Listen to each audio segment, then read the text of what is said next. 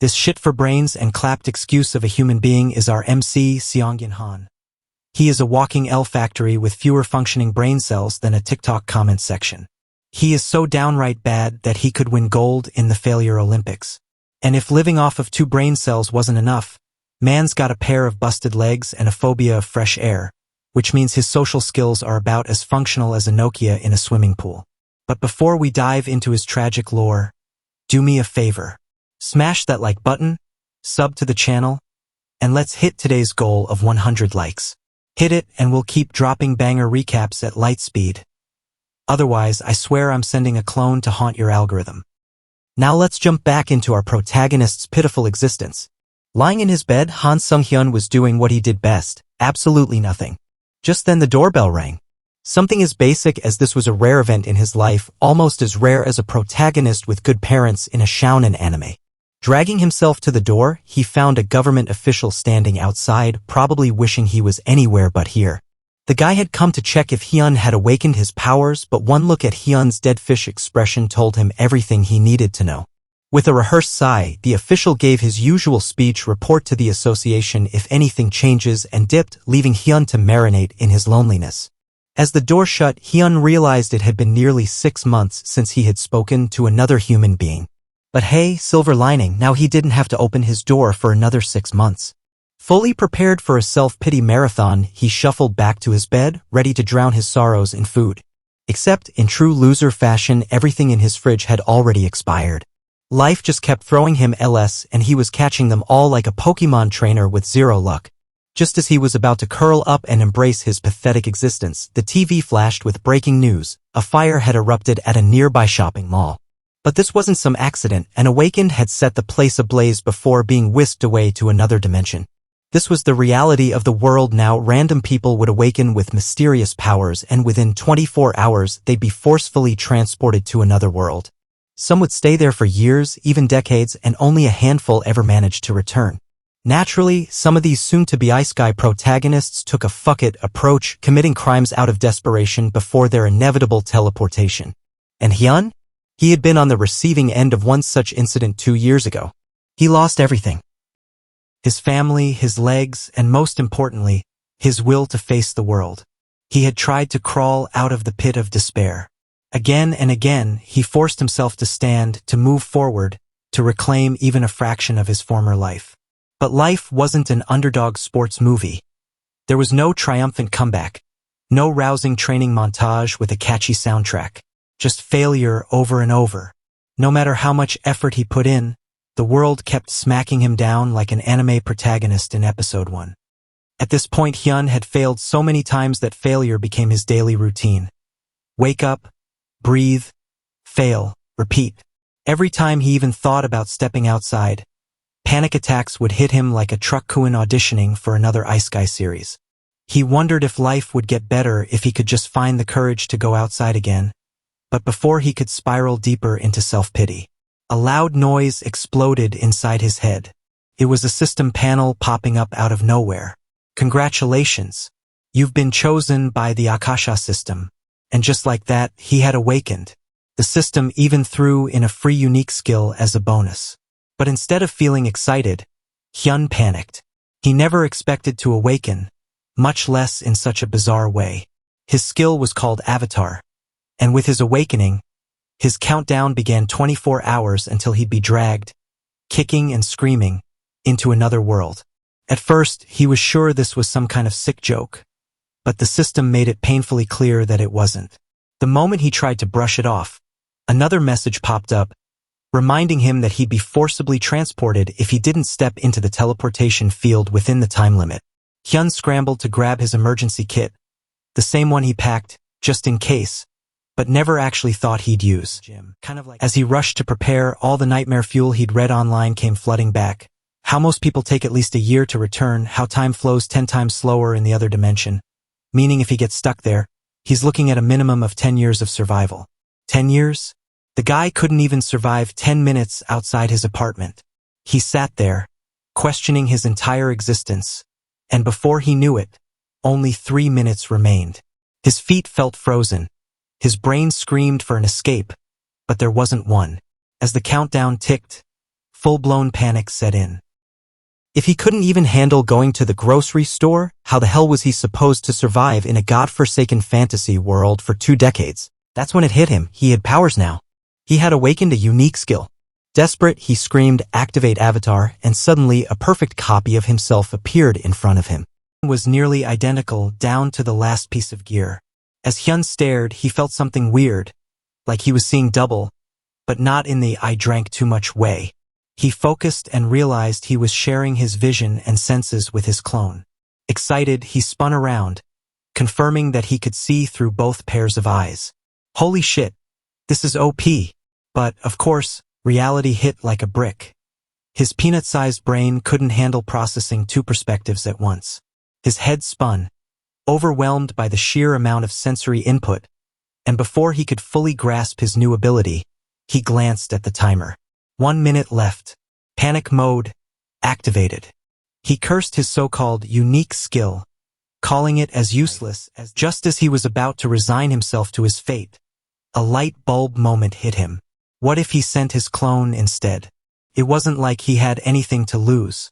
With nothing but blind hope, he ordered his avatar to step into the portal while he sat on his bed, praying to every deity that this would work. And it did. For the first time in his entire pathetic life, something actually went his way. The system recognized his avatar as him, and just like that, Hyun successfully scammed the universe. As the countdown hit 0, his clone was sucked into the teleportation field, leaving Hyun behind. He had officially outplayed the Ice Guy system, proving that sometimes the best survival skill is bullshitting your way out of trouble. Hyun sat there, stunned, as his vision flickered between 2 worlds. Through his avatar, he could see everything in the other world. It was so vivid, so real, that for a second he panicked, thinking, is he just getting scammed? Asking himself if he was sent to the other world instead. His heart nearly stopped before the system chimed in, reassuring him that he was still on Earth, and that he could return at any time using the karma shop if he had the required points. Which, of course, he didn't. His current karma balance? A fat, embarrassing 0. Just as he was processing that depressing reality, the nausea kicked in.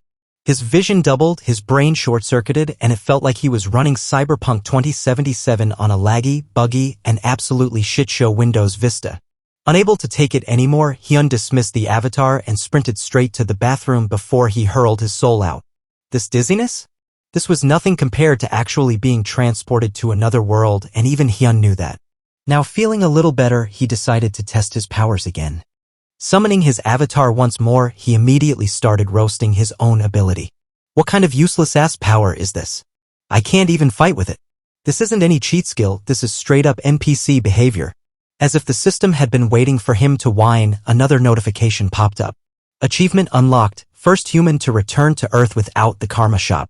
Before he could even process what was happening, the system granted him a special reward, a dimensional teleportation field that would allow him to travel to any previously visited location. Hyun blinked. In the span of a few minutes, he went from thinking his ability was dog's hit to getting a literal fast travel system like he was in an open-world RPG. And if that wasn't enough, the system dumped a ton of karma points on him as a bonus. Just like that, Hyun had gone from a pathetic shut-in to a dimensional hacker. Han's jaw unhinged as the system window flashed his new balance of 1,910,213 karma. He had earned more points for yeeting one measly avatar into the great beyond than he had in 10 years of pathetic grinding. The system helpfully explained that karma was the universe's shadiest currency, dished out based on a person's cosmic footprint. It didn't give a single fuck if you were a saint saving orphans or a genocidal maniac leveling cities. For a solid second, the man wondered if there was a catch, a cosmic fine print he'd missed. Then he immediately decided he didn't care. Who was he to question a god-tier payout? Spotting an option to improve his unique skill for a hefty 300,000 karma, he was tempted, but another button caught his eye. Status upgrade. He was about to change his life for the low price of 10,000 points. Curiosity getting the better of him, Han tapped the regeneration option. Instantly, a bizarre energy surged through his legs. Not a painful shock, but a deep, cellular-level tingling. He looked down, and the mangled, useless limbs that had defined his miserable existence were just fixed. The scars were gone. The constant, grinding pain vanished. The injury that had stolen his future and locked him away from the world was deleted from his personal history like a bad search query. He didn't just get regular healing. The system confirmed he'd blown past the standard level and unlocked the Wolverine on a budget upgrade, super regeneration. Later, as he effortlessly crushed a workout on the simulator, he marveled at the raw power in his restored legs. With nearly 2 million karma still burning a hole in his metaphysical pocket, it was time to get truly stupid with his power. Han slammed the button to enhance his unique skill, the avatar itself. Moments later, he stood before his upgraded clone. Grinning, he looked at the clone and said, "You're a real man now," while admiring the handiwork. The clone, checking out its own newly acquired six-pack, shot back, "You've put in some serious effort, haven't you?" The upgrade was more than just aesthetic. Han's consciousness was now fully detached from the avatar. He'd installed a mental firewall. If the clone got its arm ripped off, Han wouldn't feel a thing. The motherfucker had just unlocked God mode for interdimensional travel, turning life or death combat into a lazy Sunday afternoon gaming session from the comfort of his couch. But the system wasn't done blowing his mind. As he processed this glorious new reality, he realized it wasn't just one upgraded clone. He now had three goddamn avatars, ready to be deployed. With 3 avatars standing around, Han realized this was about to get administratively awkward. Muttering, "I can't just keep calling them avatars." He scanned the room for inspiration. In a profound stroke of genius, his gaze landed on a ketchup packet. He pointed to the first clone. "You," he decreed, "will be called Hans." The system updated, showing Hans came preloaded with mana attraction. He turned to the second. "You're Heinz." Heinz got survivability. Hans stared at the combo, a warlock who was also a goddamn cockroach. With his new team assembled, he put them to work. Hans was unceremoniously teleported to another dimension to face unknown horrors, while Heinz was handed a bag of garbage and sent to the curb.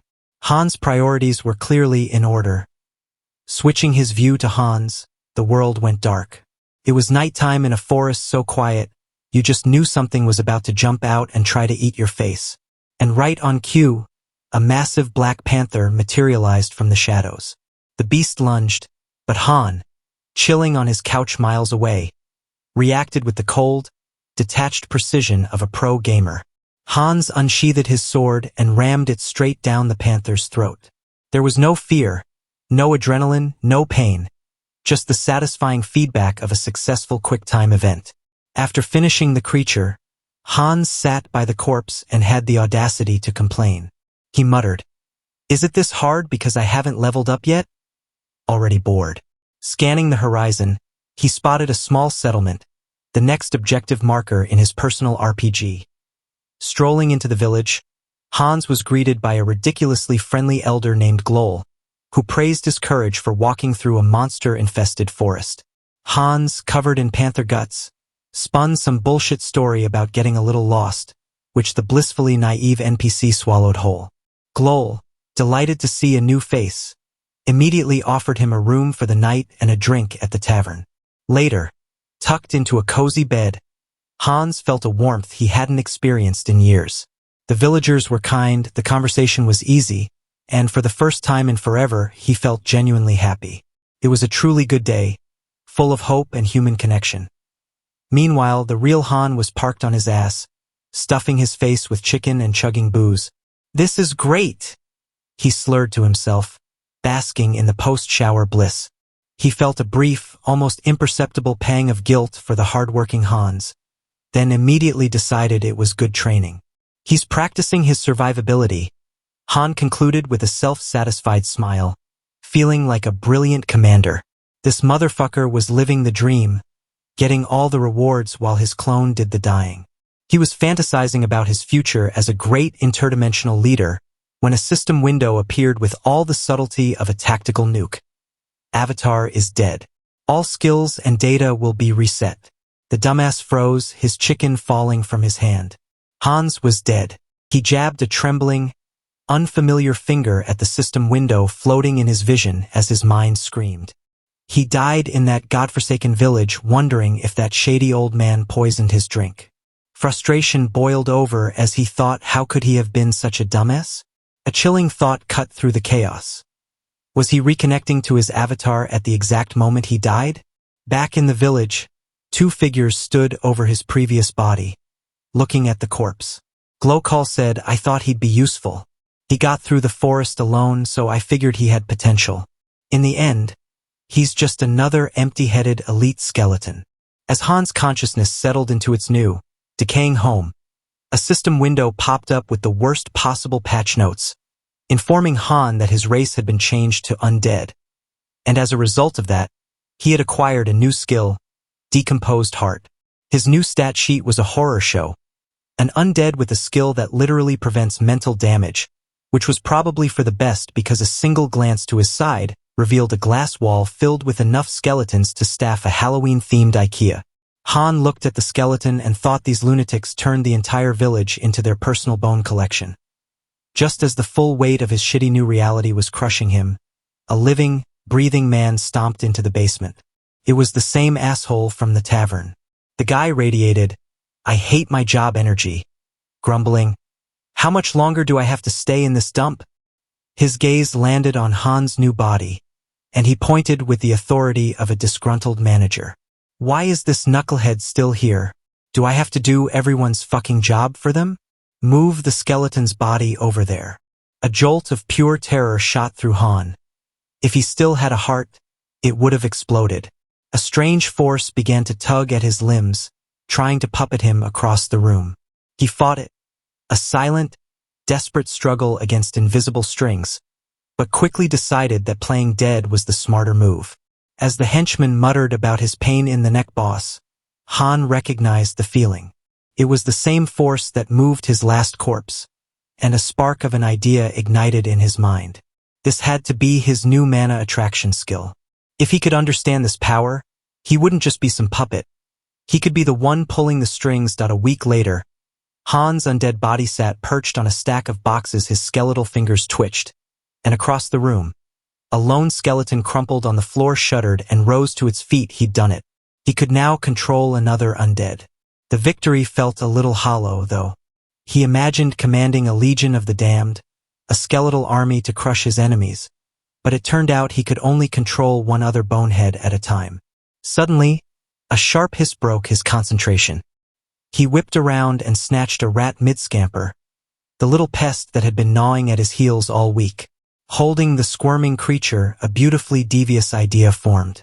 Why waste his energy on a slow, clunky skeleton when he could take control of something small, fast, and sneaky? He focused his mana, and the rat's eyes flared with an eerie red glow. Han set it down, a grin stretching across his skeletal face. Operation Night Watch was a go. This furry little motherfucker was about to become the world's most disgusting spy drone. Through the rat's eyes, he saw the whiny henchman pacing outside another warehouse, bitching and moaning to the empty night before pulling open a heavy door, revealing the secrets within. The little rat, now a furry instrument of espionage, scurried toward the open passage. Suddenly, a wall of pure energy slammed through the air, stopping the rodent dead in its tracks. The feedback hit Han like a magical bitch slap, and he recoiled. Even with his mind shielded from emotional damage, that surge was overwhelming. From inside the warehouse, he could hear voices. A man named Jeffrey was whining, asking his companion, when will the maturation process be done? That fragment of the immortal king feels like it's sucking out my soul every time I go near it. Another man replied cautiously, it should be soon. But isn't it funny? We're guarding this place so tightly, with traps all over the village and even here. Not even a mouse could sneak through. Han's mind raced. So, a piece of some all-powerful dude was the grand prize. But little did the security genius know, a mouse had, in fact, just tried to sneak through before getting absolutely vaporized. Before Han could process this, a flash of magic turned his little spy into a puff of smoke. The old man, the village elder, appeared as if from nowhere, brushing off his robes. From his hiding spot, Han seethed. This old motherfucker was sharper than he looked, noticing a spy that small. Did they really figure me out? Han wondered, a wave of panic washing over him. The elder stepped closer, inspecting the spot where the rat ceased to exist. An undead, he muttered, a flicker of confusion on his face. I don't sense black magic, but its body was brimming with dark mana. He pieced it together with terrifying speed. There's only one place filled with such potent dark mana. He turned to the other man and said, Jeffrey, you're in charge of the warehouse today, aren't you? Observing from afar, Han felt a pang of guilt grieving the death of the rat and giving his fallen comrade a ridiculously solemn mental send-off. You served well. I'll avenge you, I swear. Watch over me from Rat Valhalla. Sometime later, Jeffrey stormed into the basement. His face twisted in a full-blown toddler tantrum as he said, A rat. All this fuss over a damn rodent. That stupid old man. As his eyes landed on Han's undead form, he commanded Han. But when Han's body remained perfectly still, Jeffrey's temper boiled over. He stomped over, grabbing Han by the hair and yanking him forward. Aren't you the fool who dared to stand against me?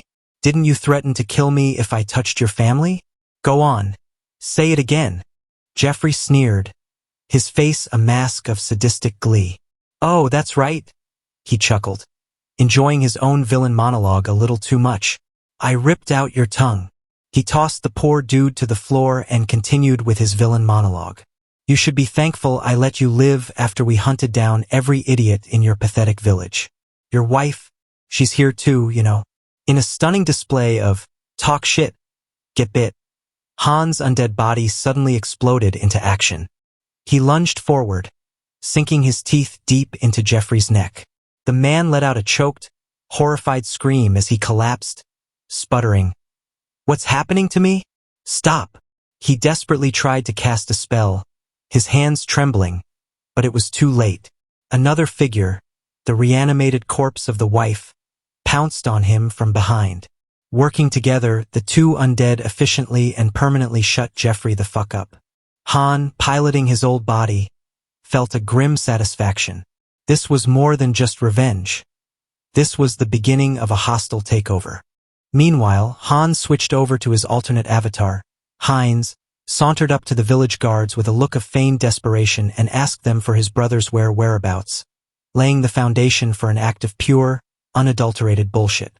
The guards, whose combined IQ probably couldn't power a light bulb, looked skeptical. After they mentioned his brother had already left, Heinz doubled down, demanding to see the village elder, confident the old man would fall for his scam. Moments later, the elder, Glol, arrived. Heinz bowed with the grace of a mastercon artist and said, Elder, my twin brother, Hans, is here somewhere. Meanwhile, inside, the real Han was cackling, realizing that having two bodies is basically a license to be a conniving motherfucker and get away with it. While Heinz was selling this grade A bullshit to the elder, Han's main body slipped into the village warehouse. He approached the fragment of the immortal king as he did. Han realized the fragment wasn't just leaking energy. It was actively feeding on the undead to replenish itself, turning the local population into juiced-up freaks. Without another thought, he activated his skills and began siphoning the fragment's power, causing a massive energy quake that shook the entire village. Back at the gate, Glol's face went from suspicious to pure, slack-jawed panic. The gullible dumbass finally realized something was wrong, screaming, "Kill this fool!" before transforming into a monstrous beast and rocketing toward the warehouse. The protagonist, meanwhile, was getting absolutely blasted by a tsunami of pure, unfiltered hate flowing from the fragment. Even with his mental defenses working overtime, the sheer volume of negative emotion was staggering. Just as he wondered if any sane person could withstand this, a deafening explosion of power ripped through the air, and a system window popped up informing him that he had met the conditions for rank increased and a result. He acquired a new skill of demonic wisdom. Han had just hit the jackpot. He didn't just learn dark magic. He basically downloaded the entire dark magic wiki directly into his brain. The skill was a cheat code, allowing him to master any dark magic just by looking at it. Elsewhere, in a dark basement, Some poor schmuck was stuck on cleanup duty. Before he could even get started, the elders enraged. Panic-stricken voice echoed from above, his orders laced with sheer desperation. Check the fragment immediately and find Jeffrey. The man just sighed, and then approached the cage holding the fragment. As he got near the cage, he wondered, why is it so quiet? And just then a tidal wave of undead burst from the shadows and swarmed him.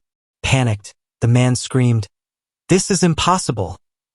Just before Heinz's voice, dripping with the calm, deadpan sarcasm of a bored god, cut through the noise. "Lovely weather today, isn't it?" The man's eyes bulged. A talking skeleton was bad enough, but a talking skeleton doing small talk while he was being eaten alive was a whole new level of fucked.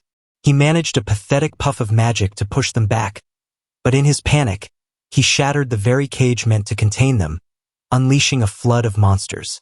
Heinz's voice echoed again. Ignoring someone's greeting? How rude.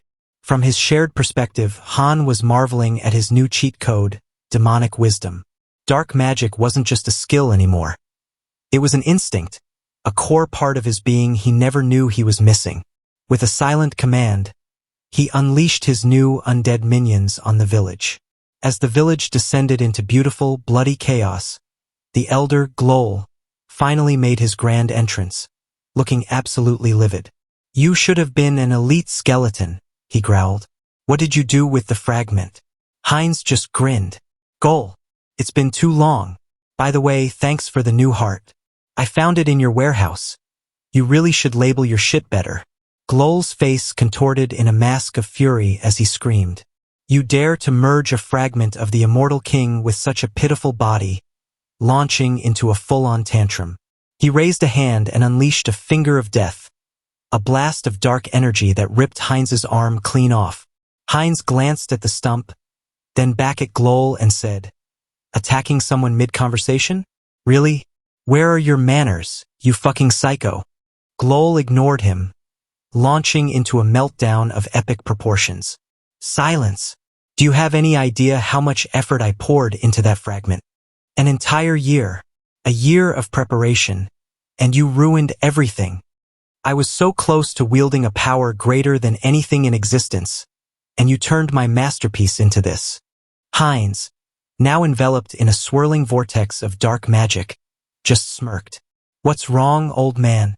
Can't handle a little competition?" Enraged, Glol screamed, "Dark Thorn!" and sent shadowy tendrils spiraling toward him. Heinz laughed, a dry, rattling sound that promised nothing but pain. "Using high-ranking magic on a beginner? You must be really desperate." Still reeling from his bruised ego, Glol sneered like a dramatic little bitch. "You may have survived, but I'll dismantle that body and use it for experiments." He then announced his next move, destructive ectoplasm. Heinz just sighed. "Stop monologuing your attack names like you're in a third-rate anime and just die already." "Alfred." The elder froze, his face twisting from rage to confusion. "Alfred? How do you know that name?" he stammered. Before he could process it, another blast of magic shot at him from behind, a little love tap from Han just to fuck with him. Glol deflected it, his eyes narrowing. "You're adapting too quickly," he seethed.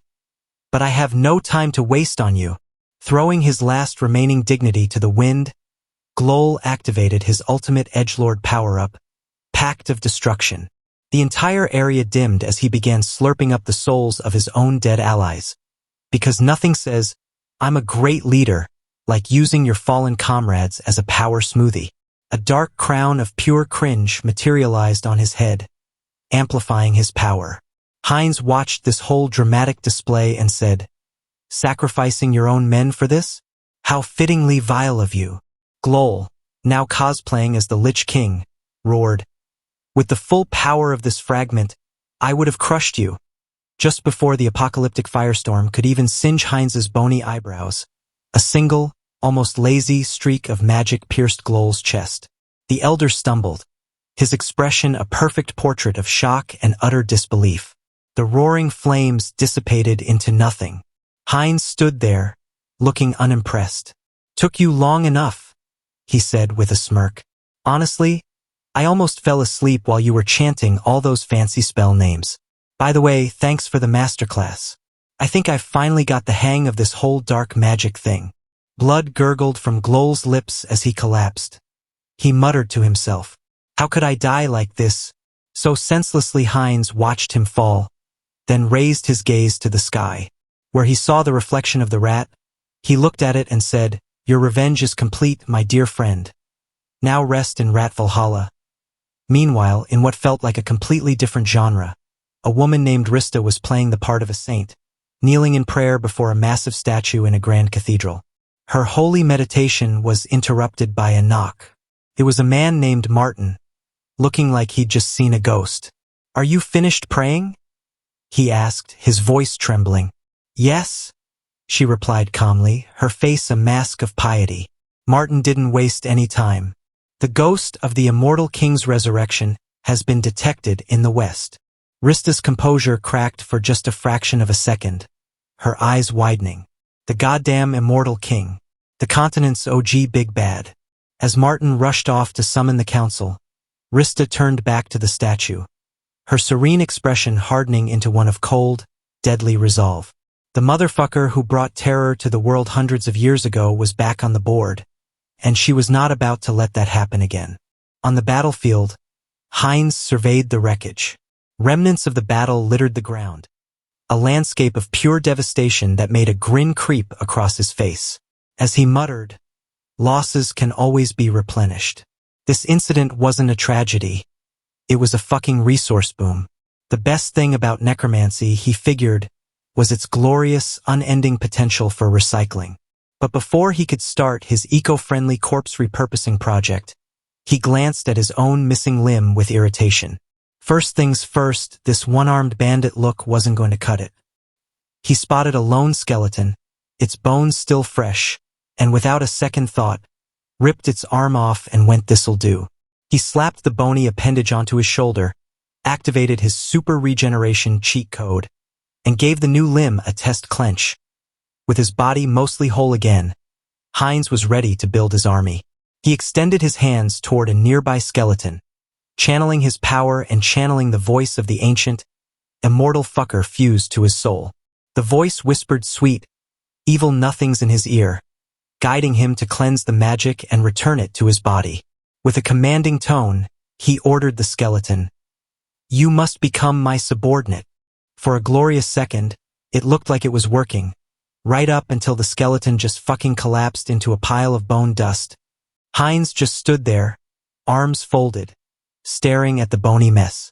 All that power, all that dark energy, and this motherfucker couldn't even assemble an IKEA skeleton.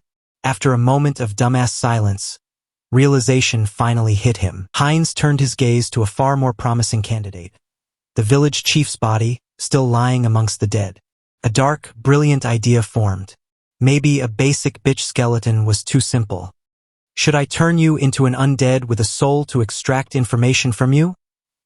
He mused, grabbing the lifeless form of Mokum for a closer look.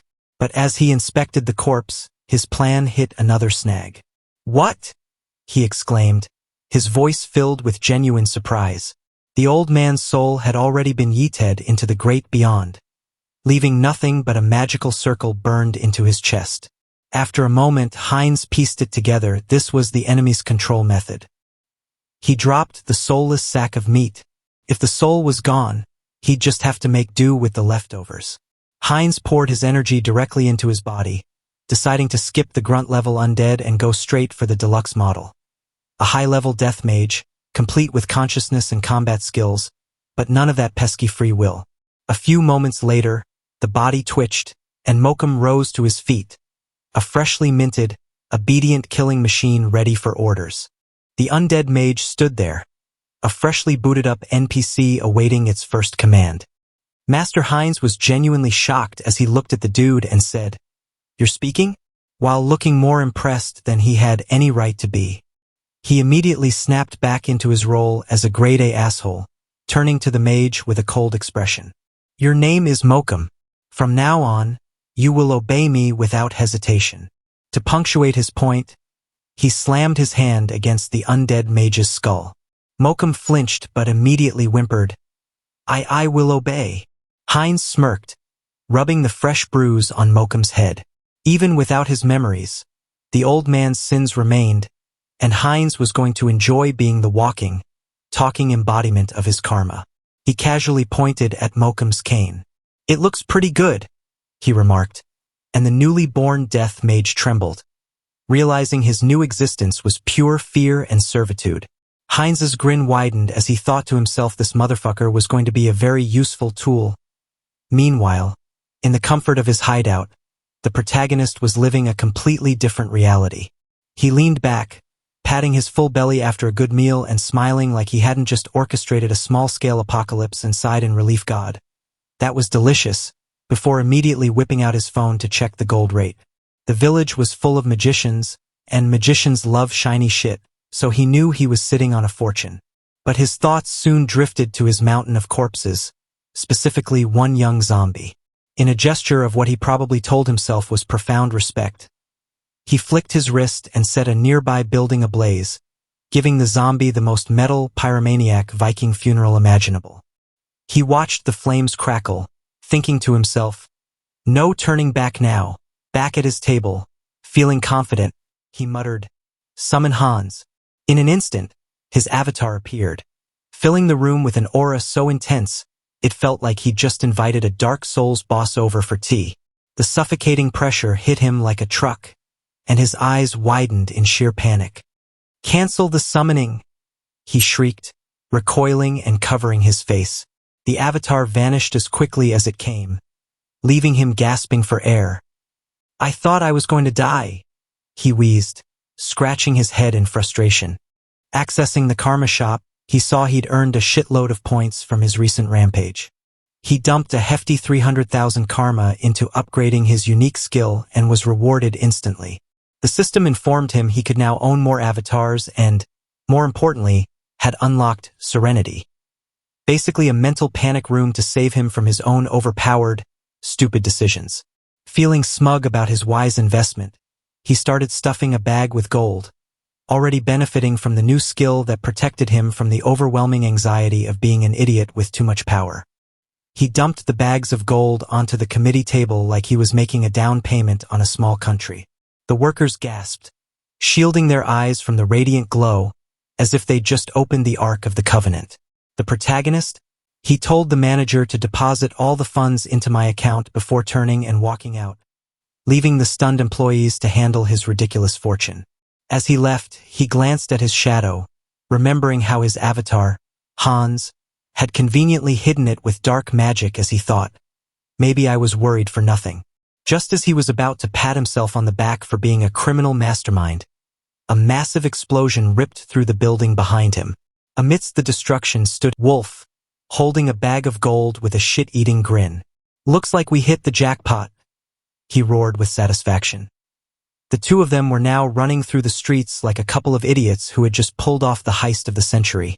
Who would have thought there'd be so much gold in such a remote place? His moment of self-congratulation was cut short when the bandit beside him hissed, "Stop chatting. It's time for us to run." As they sprinted ahead, they spotted a familiar figure up ahead, our dear dumbass protagonist, putting on the performance of a lifetime as scared civilian number 3. He pointed at them with fake terror and shouted, "Villains! Someone needs to report them. These criminals are using their awakened powers for evil." The sheer hypocrisy was breathtaking. Wolf, having had enough of this community theater bullshit, clocked him right in the cheek and told him to shut the fuck up. Han touched his bruised cheek, thinking to himself that the guards would probably track them down. They had plenty of time, with the guards still 3 minutes out, and all they had to do was reach the portal. But as they neared their destination, they found their grand escape plan had a very human-shaped speed bump. A girl, lying unconscious on the ground right in front of their exit. Wolf skidded to a halt. "Portal? What happened to her?" he shouted, his voice laced with the pure frustration of a perfectly timed mission going to shit. Standing before them was a figure, masked and glowing with enough ominous energy to make a final boss blush. Wolf muttered, trying to process the scene. "Who's that?" "The guards." The bandit shook his head, whispering with absolute certainty, "That idiot isn't one of them." As Hans moved closer, he reached up to remove his mask. Han, the pathetic bandit, couldn't do a damn thing. But Hans, his own overpowered, ass-kicking avatar, was another story entirely. Mere moments passed before the cavalry arrived, fashionably late as all government-funded side characters are. The guards of the South Korean Returned Association stormed the scene, their boots pounding the pavement with a confidence they absolutely hadn't earned. As the guy in the front shouted, "Here," looking back at his squad of equally useless colleagues, and asked, "Are we going to miss him again?" But when they rounded the corner, they froze like dumbass. The bandits were scattered across the ground, and the wolf, now unmasked and looking thoroughly confused, was the only one left standing. The lead guard, bless his simple heart, assumed some other hero had cleaned up his mess. Meanwhile, Han moved like a shadow, zipping past these Keystone cops and straight toward his other self. Reunited, Han couldn't help but smirk as he said, "I see you've warmed up well." He was thoroughly pleased with their little shit-stirring operation. With the B-team left to figure out the mess, Han took a leisurely stroll through the parking lot, hands stuffed in his pockets. There was a deep satisfaction in his stride, the kind of calm a man feels after realizing that unleashing a bit of violent chaos is, in fact, fantastic for stress relief. While Han was enjoying his post-swooping zen, the other Han, his second avatar armed with the vitality skill, was making his grand entrance. He stood at the entrance to a city on the east side, a smug smile plastered on his face as he shielded his eyes from the sun. He took in the skyline, noting that the old man Malcolm hadn't been lying about the place. He thought to himself, "This is my debut in another world," but as he walked deeper into the city, he noticed a glaring issue. The place was fucking empty. Or rather, no one gave a single shit that a brightly colored, magically powered pretty boy had just teleported into their world. As he navigated the disappointingly normal streets, he stumbled upon a scene so cliché it was almost painful. In a nearby alley, a low-level thug was shaking down a young girl. "I warned you," Diana, trembling, pleaded for more time, but the dumbass wasn't having it. He looked at the girl and said, "I told you we would need 2 silver coins from both of you in 3 days or else." Hans, who had been watching this play out, let out an internal sigh. Local thugs and a damsel in distress, how fucking original. He was about to walk away because this tutorial-level quest wasn't worth his time. But fate, the bitch that she is, intervened. Diana tried to bolt, turned, and slammed right into Hans. She stumbled back, immediately apologizing without looking up. Hans, however, just sized her up, a plan already forming in his capitalist motherfucker brain. He told the girl to calm down as he asked her, "How well do you know this city?" Diana looked up, startled by the stranger's sudden and entirely unheroic question as she asked, "Who are you, uncle?" Hans's lips curled into a predatory grin as he held up 2 gleaming silver coins. He wasn't a hero, a savior, or a knight in shining armor. He was something far more practical. "I'm a potential employer." As he said that, Diana's eyes, which were just moments ago filled with fear, practically bulged out of her head. The sight of 2 shiny silver coins was apparently all it took to flip a switch in her brain from damsel in distress to employee of the month. The promise of money vaporized any sense of caution she might have had, and she quickly agreed. The two made their way through the streets to an inn that looked like it had survived at least 3 separate apocalyptic events. Diana, however, pointed to the dilapidated building and said, "This inn is one of the best places you'll find here." Hans, now getting a clearer picture of her desperation, just nodded thoughtfully.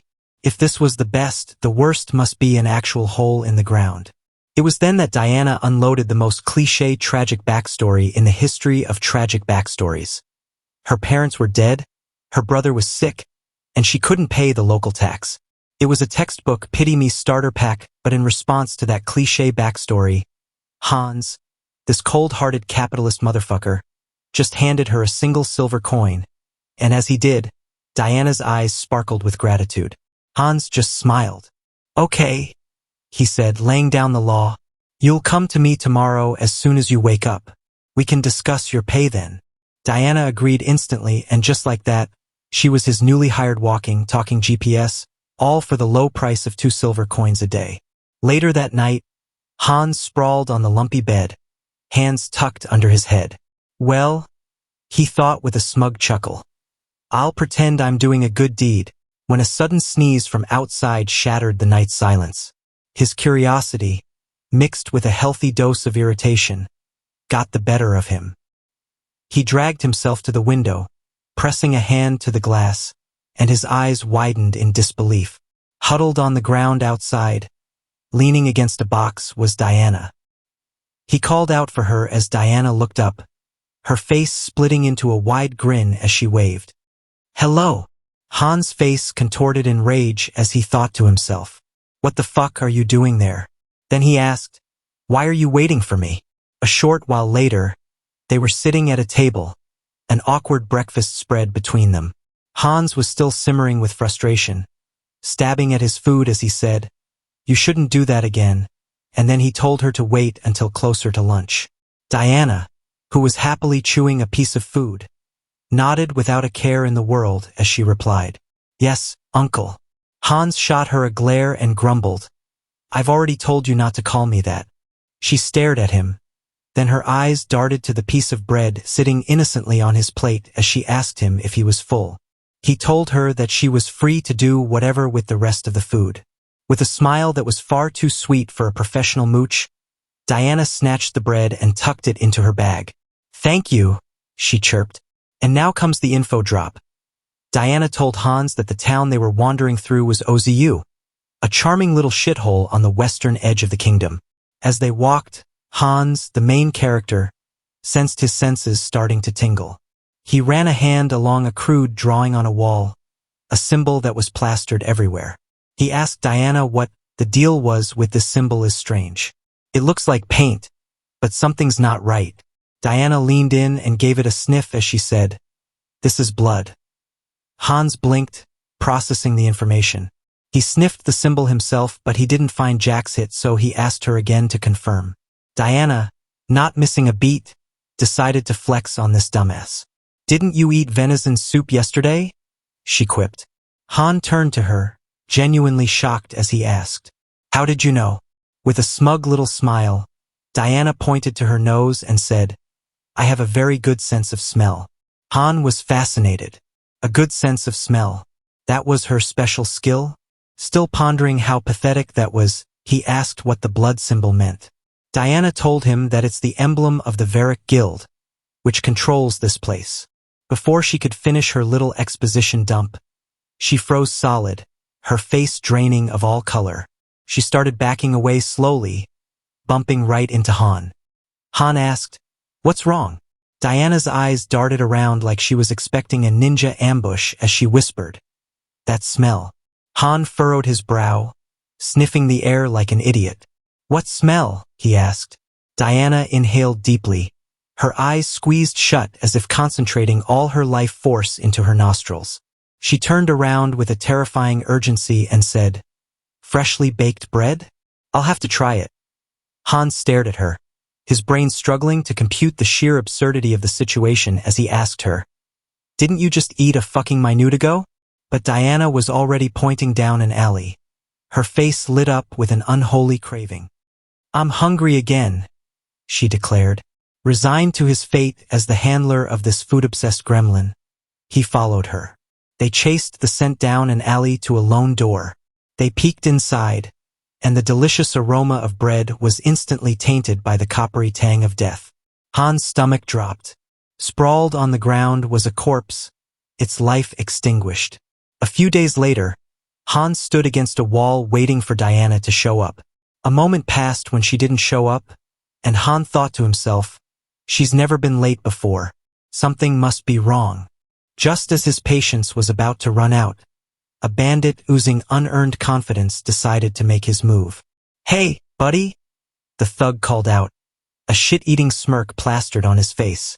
Han looked over, his expression a perfect blend of surprise and utter, are you fucking kidding me? Disbelief. The bandit looked at Hans and said, we should talk. Han felt a wave of profound frustration wash over him.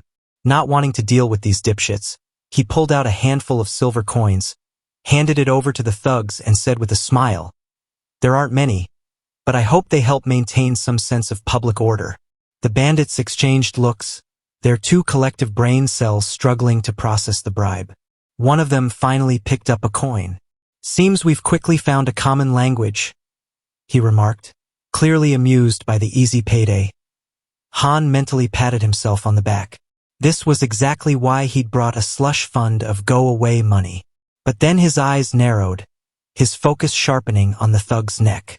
There it was, the same blood-red emblem that was smeared all over the city walls. His thoughts turned grim. Diana had warned him to avoid the alleys.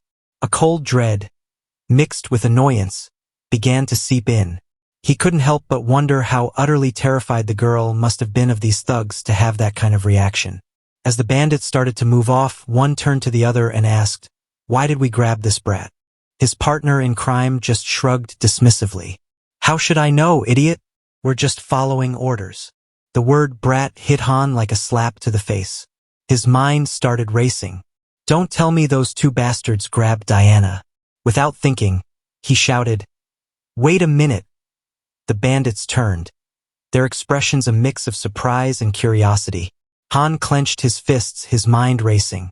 Timing is everything in situations like these, he thought. If things get dangerous, I can just cancel the call. He forced a smile, trying to look as non-threatening as possible. "There's something I wanted to know," he began.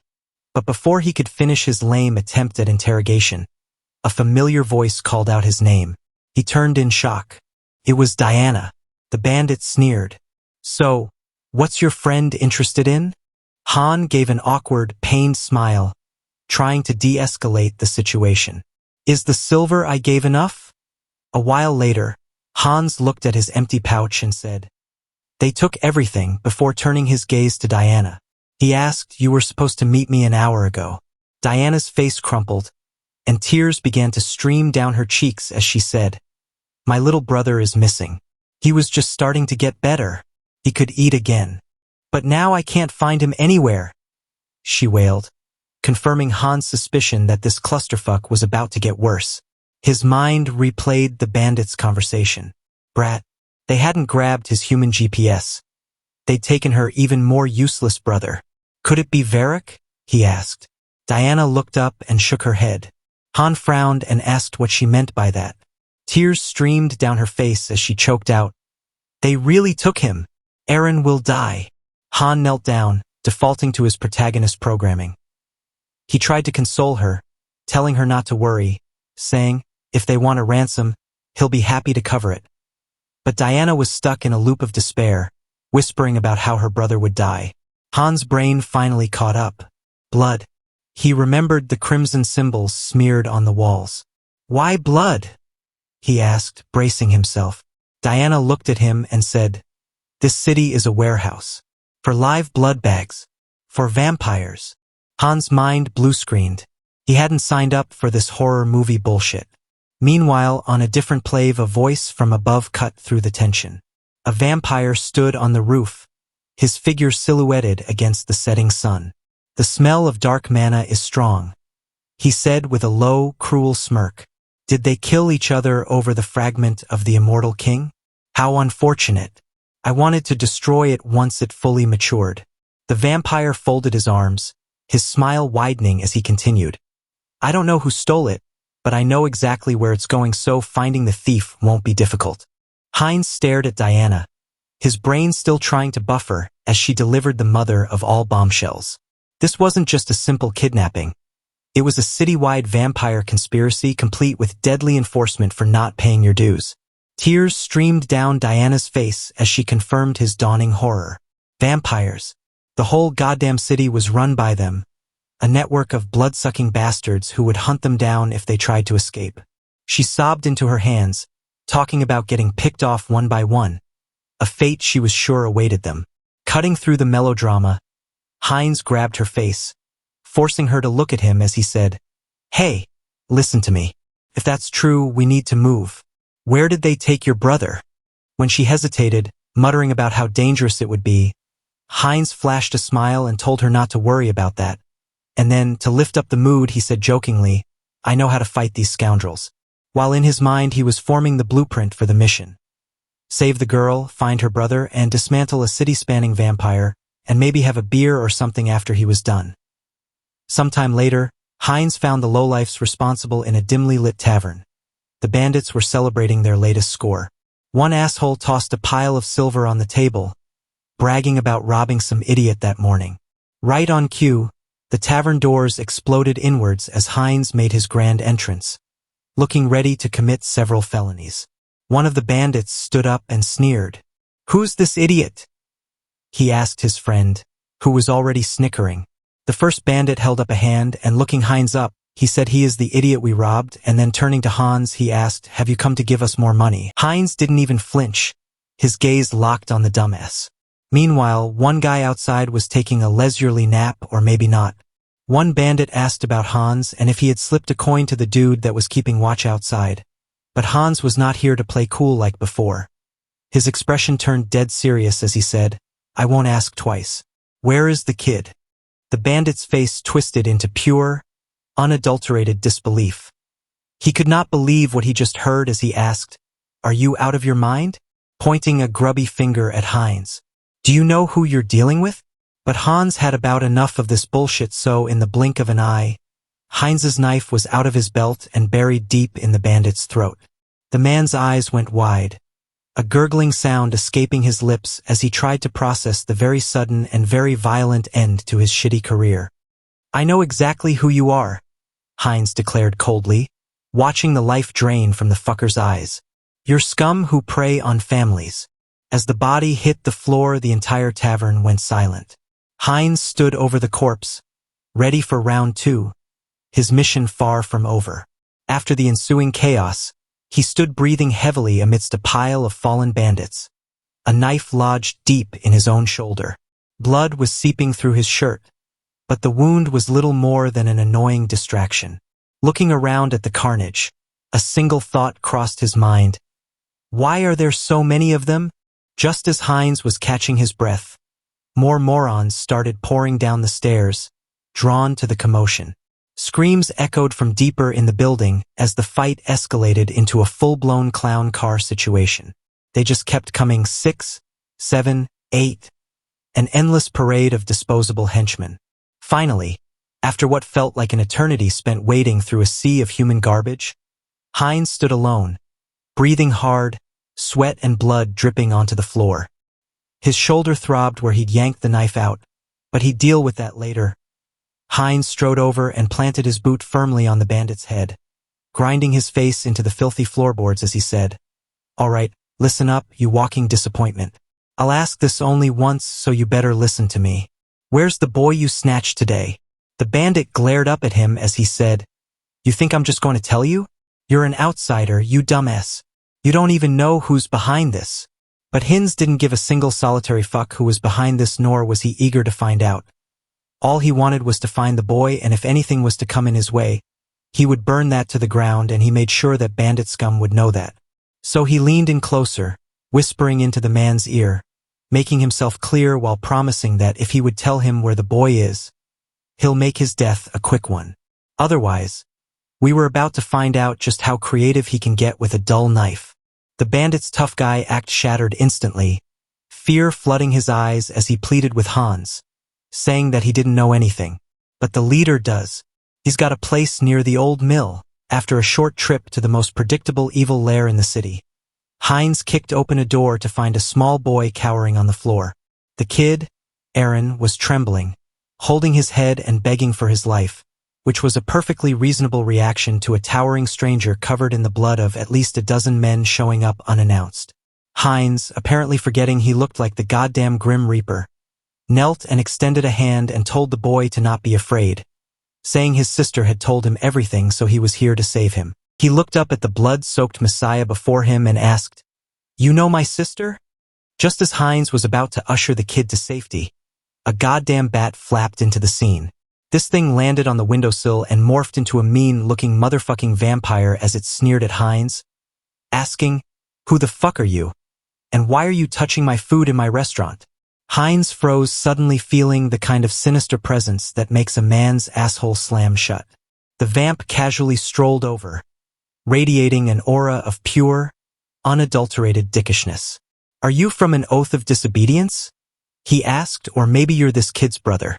Heinz, trying to shield the boy while simultaneously not shitting his pants, replied that he was just a random outsider who got robbed.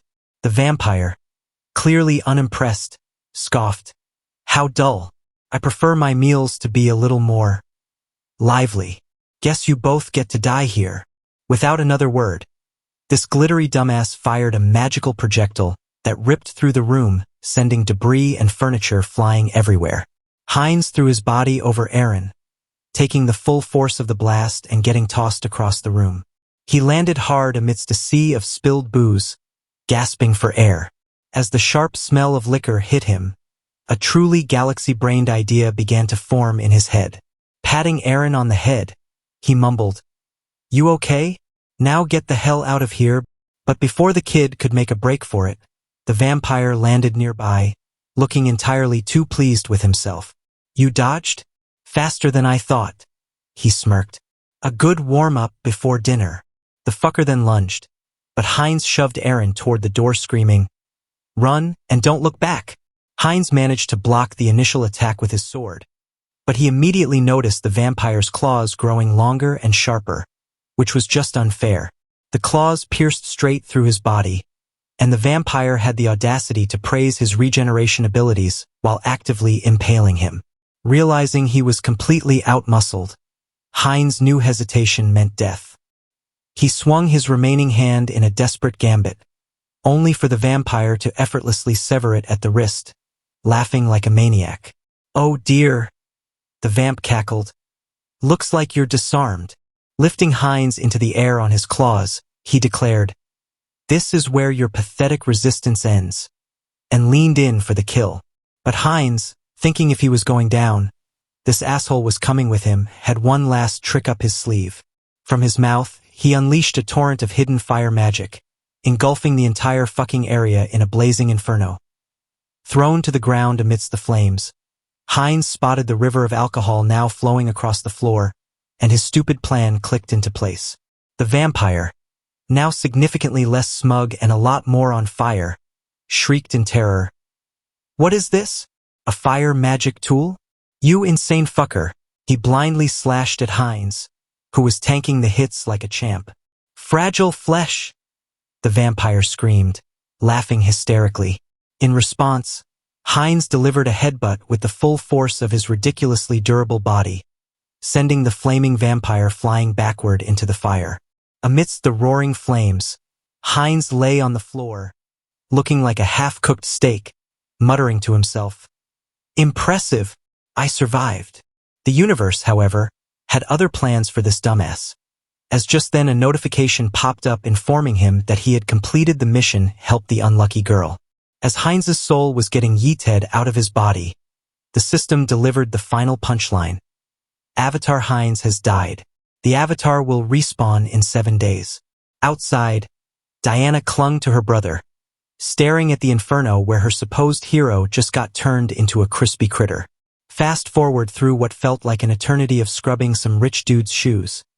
Diana was just trying to make ends meet while her savior was on a week-long respawn timer.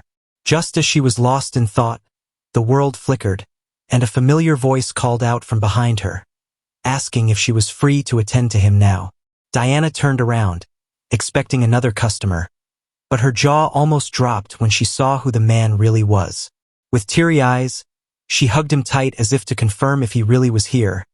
Then she said, "Uncle, you are safe." Hans patted her on the head and said, "Didn't I tell you I'd be back?" Asking her if she really thought he was that weak to die by something like fire, though in his head he was thinking how this was a lie and he really had kicked the bucket back then. But since it takes a whole week for Hans to respawn, he quickly summoned another avatar, naming him Heinz too, thinking if he doesn't go back, Diana would be worried. Now that he was in front of her, Hans thought she would pick up on the scent and find out that he was different from before, but quickly dismissed thought, thinking she wouldn't notice because the soul essence of all of his avatars are same, and by the way she was hugging him, it was clear that she didn't find out anything. But then she said something that Hans hadn't expected. Diana told Hans that he can't be here, as the vampires are searching for him, but Hans, generally patting her, told her that she doesn't have to worry about that. He already has a plan for that, and that plan is the immortal king, Hans. Later, while Heinz was sitting on a bed contemplating a system window that said his interdimensional transfer would take a whole 10 days, the piece was violently shattered. The wall exploded inward as a new challenger, Vic, stormed in with the unhinged rage of a roided-out vampire.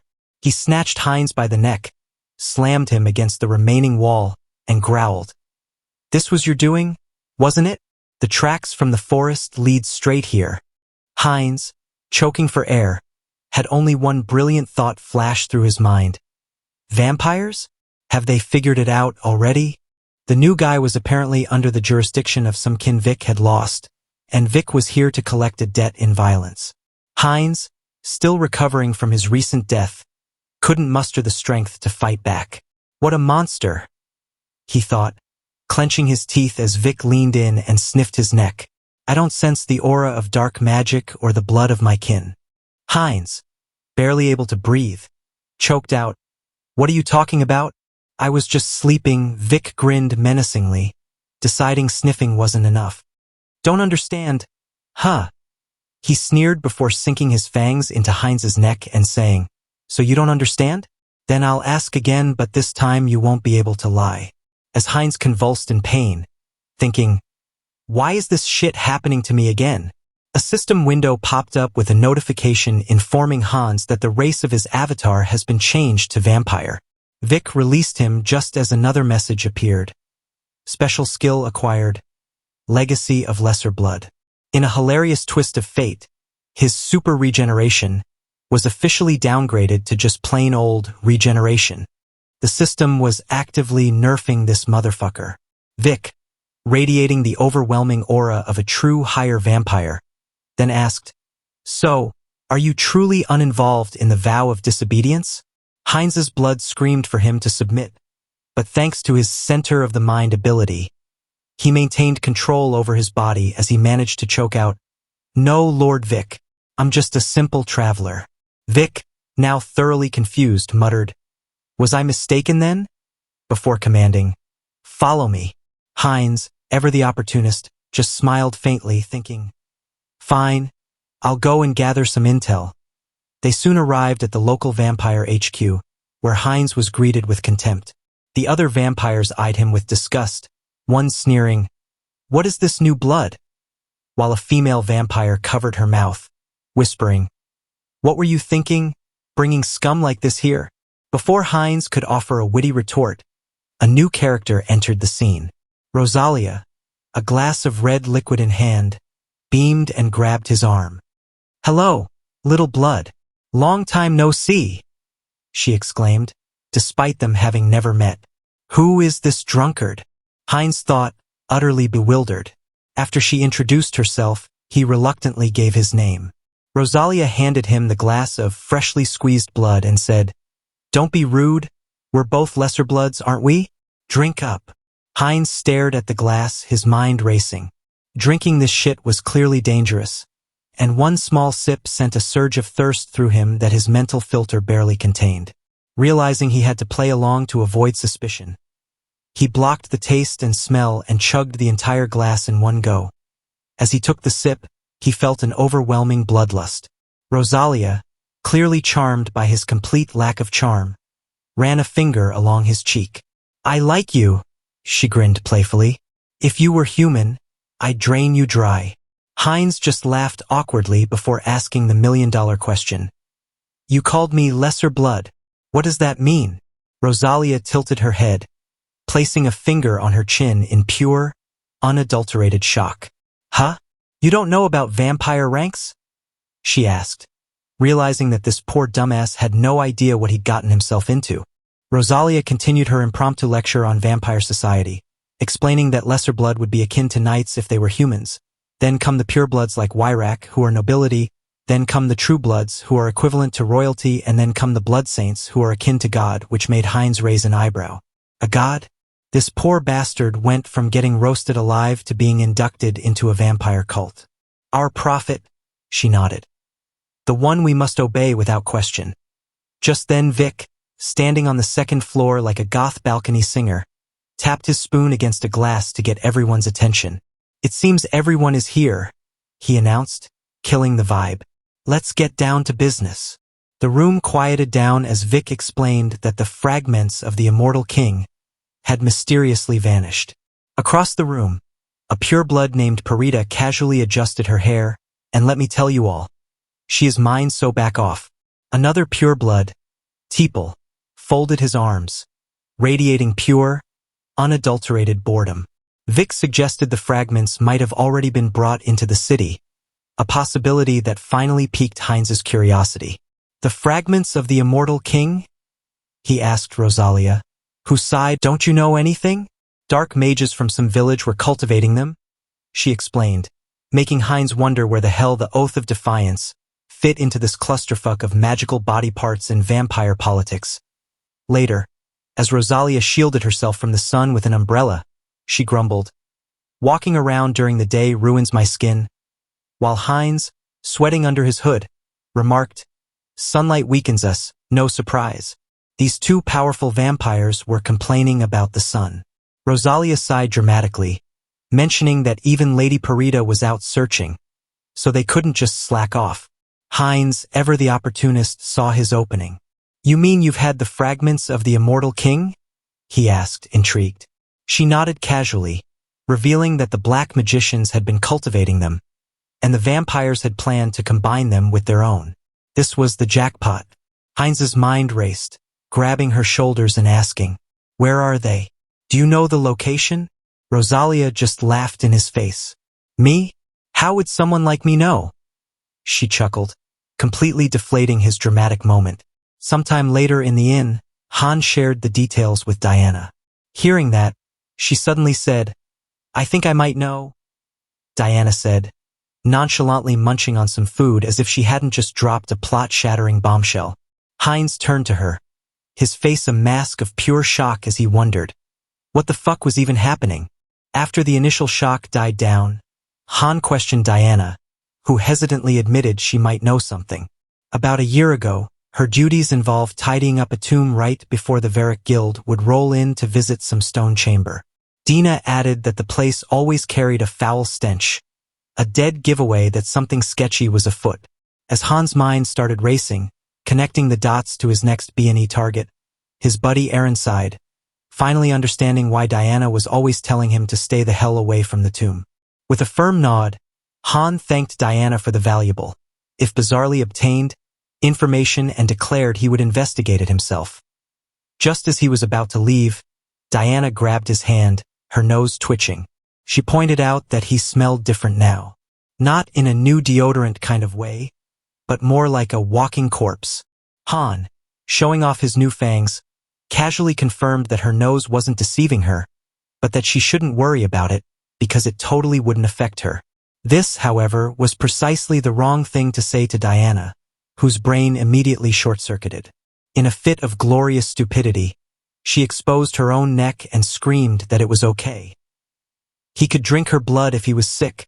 Hans stared at her, utterly flabbergasted by the sheer dumbassery on display. He promptly hit her on the head to knock some sense into her.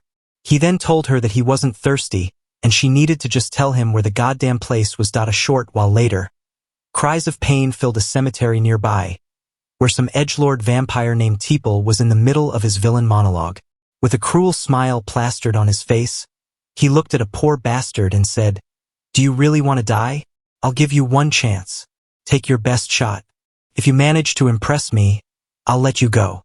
The trembling man charged, and Teeple, with the bored sigh of a god-tier motherfucker, activated his ability. Mocking his own cruelty, he watched as blood-red threads materialized and drained the life from his victim, whose screams filled the air. Annoyed by how quickly it was over, Teeple barked at a servant, "Clean up this trash and bring me someone stronger for the next sacrifice." The servant bowed, but as he reached for the lifeless remains, he froze, staring at the ground in shock. Without warning, the entire cemetery turned into a rave from hell as a swarm of skeletons erupted from the earth, immediately tearing the servant to shreds. Looking at the scene, Teeple roared, How did these filthy corpses get here? As his remaining servants scrambled to fight the bony horde, a shadowy figure darted through the chaos, dispatching enemies with cold precision. Who are you? Teeple demanded, glaring as the figure revealed itself to be Han. Seeing he wasn't going to get a straight answer, Teeple's annoyance boiled over as he said, "Fine, fucker. I'll just rip your head off and ask my questions later," unleashing a barrage of blood attacks that tore through the skeleton army. Dead set on destroying the party crasher who had dared to make his night interesting, Han just smirked, using his dark magic to twist the shattered skeletons into jagged, makeshift weapons. "So you'll just leave my head?" he muttered, a deep amusement in his tone. "Bold fucking plan, dumbass. Let's see how that works out for you." Teeple gritted his teeth, pure panic flashing in his eyes as he realized the spells were coming too fast. There was no way to dodge the storm of bone shrapnel. Just then, another figure intercepted one of Teeple's blood attacks. Teeple froze, his shock momentarily replaced by relief. "Reinforcements?" he asked, a sinister grin spreading across his face. "You've arrived just in time. Have you reported the ambush?" The newcomer, Han's brand new vampire puppet, shouted back, "Already done. Lord Verk's followers are gathered outside. I came to help you first." Teeple's expression twisted with rage. "Great news," he snarled sarcastically. "Then make yourself useful. This motherfucker is strong enough to hold us both off. We need to buy time." But instead of helping, the vampire puppet suddenly lunged, sinking its fangs deep into Teeple's neck. Teeple whipped around, his face a mask of pure disbelief. "What the fuck are you doing?" he shrieked. "Have you gone insane, you fool?" As the puppet channeled Han's dark magic directly into him, Teeple's eyes went wide with dawning horror. "Dark magic? You conspired against me. How?" His voice turned desperate as his strength began to fade, drained by his own supposed ally. "Stop this madness. It's a grave sin to drink the blood of your own kind. It clouds your mind. It corrupts your soul," he screamed, collapsing to the ground in a pathetic heap. Wiping blood from his lips, the puppet just smirked. "Clouds the mind, huh? Well, it seems to be working just fine for me." Just then, a system window popped up informing Hans that he has acquired a new skill, blood magic. "Fantastic," Hans grinned. "With this new power, breaking that blood barrier will be a breeze." "We don't have time for that," Hans' main body interjected. "Then I'll just smash through it," the puppet replied with a sly smile before unleashing an explosive wave of power that shattered the tomb's roof into oblivion. Standing amidst the rubble, Hans smiled confidently. "We found it." Before them, a glowing object pulsed with power. "The second fragment of the immortal king," Han declared, reaching out to grab it. As the fragment's immense energy surged through him, he winced. Even with his mind filtering the psychic backlash, this fragment was overflowing with negative thoughts, focusing the mental power of all his clones onto his core personality. Han braced himself as a massive pillar of dark energy erupted from his body and shot skyward. Outside Verk, the big boss vampire, looked up in astonishment. "What is this fog? Are we too late?" he wondered, his gaze locking onto the figure of a skeleton floating in the sky, radiating an aura of absolute death. That silhouette. It seemed familiar. Not wasting a second, Verk barked at his subordinates. "Attack it!" The vampires unleashed a volley of blood arrows, only for Han to retaliate with a single, devastating blast of dark magic that vaporized them. As Verk looked at Han's main body, he realized exactly who he was dealing with as a system window popped up informing Han that his skill regeneration had evolved into skill immortality, and that he had acquired the forbidden knowledge that comes with the badass class of Archlich. Just as the party was getting good, the holy paladins finally rolled up to the cemetery's edge, fashionably late and utterly useless looking. At the scene, one of them muttered, "What is this?" doing a piss-poor job of shielding his face from the smoke and fire. Another paladin coughed as the unholy power got into him and pointed out the obvious. The smoke seemed to be coming from the cemetery. Their leader looked at the residue as he ordered to turn the horses around, telling the squad that they are heading back to the cathedral. Before jumping into the battle, he wanted to report the shit that took place here to the Saintess, because he had realized that it wasn't just some ordinary ash.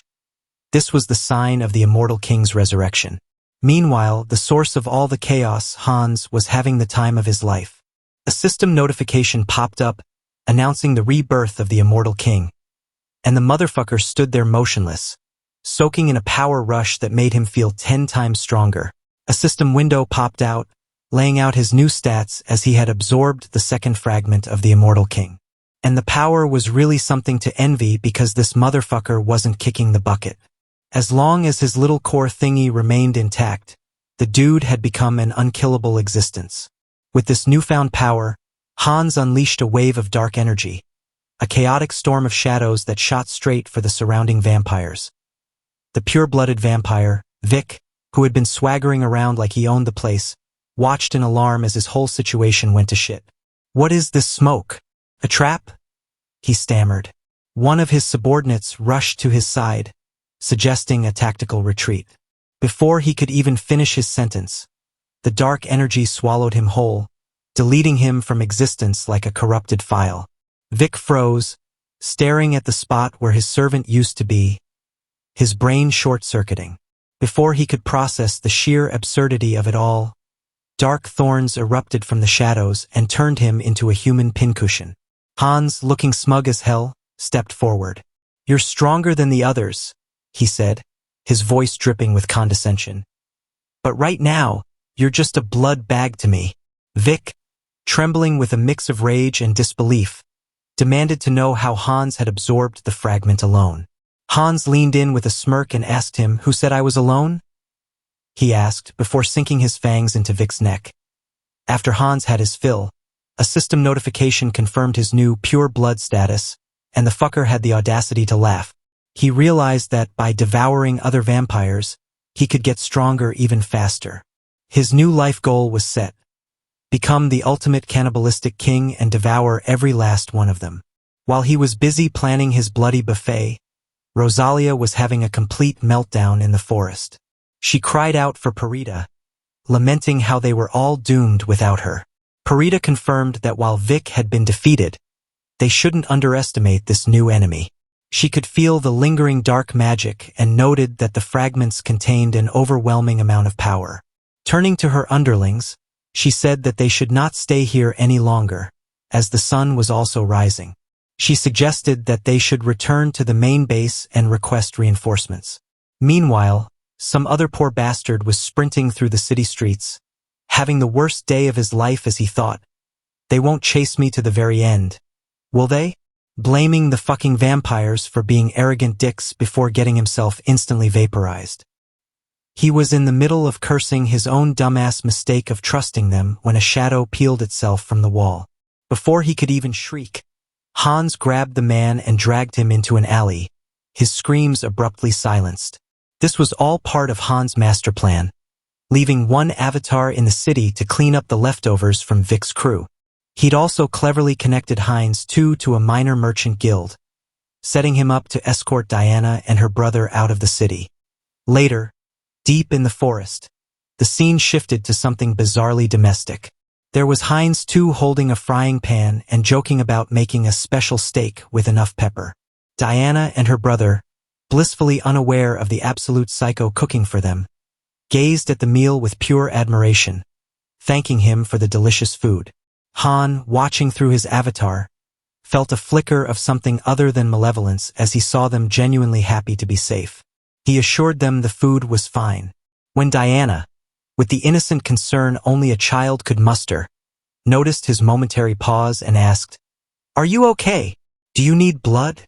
He just laughed it off, saying he'd had plenty to drink from the vampires he'd turned into juice boxes back in the village.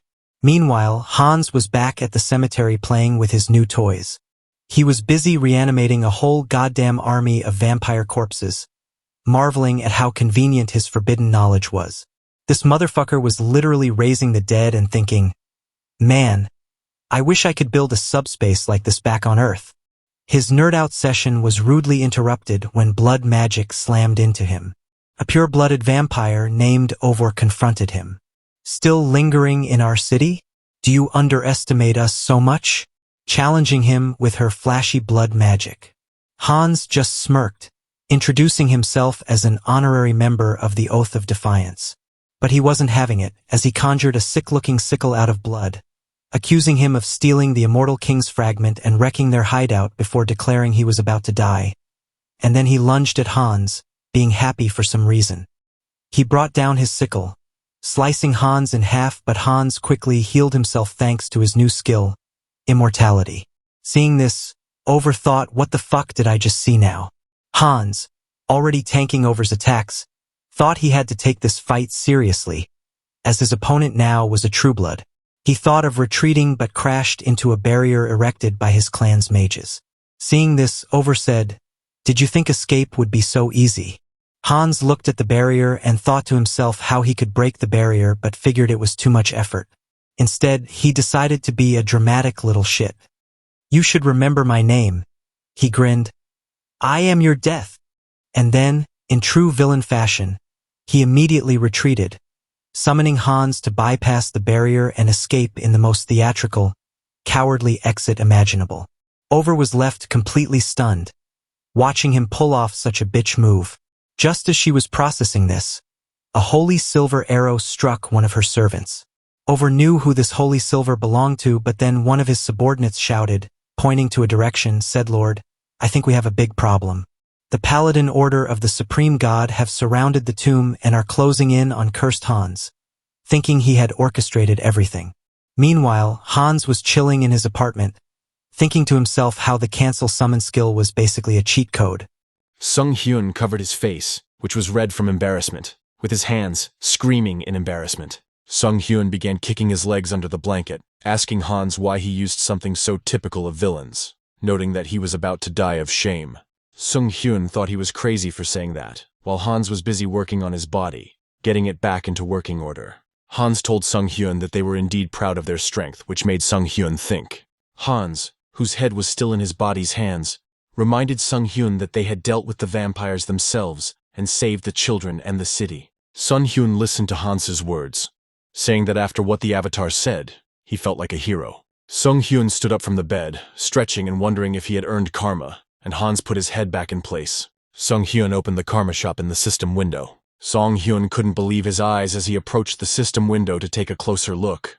The balance was over 700,000, and Seonghyeon wondered how it could be so much if he had already spent it all on upgrades. Seonghyeon wondered if it could have had an effect that he had angered the vampires and dark magicians so much. Seonghyeon clicked on the special skill upgrade, deciding to see what would happen next. The system window lit up in front of Seonghyeon. Seonghyeon was happy about the increase in the avatar limit and decided to find out what other skills had appeared. The system window informed him that a new persona skill had appeared, and Seonghyeon thought it was similar to the Mind Center. The persona skill allowed the avatar to be used as a vessel for emotions. Seonghyeon thought about the fact that skills appear in the right direction for the user's development, and Seonghyeon understood why he needed this skill. He recalled that as Heinz he had made friends with many people. Seonghyeon defeated many powerful enemies through avatars. Seonghyeon understood the reason why he, who had been sitting in his room for 2 years, had succeeded. Seonghyeon took it as a simple game. Seonghyeon looked down at his feet, thinking that he was still locked in his room. Seonghyeon felt like he had come face to face with the reality he had always tried to avoid. Seonghyeon touched his chest, feeling loneliness, sadness, and anger along with other negative emotions that he had been suppressing. Seonghyeon called out Hans the Archlick by name.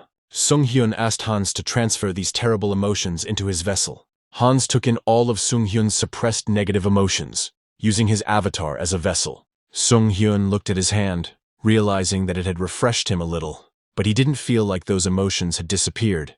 They had just been put aside in a drawer. Seonghyeon turned around, wanting to check how Hans, who had absorbed these emotions, was feeling, but Hans told him not to worry. Hans, who had absorbed the negative emotions, told Seonghyeon not to worry, because pain and despair were his constant companions that did not bother him. Seonghyeon was surprised that Hans' tone had changed, and that what he said was exactly what Seonghyeon would say. Hans laughed as he realized that the avatar filled with Seonghyun's emotions now had Seonghyun's personality. Seonghyun thought about changing his avatar, but stopped himself. The loud sound caught Seonghyun's attention, and he turned around, trying to figure out what was happening outside. Seonghyun looked at the black smoke rising from the skyscraper, thinking that the situation with the villains in the city was getting worse and worse day by day. Seonghyeon grabbed his head and turned away, lamenting that it was none of his business, and that it was the job of the Guardians. Hans's voice asking if Seonghyeon needed a reason to eradicate evil made him stop. Seonghyeon looked up at Hans, his avatar who had become an archlich.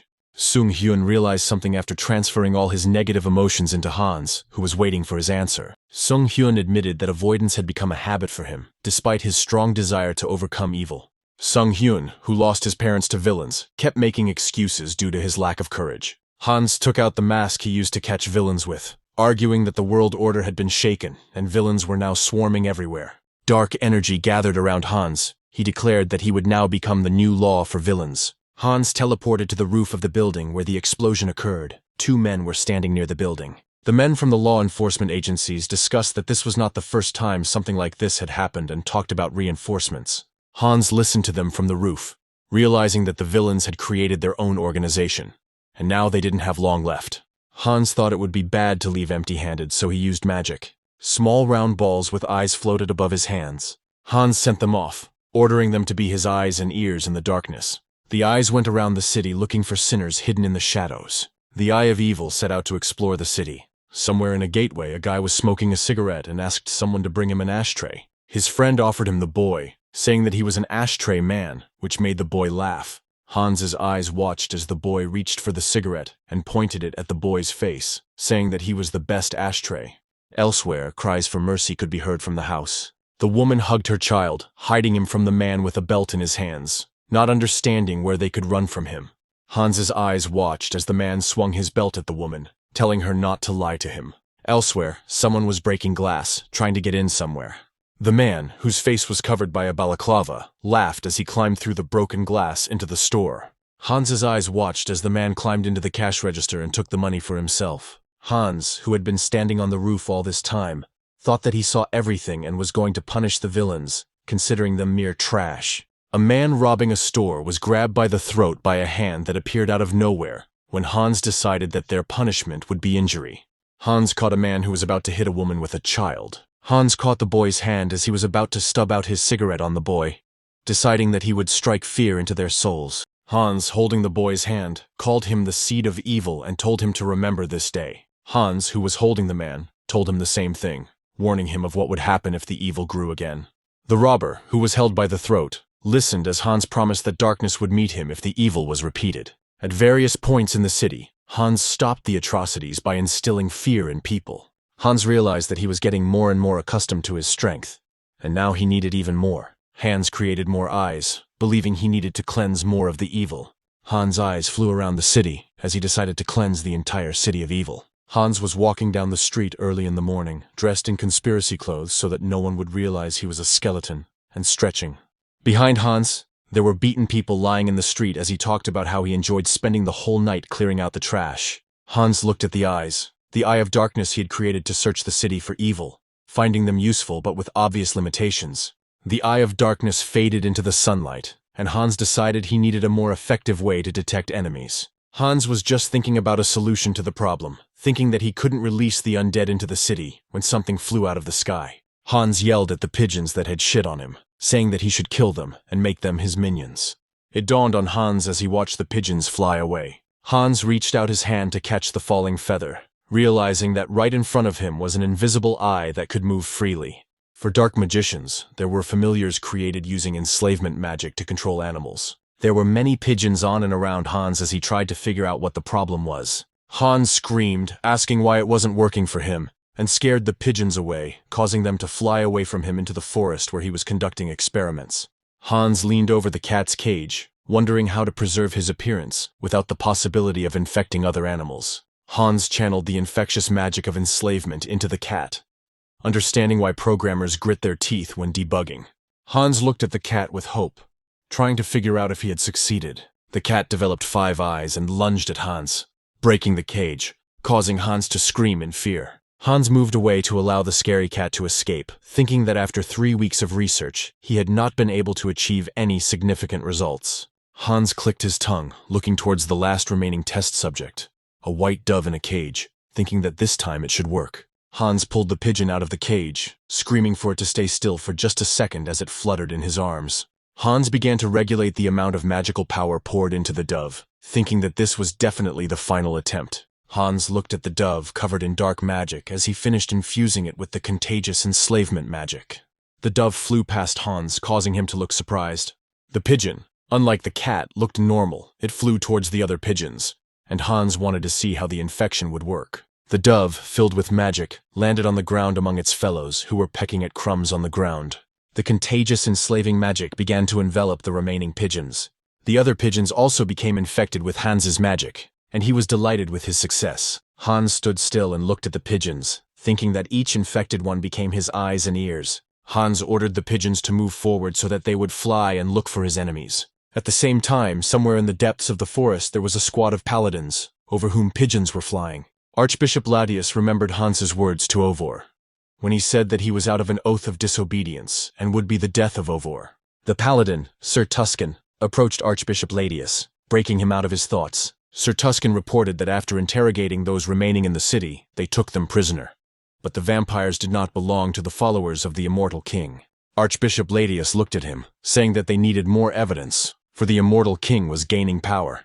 Archbishop Ladius noticed that the crucifix on his hand began to move. Archbishop Ladius grasped the crucifix and began to speak to Her Serene Highness, who was addressing him. The saint and her attendants reported to the archbishop that signs of the presence of the immortal king were noticed near the detachment. Archbishop Ladium thanked her grace and promised that he would live up to her expectations. To the northwest of the detachment, near the cave in the mountains, Hans sat in the cave. He set up familiars to receive information about encounters with monsters. Hans decided to check if everything was working properly, and if the information was being received correctly. Hans saw with his own eyes what the familiar saw, and noticed that the ground familiars were acting strangely, as if they were trying to escape. Hans tried to figure out what had made them run, wondering what they would have said if they had been monsters. The familiars were running away from the paladin squad, and Hans thought that they might have discovered the humans. Hans stood up from the ground in the cave, wondering how people could end up in such a place, thinking that it could be an ambush. Hans looked outside through the pigeon familiar, and saw many people who were able to hide their presence. The familiar was shot down by an arrow, preventing Hans from keeping an eye on them. Sir Tuscan called out loudly to Hans, believing him to be bound by the oath of disobedience, and informed him that Hans's dirty tricks would not work on them. Sir Tuscan said that no evil could escape the gaze of a saint, and Hans, who was going outside, had no chance to escape. Sir Tuscan pointed the sword towards Hans, filling it with sacred energy, and told Hans to surrender and face divine justice. Hans saw the crucifix on Sir Tuscan's armor, and recognized the people surrounding the cave as the holy knights he remembered from his training in Brokoslak. Hans knew that he would have a hard time dealing with a force that was the opposite of his magic, and asked the church officials how they found him. Sir Tuscan swung his sword towards Hans, ignoring his question. Hans fell on his knees, crying out, and Sir Tuscan declared that he had not given him the right to speak. Sir Tuscan held his sword pointed at Hans, saying that he would not be able to deceive him with his words. Hans told Sir Tuscan that he was being stubborn and decided that he should do things differently. Hans pretended to attack so that he could escape. A bright light appeared above Sir Tuscan's palm as he said that Hans's trick was cheap. Sir Tuscan shouted that Hans would not be able to deceive the saint's servants. Sir Tuscan's sword was stuck into Hans's skeleton. Hans, pierced by the sword, asked Sir Tuscan if it was a crime to punish evil, but he only told him to shut up.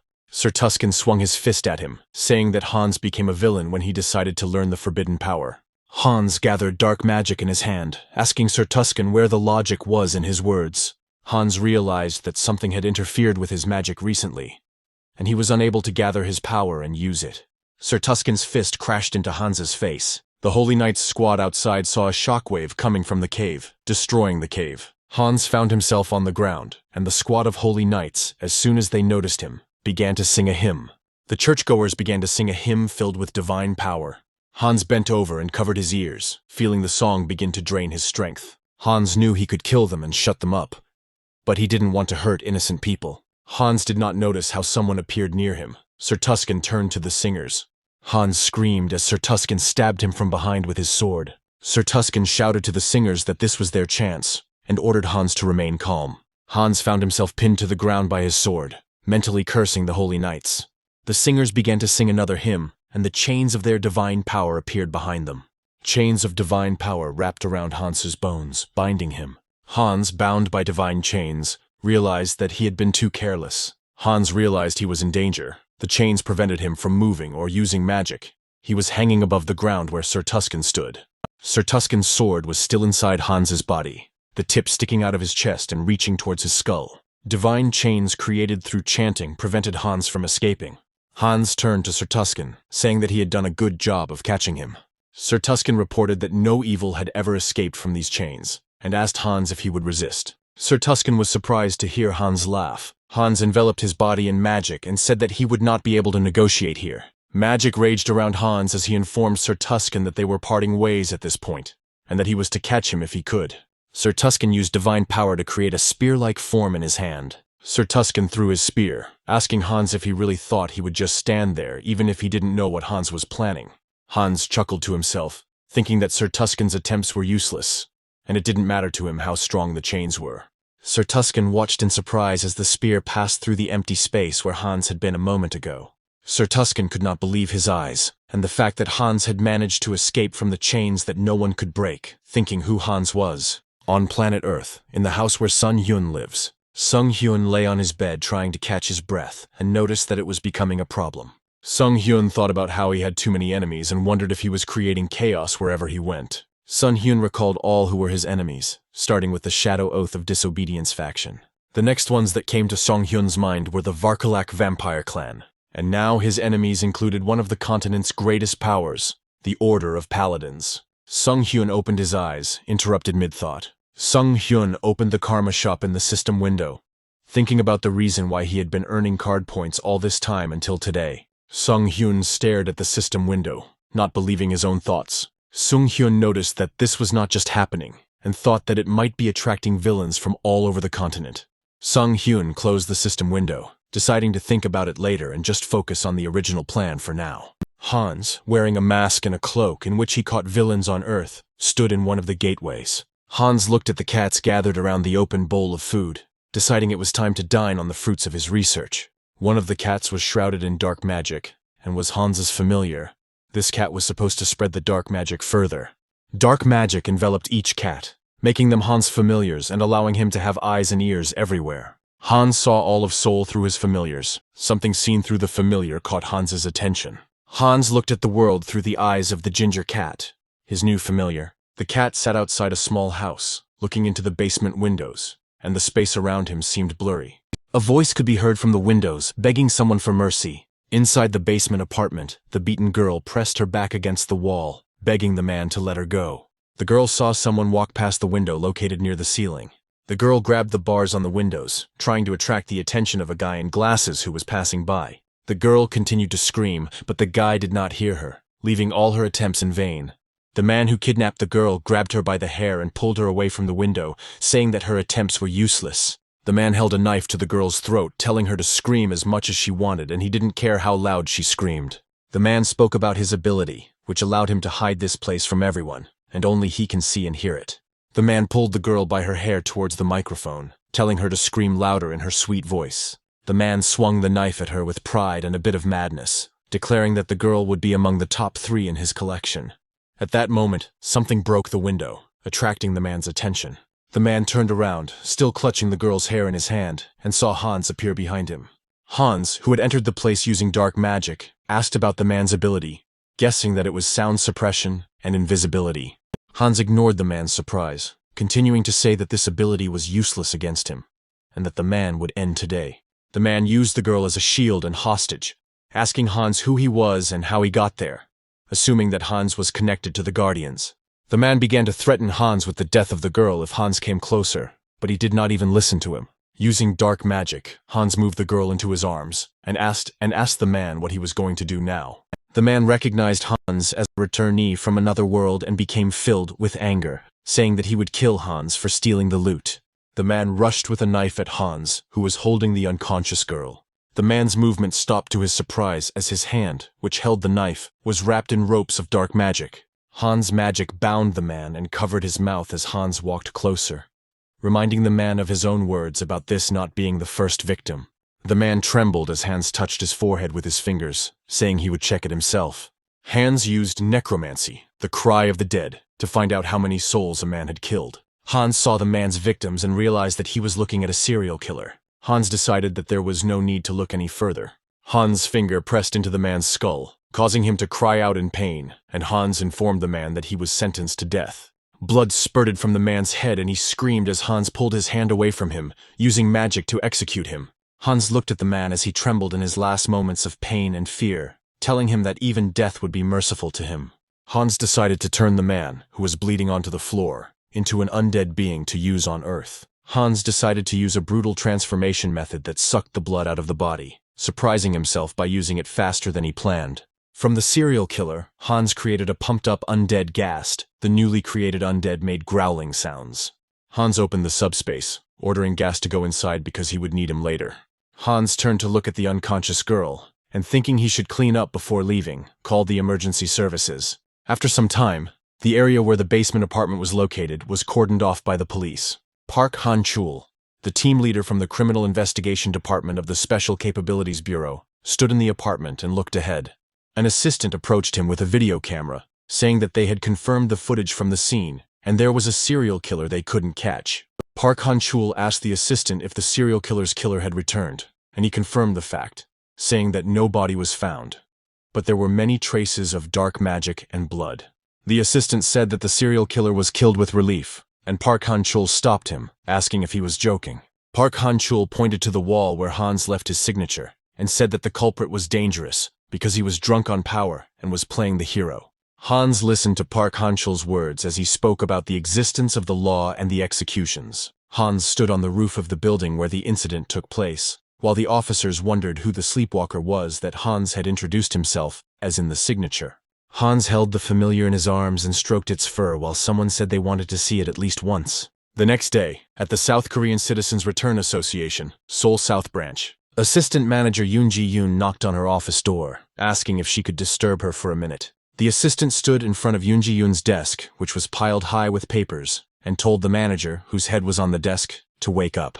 The assistant began to shake Yoon Ji-yoon, saying that an important matter had come up and she had to get ready. Yoon Ji-yoon, who had not fully woken up, asked what happened, and she was handed a paper, saying that the Special Opportunities Bureau was asking for cooperation. Yoon Ji-yoon read the document carefully, asking her assistant about the connection between the arrest of the 3 jewel thieves and the recent murderer. Yoon Ji-yoon thought that in each case, there was a dark mage involved, wearing a long coat and a mask. Yoon Ji-yoon leaned back in her chair and put her feet up on the table, saying that due to the difficulty in the association, she almost handed the matter over to Han-soo, surprising her assistant. When her assistant told her that Hans was a bastard, Yoon Ji-yoon said that he was capable and would make a great dog if they tamed him. Yoon Ji-yoon dreamily asked if Hans could join them as a guardian. The assistant told Yoon Ji-yoon that even though she was swamped with paperwork, she should stop talking nonsense and get to work. Yoon Ji-yoon exclaimed that she wanted to tear all the villains into pieces, raising her hands up, causing all the documents to scatter. At the same time, Seonghyeon looked out the window of his apartment, stretching while saying that destroying villains brings him pleasure. Seonghyeon recalled the events of the previous night involving Hans, when those who were not serial criminals were mercifully punished with the curse of terror. Hans stood next to Seonghyeon as he thought about how he would soon have to take a look at those who called themselves an organization of villains and were causing chaos. Children were running freely in the street, while Seonghyeon thought that now that he had more or less figured out this world, he should take care of the other world. In another world, an uncle cried with happiness, calling for Diana and Aaron, his nephews. The uncle hugged his nephews, lamenting how much they had to endure, and Heinz, a pure-blood vampire, stood nearby and looked at them. Heinz was pleased with what he saw, considering the children's uncle to be a good man. Heinz thought he would have to resort to threats if his uncle behaved in any suspicious way. The uncle shook Heinz's hand and bowed, thanking him for bringing the children, but Heinz said he had only done what he had to do. Diana looked at Heinz, starting to talk to him with tears in her eyes. Diana rushed to hug Heinz, thanking him for everything he had done for her and her brother over this time. Heinz stroked her head, saying that they were not parting forever, and he would still visit them, and that the children should behave well and be healthy. Diana admitted that she is a little worried about Heinz changing so much, but she is calm because she knows that Heinz is good. Heinz asked Diana if he had really changed, pointing his finger at himself, thinking that it might be the influence of the persona. Hans, under the influence of the person, negative emotions, wanted to gain recognition, constantly trying to attract attention. And Heinz II, under the influence, focused on intrigue and lies. he got a calmer and more stable character. Diana was still holding on to Heinz when she asked where he was going now, catching him off guard. Heinz looked at the chapel spire with the cross and said that he would take the opportunity to go on a pilgrimage. Sometime later, in the capital of the kingdom of Talaria, Heinz walked through the streets, hiding from the sun with his hood, thinking that this was the only reason he came here. Heinz looked back at the paladin, thinking that Talaria was led by the Church of the Goddess and was home to the largest temple in the land. Heinz walked into a small alley to hide from view.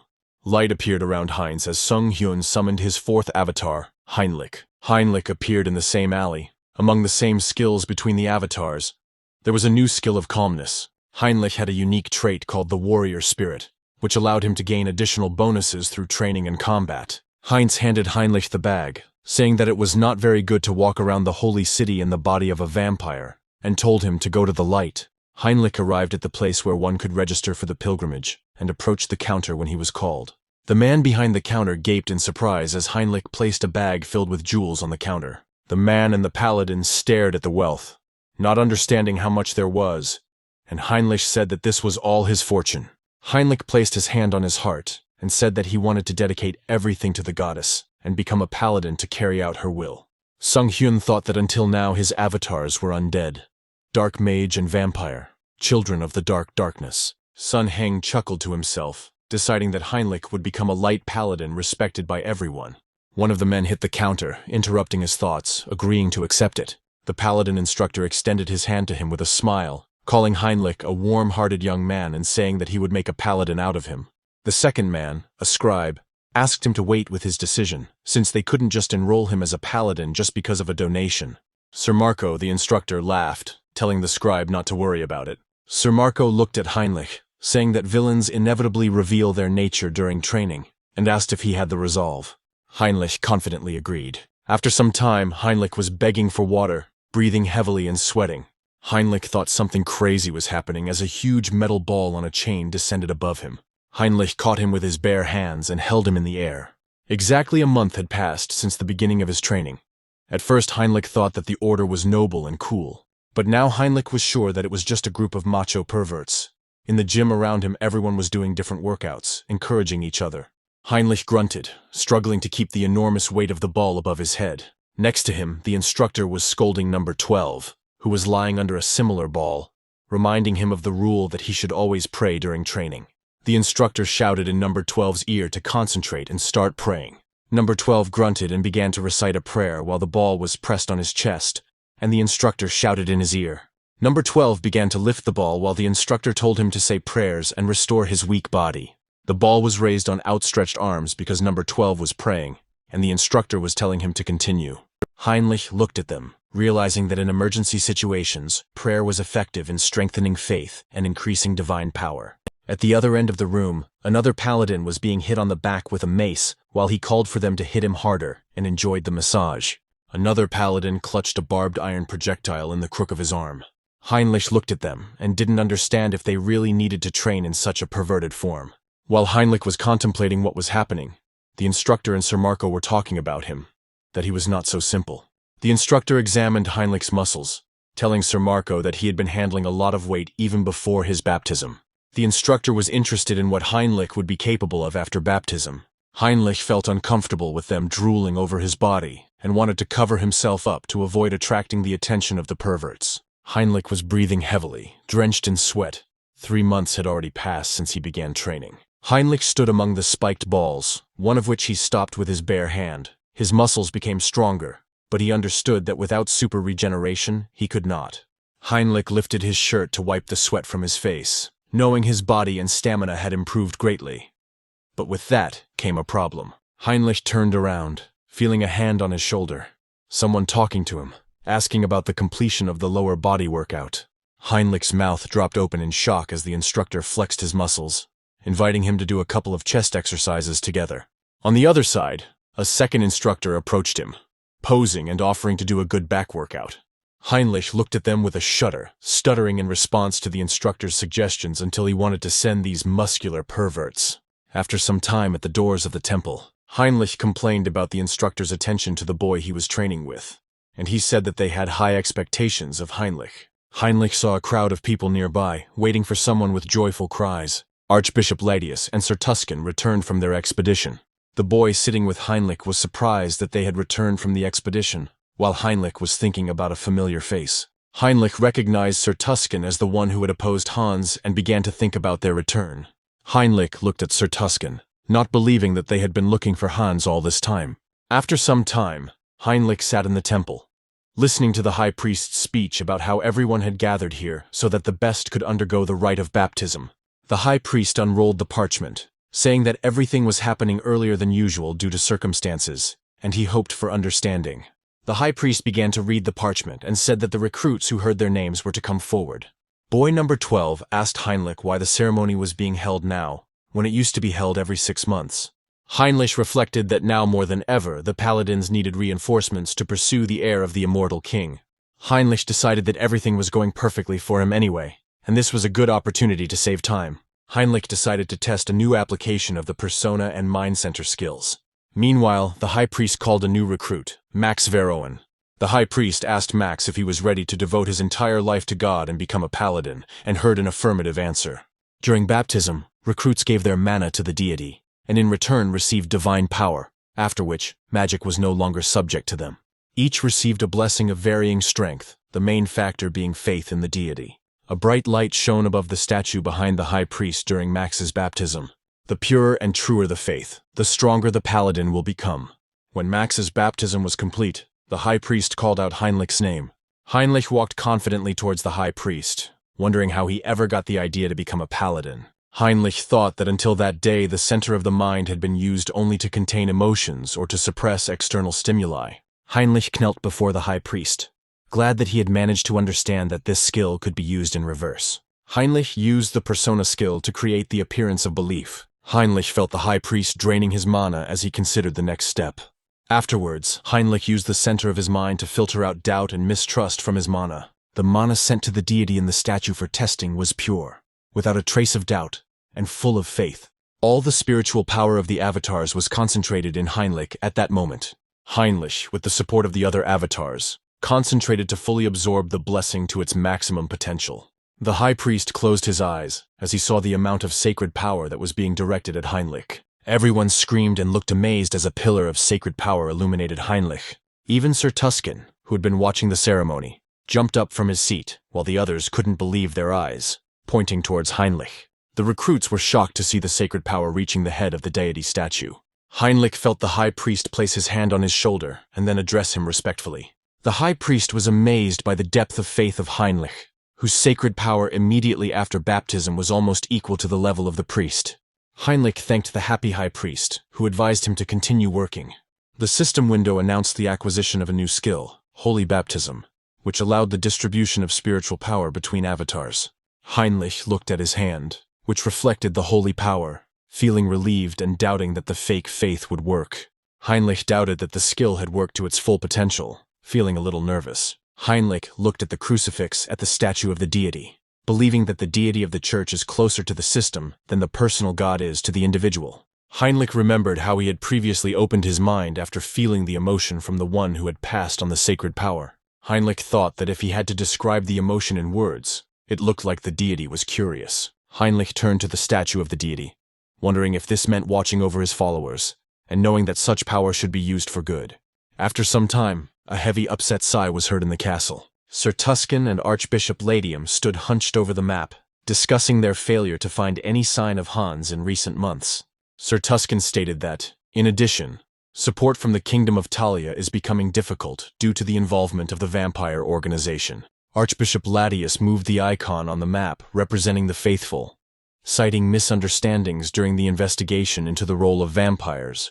Archbishop Ladius continued to talk about political pressure due to past failure, holding up a sign from the map. Archbishop Ladius sighed wearily and told Sir Tuscan that the assassination squad would be disbanded, and he needed to send everyone back to the capital. Sir Tuscan walked out of the Archbishop's office, thinking that they were surrounded on all sides and the paladins were not enough. Sir Tuscan stood in the corridor, looking out onto the street, wondering what to do about it. Sir Tuscan's attention was drawn to a sound from the street. Sir Tuscan looked around the training ground, recognizing the newly appointed paladins, and recognized one. Paladin Max, who used to be number 12, held a spear in his hands, attacking the enemy with it. Heinrich felt the spear cut into his side and clenched his teeth, his sword in his hands. Heinrich hit Max in the nose with his elbow. Max flew back from the blow, and the victory was awarded to Heinrich. The system window reported that the avatar had a new skill, Crusader's combat technique. Heinrich watched as the spear wound on his side instantly healed, thanks to super regeneration and holy power. The large cut was getting smaller right before our eyes. Heinrich extended his hand to Max, who was holding his nose while the instructors discussed Heinrich's technique, which was to intentionally allow himself to be hit. Heinrich thought that this was not enough and that he needed more changes to grow. Heinrich heard someone's voice behind him saying that in terms of holy power, Heinrich was already at the level of a trainer or paladin. Sir Tuscan stood behind Heinrich, telling him that he was not experienced enough to become a paladin. Sir Tuscan moved closer to Heinrich, continuing to say that he must feel more than the others, while Heinrich tried to understand what was happening. Sir Tuscan stated that he would make Heinrich stronger, and offered to go with him to the Temple of Rosalia. Heinrich was surprised by the offer and asked Sir Tuscan again, to which he only asked if there was any problem. Sir Tuscan turned and told Heinrich to follow him, despite his attempts to delay the journey in order to leave right now. Heinrich ran after Sir Tuscan, asking if he could at least pack his things, but they had already reached the portal. Sir Tuscan placed his hand on Heinrich's shoulder, saying that he understood that this was sudden, but he would explain everything on the spot. Heinrich was too surprised by the suddenness to argue, and simply agreed with Sir Tuscan.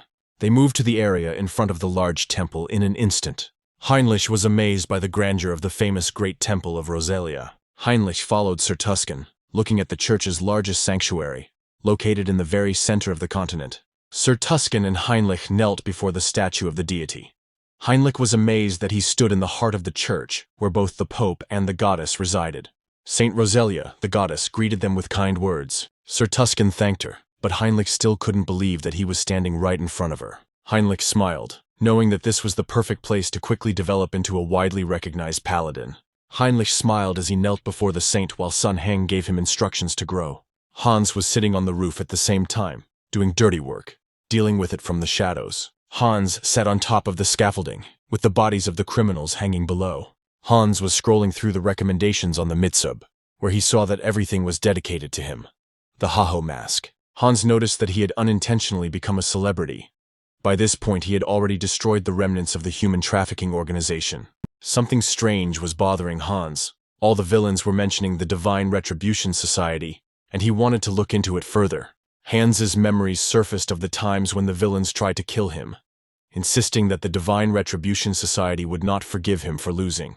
Even then, Hans, holding the villain by the throat, realized that they were connected to several organizations. Hans rose to his feet and stretched. He wanted to figure this out and continue destroying them. But for now, he would deal with the distribution of the proceeds. Sometime later, Heinz was walking down a busy city street, hiding his face behind a mask and hood. Heinz thought that the mask of Haho could not start trading in large quantities of valuables, so as not to become the main suspect.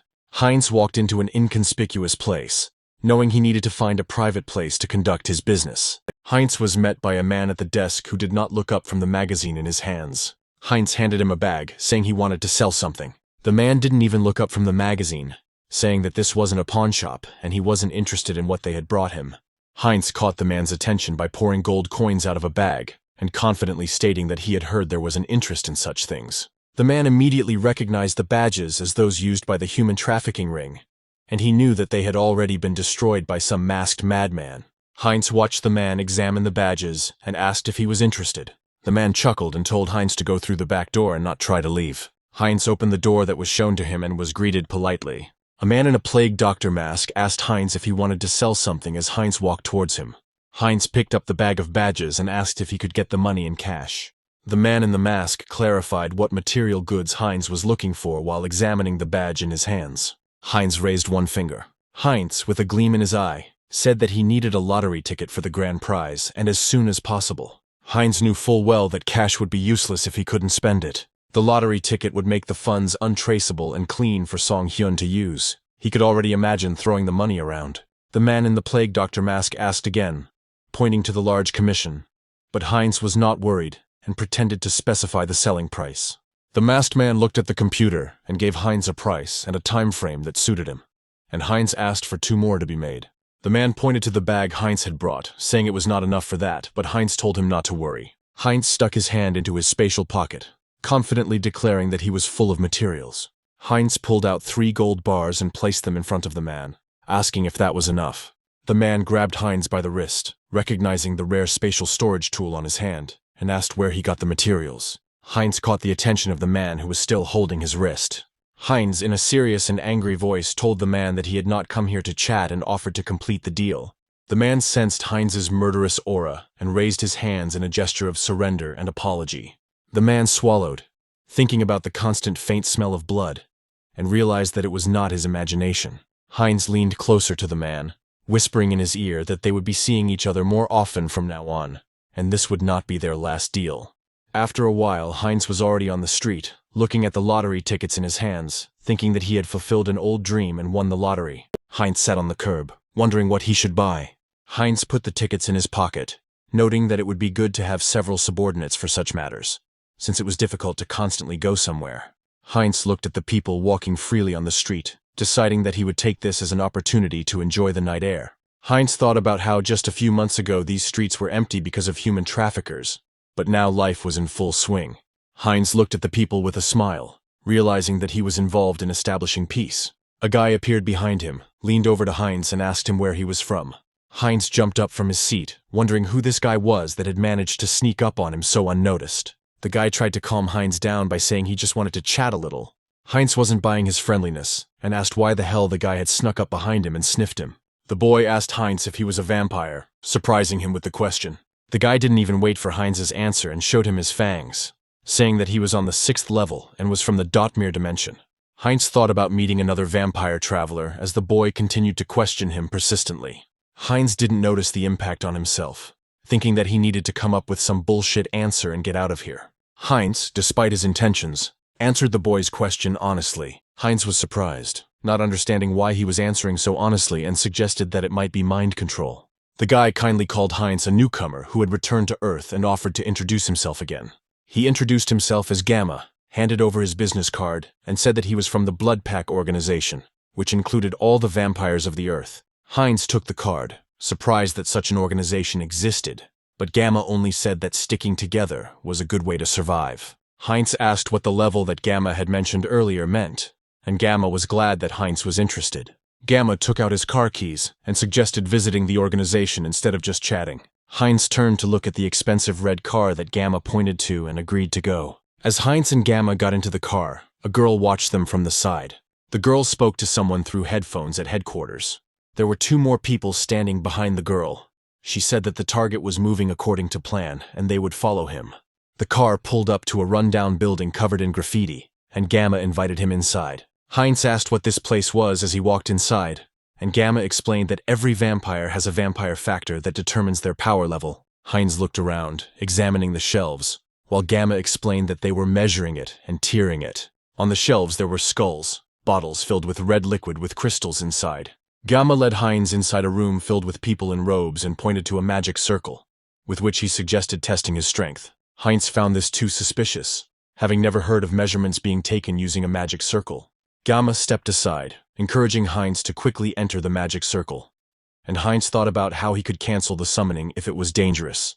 Heinz looked around and saw skulls on the floor at the edges of the magic circle, with traces of dark magic. Heinz looks back at Gamma, realizing that this wasn't just dark magic, but a mixture of shamanism, curses, and alchemy, something he had no idea was possible.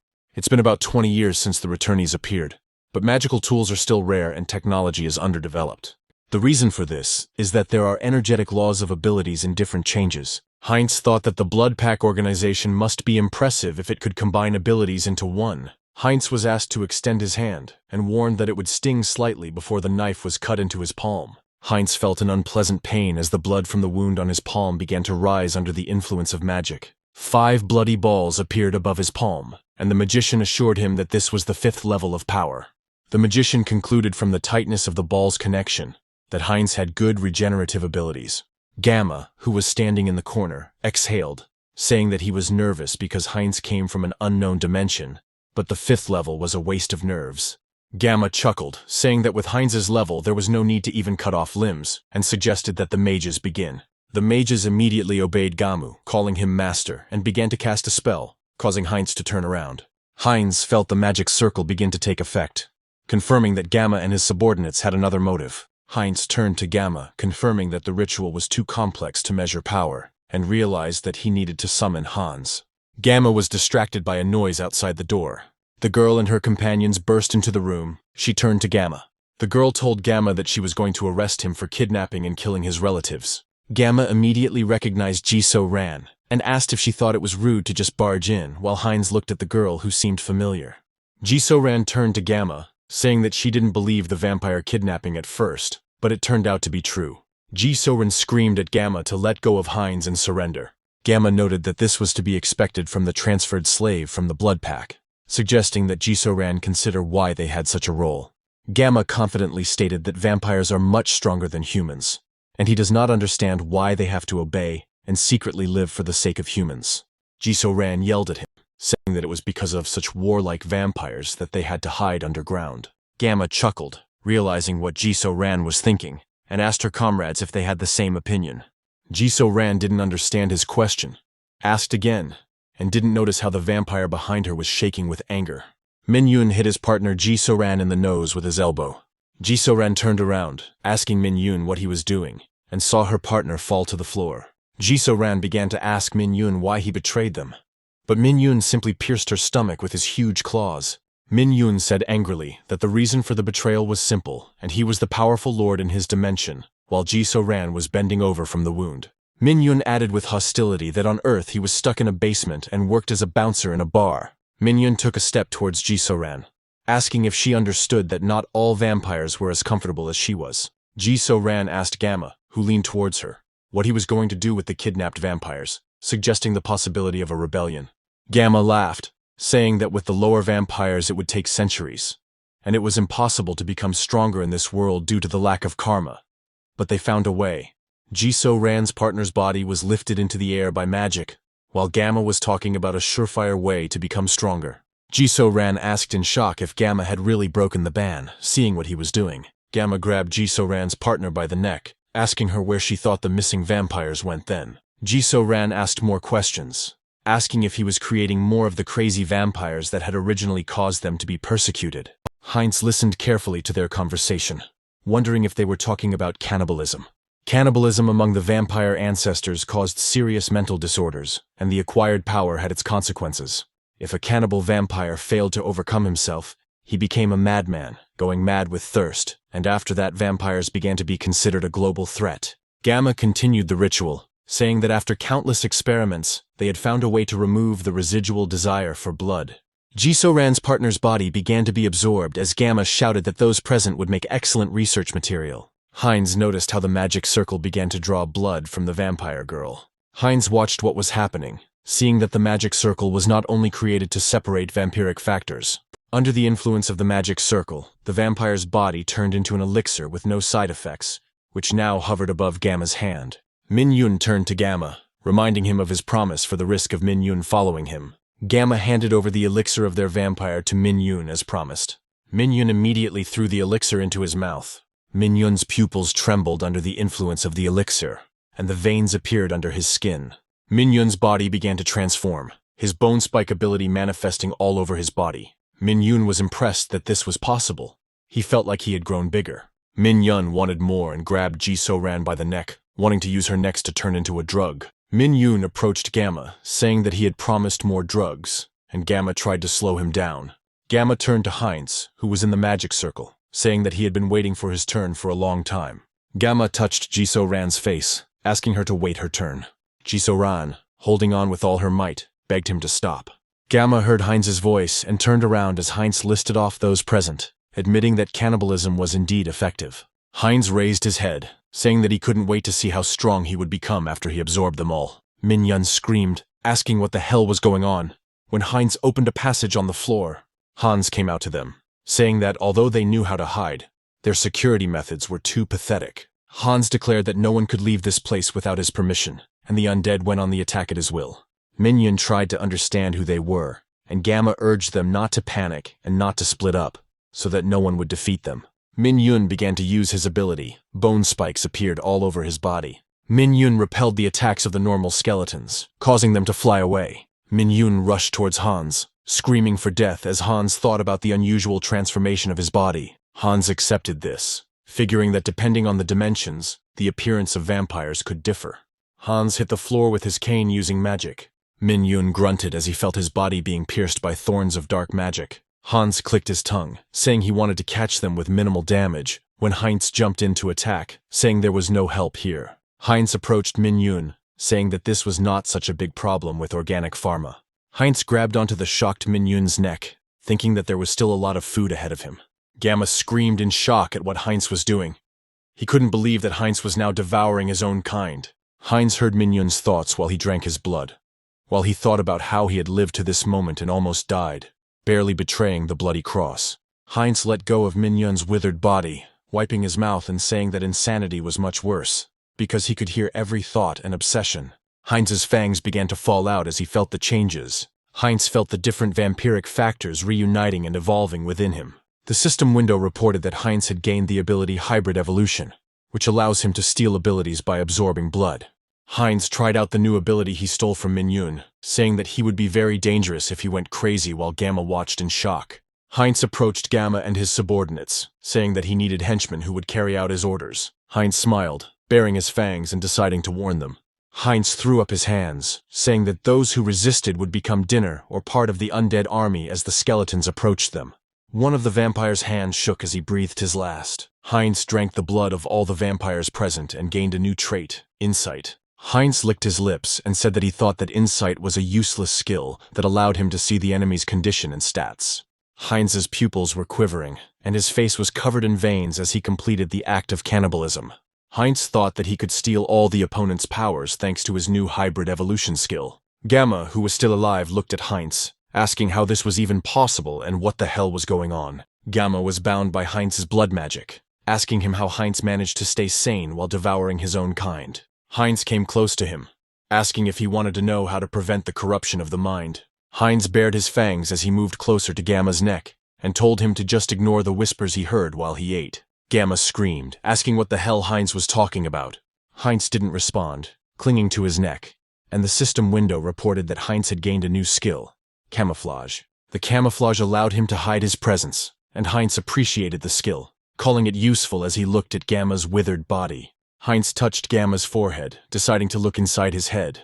In Gamma's memories, he saw a mention of the Divine Retribution Society, which supported Gamma. Heinz learned Beta's new name, realizing that he was Gamma's patron. Heinz looked around, taking in the magic circle on the floor, realizing that they had a hand in this as well, and tried to figure out what they were planning. After a while, the car in which Gamma brought Heinz was driving through the city at night. Jin So-ra, who was sitting in the passenger seat, came to her senses. Heinz got her attention by asking if she was finally coming to her senses. Jin So-ra grabbed Heinz by the neck, calling him a piece of shit, thinking he was with Gamma, and asked where he was taking her, but Heinz justified himself. Jin So-ra apologized, asking for an explanation of what had happened, and Heinz explained that he had managed to escape with her thanks to the intervention of Haho's mask. Jin So-ra became touched, thanking Heinz for saving her despite the situation, and introduced herself. Heinz was still trying to figure out how he knew her, as he asked questions about the bloody bag and the discrepancies in it. Jin So-ra looked out the car window, saying that the bloody bag was divided between moderates and radicals. Jin So-ra explained that she went there on a tip because a team member had been kidnapped, hesitating over the outcome of the mission. Jin So-ra decided not to dwell on the bad, believing that they were lucky to get out. And now it was time to report everything to the authorities and put an end to the evil. Heinz wondered if Jin So-ra really believed that everything would be resolved so easily, since even the highest ranks of vampires were most likely involved. Jin So-ra called Heinz a savior and asked who he was related to. Heinz didn't mind being called whatever was convenient. Heinz said that he had only recently returned to Earth and had not yet had time to contact anyone, and followed Gamma to find out about the blood package.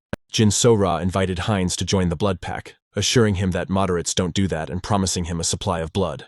Heinz asked if he could take a look to learn more, and Jin So-ra happily offered to show him around as they drove around the city. They arrived at the house closer to dawn, and So-ra invited Heinz to come in. A little girl ran out to meet them and happily greeted So-ra. The girl, Nahi, hugged So-ra, saying that she heard about what happened, and asked if So-ra was okay. So-ra pointed at Heinz, telling Nahi to say hello, and Heinz waved back at her shy greeting. So Ra patted Nahi on the head, telling her to keep playing while she showed Heinz his room. As they walked up the stairs, Heinz asked about Nahi. Heinz noticed that Nahi looked very small and asked if it was an age thing. So Ra turned to him and said that Nahi was not a returnee. Heinz was surprised, admitting that he thought all vampires were returnees. But So Ra revealed that Nahi was born and raised on Earth. Behind So Ra was a photo of Nahi with her father. So Ra said that Nahi's father was a returnee, and he converted his daughter to heal her from an illness. Heinz understood why the government wanted to keep vampires under control, because they were like an infectious disease. So Ra continued speaking, saying that on Earth it takes several times more effort to transform, and the method is different from usual. So Ra looked at Nahi running outside the window after a butterfly, and said that her father had spent a lot of effort so that his daughter could run freely under the sun. So Ra walked up to the room and opened it, saying that they had arrived. So Ra told Heinz to be sure to call her if he needed anything, and told him to rest since it was already late. So Ra made a hand gesture to say goodbye to Heinz to let him rest in the new room, and Heinz remembered. Heinz remembered where he had seen this gesture before, and heard So Ra's voice, and the image from the streams appeared in his memories. Heinz remembered watching her streams and pointed his finger at So Ra, calling her the orchid streamer. So Ra jumped in surprise when Heinz recognized her image from the streams. So Ra's cheeks turned pink with embarrassment as she explained that the outro was stuck in her head, and asked hopefully about the lack of a subscription. Heinz reassured her that it was just the algorithms at work, and So Ra remarked that she almost died of shame. So Ra admitted that she used to be a trainee and started streaming to avoid being sad.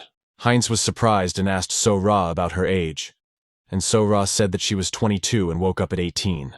So Ra began to ask Heinz with interest how old he was, and how old he was when he woke up, but he avoided answering nervously. Heinz surprised So Ra by saying that he would tell her about it later, and slammed the door to his room.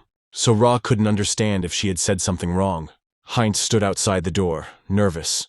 He thought that So Ra was younger, and that was why he spoke informally. Heinz started biting his nails out of nerves over So Ra being older, as he was only 20 years old. Heinz sat on the bed, deciding to look up information about So Ra on the internet since he found out she was a streamer. Heinz opened her page where it was said that she was taking a break, and noticed that immediately after the post, So Ra had to go to the crime scene. Heinz thought that this might have been her last announcement if he had not been there. A few hours later, a scream was heard in the house, asking someone what he had just said.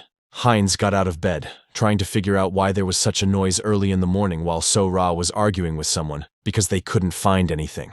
So Ra continued to rant about the lack of evidence as Heinz walked down the stairs. Heinz asked So Ra what happened, and she noticed that he woke up talking on the phone. So Ra complained that her colleagues were unable to find anything at the crime scene because everything was burned, and now they have nothing to charge the radicals with. Heinz realized that they had gone a bit overboard in trying to erase Hans's traces, but he didn't show it, wanting to ask So Ra something. Heinz handed So Ra the phone, asking her to tell him where the radicals' base was, and So Ra was very surprised by his question. So Ra grabbed Heinz's hand, asking him not to say what he didn't like about the bloody cross. But Heinz quickly calmed her down. So Ra calmed down and believed that Heinz was only asking so that he could avoid the presence of dangerous radicals. So Ra started marking places on his phone while Heinz thought he was currently at level 6 or 7 on Earth standards. Heinz took the phone where So Ra had marked places to avoid, thinking that he needed to level up with his parents' help.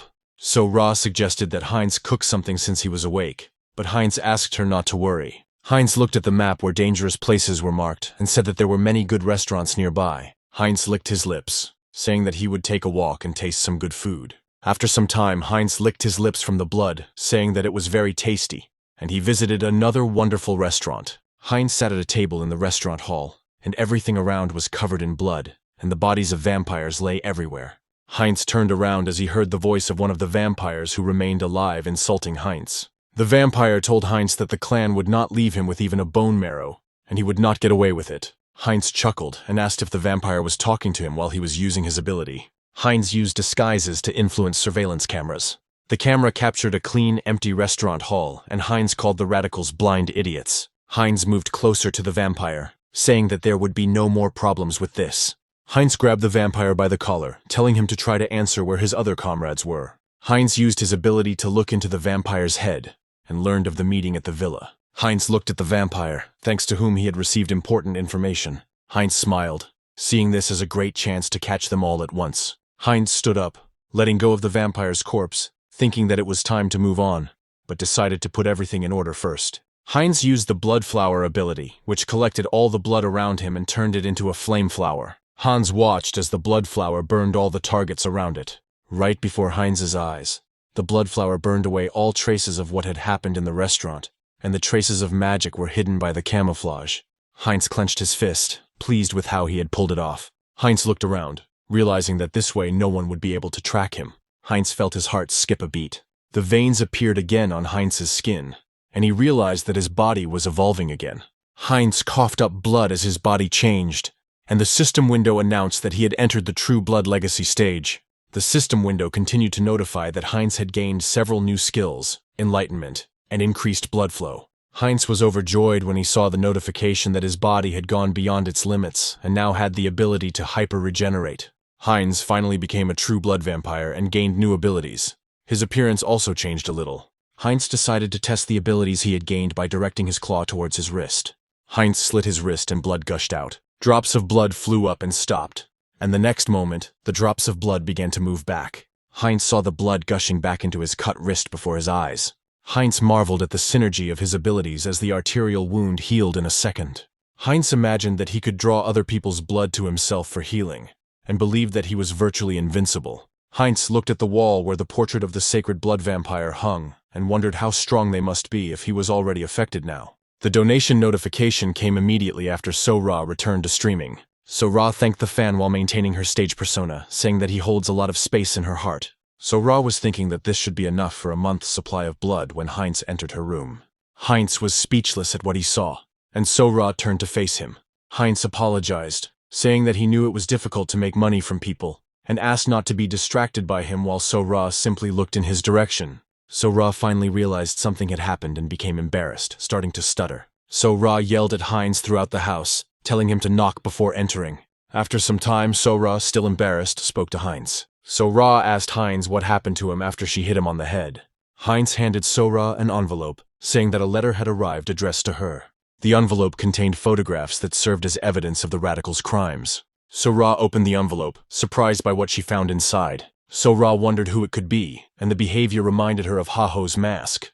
So-Ra thought that she had only shared the information with Heinz, and the clues started coming after Heinz learned of the radical's location. So-Ra looked at Heinz, wondering if they could work together or if it was just a coincidence. That same night, under the full moon, Heinz and Hans stood on the roof, looking at the villa where the radicals were gathering. Heinz used his powers of insight to study the situation. Heinz saw that an invisible blood barrier had been erected around the house. Heinz saw that the place where everyone was gathered was on the first floor, and he felt the power of those present. Heinz hid Hans in his shadow. Heinz decided to play it safe by storming in with Hans and taking them all out at once. Heinz jumped into the hall, breaking a window. Heinz landed on the floor, calling those present bandits and telling them to get ready. Heinz was surprised to see the empty hall. He had definitely seen vampires here with his insight, and he couldn't understand why there was no one here now. An invisible barrier cracked behind Heinz, and someone cursed, saying that they had expected to catch Ha-Ho's mask. One of the vampires who had stopped hiding looked at Heinz a little disappointed. Heinz turned to them as the vampire said that they could track him down as well. The man turned to the two vampires behind him, calling them bats, and asked if they knew anything. Beta Vaughn said that Heinz was about level 7, but his face was completely unfamiliar to him. Beta Shin noticed that Heinz could have come from a place completely unfamiliar to them. Heinz recalled information about the organization from the Memoirs of Radicals, which spoke of two betas. Heinz looked at both Beths in front of him. Behind Beth stood a group of masked figures who were from Divine Retribution. Heinz did not feel their energy and could not understand what to expect. The man told his subordinates to drag Heinz to him.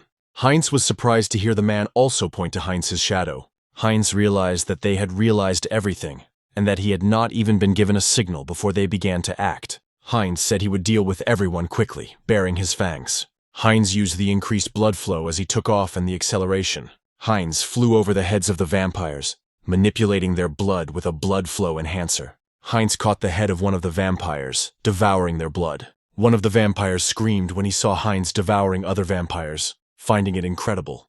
The vampires noticed a dark energy rising around them and heard Hans's voice telling them not to be surprised.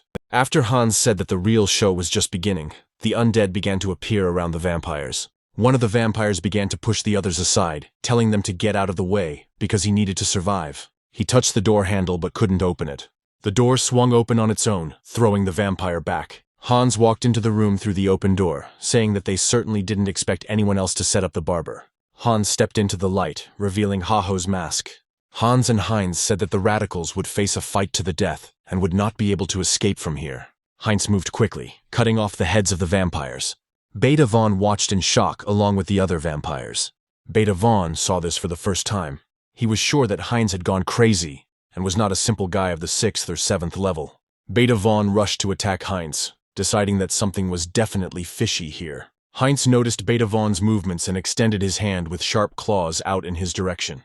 Beta Vaughn was moving too fast to stop and avoid Heinz's claws. Beta Vaughn used his skin-strengthening skill moments before Heinz's claw pierced his eye. Heinz was surprised to see Bat Vaughn's ability, which broke his claws. Heinz decided to try another option, as power was gathering around his other hand. Heinz prepared to punch Beta Vaughn, saying he would have to try harder. Beta Vaughn groaned in pain as Heinz's blow landed on his chest. Beta Vaughn was shocked, not believing that someone could surpass him in skin strengthening. He was inferior to Heinz in both strength and agility. Heinz sent Bat Vaughn flying to the floor with a punch. The other vampires rushed at Heinz, trying to stop him and help Beta Vaughn. Heinz merely laughed, calling their attempts overconfident. Bloody chains shot out from Heinz's hands towards the vampires, piercing them right through. Beta Vaughn thought what was happening was madness, not believing that his comrades were defeated so easily. Beta Vaughn hardened the skin on his hand, deciding to quickly take out Heinz while his hands were busy. Beta Vaughn rushed at Heinz with a war cry, telling the son of a bitch to die. Heinz chuckled as Beta Vaughn cut off his hand. The arm immediately began to heal, shocking Beta Vaughn with its regenerative abilities. Heinz simultaneously fought vampires and replenished his blood reserves by draining others to instantly restore his strength and become more powerful. Heinz's arm was fully restored, and he grinned as he looked at Beta Vaughn. Heinz disappeared from Beta Vaughn's sight, gaining a new skill from the blood he absorbed: invisibility. Beta Vaughn couldn't believe his eyes, wondering out loud when Heinz disappeared. Before Beta Vaughn could react, Heinz appeared behind him, raising a hand with sharp claws. Heinz spoke up, saying he was right here, and immediately pierced Beta Vaughn's back with his hand. Heinz checkmated his opponent with bared fangs. Heinz began to absorb Beta Vaughn's blood, and the system window notified him that his skills had evolved to Blood Sacrament. Heinz felt very well how his abilities became completely under the control of his desire. Heinz enjoyed the feeling of being able to control his abilities more freely and quickly. Beta Shin yelled at Heinz, saying that he was a bloodthirsty vampire who was devouring his own kind. Beta Shin continued to swear, saying that this was the reason she was using such strange abilities. But Heinz interrupted her, asking what was wrong with that. Heinz was bored listening to her and asked if she was going to continue sitting there and whining all day. Beta Shin shook with anger as Heinz continued to provoke her, telling her to start acting like half of her comrades, hinting at her cowardice. Beta Shin snapped at Heinz, calling him an idiot. Heinz decided to test the new upgraded skill, the Mystery of Blood. Beta Shin didn't have time to stop and ran into spikes of blood that appeared from the floor under her feet. The thorns turned into bonds and bound Beta Shin, causing her to groan in pain.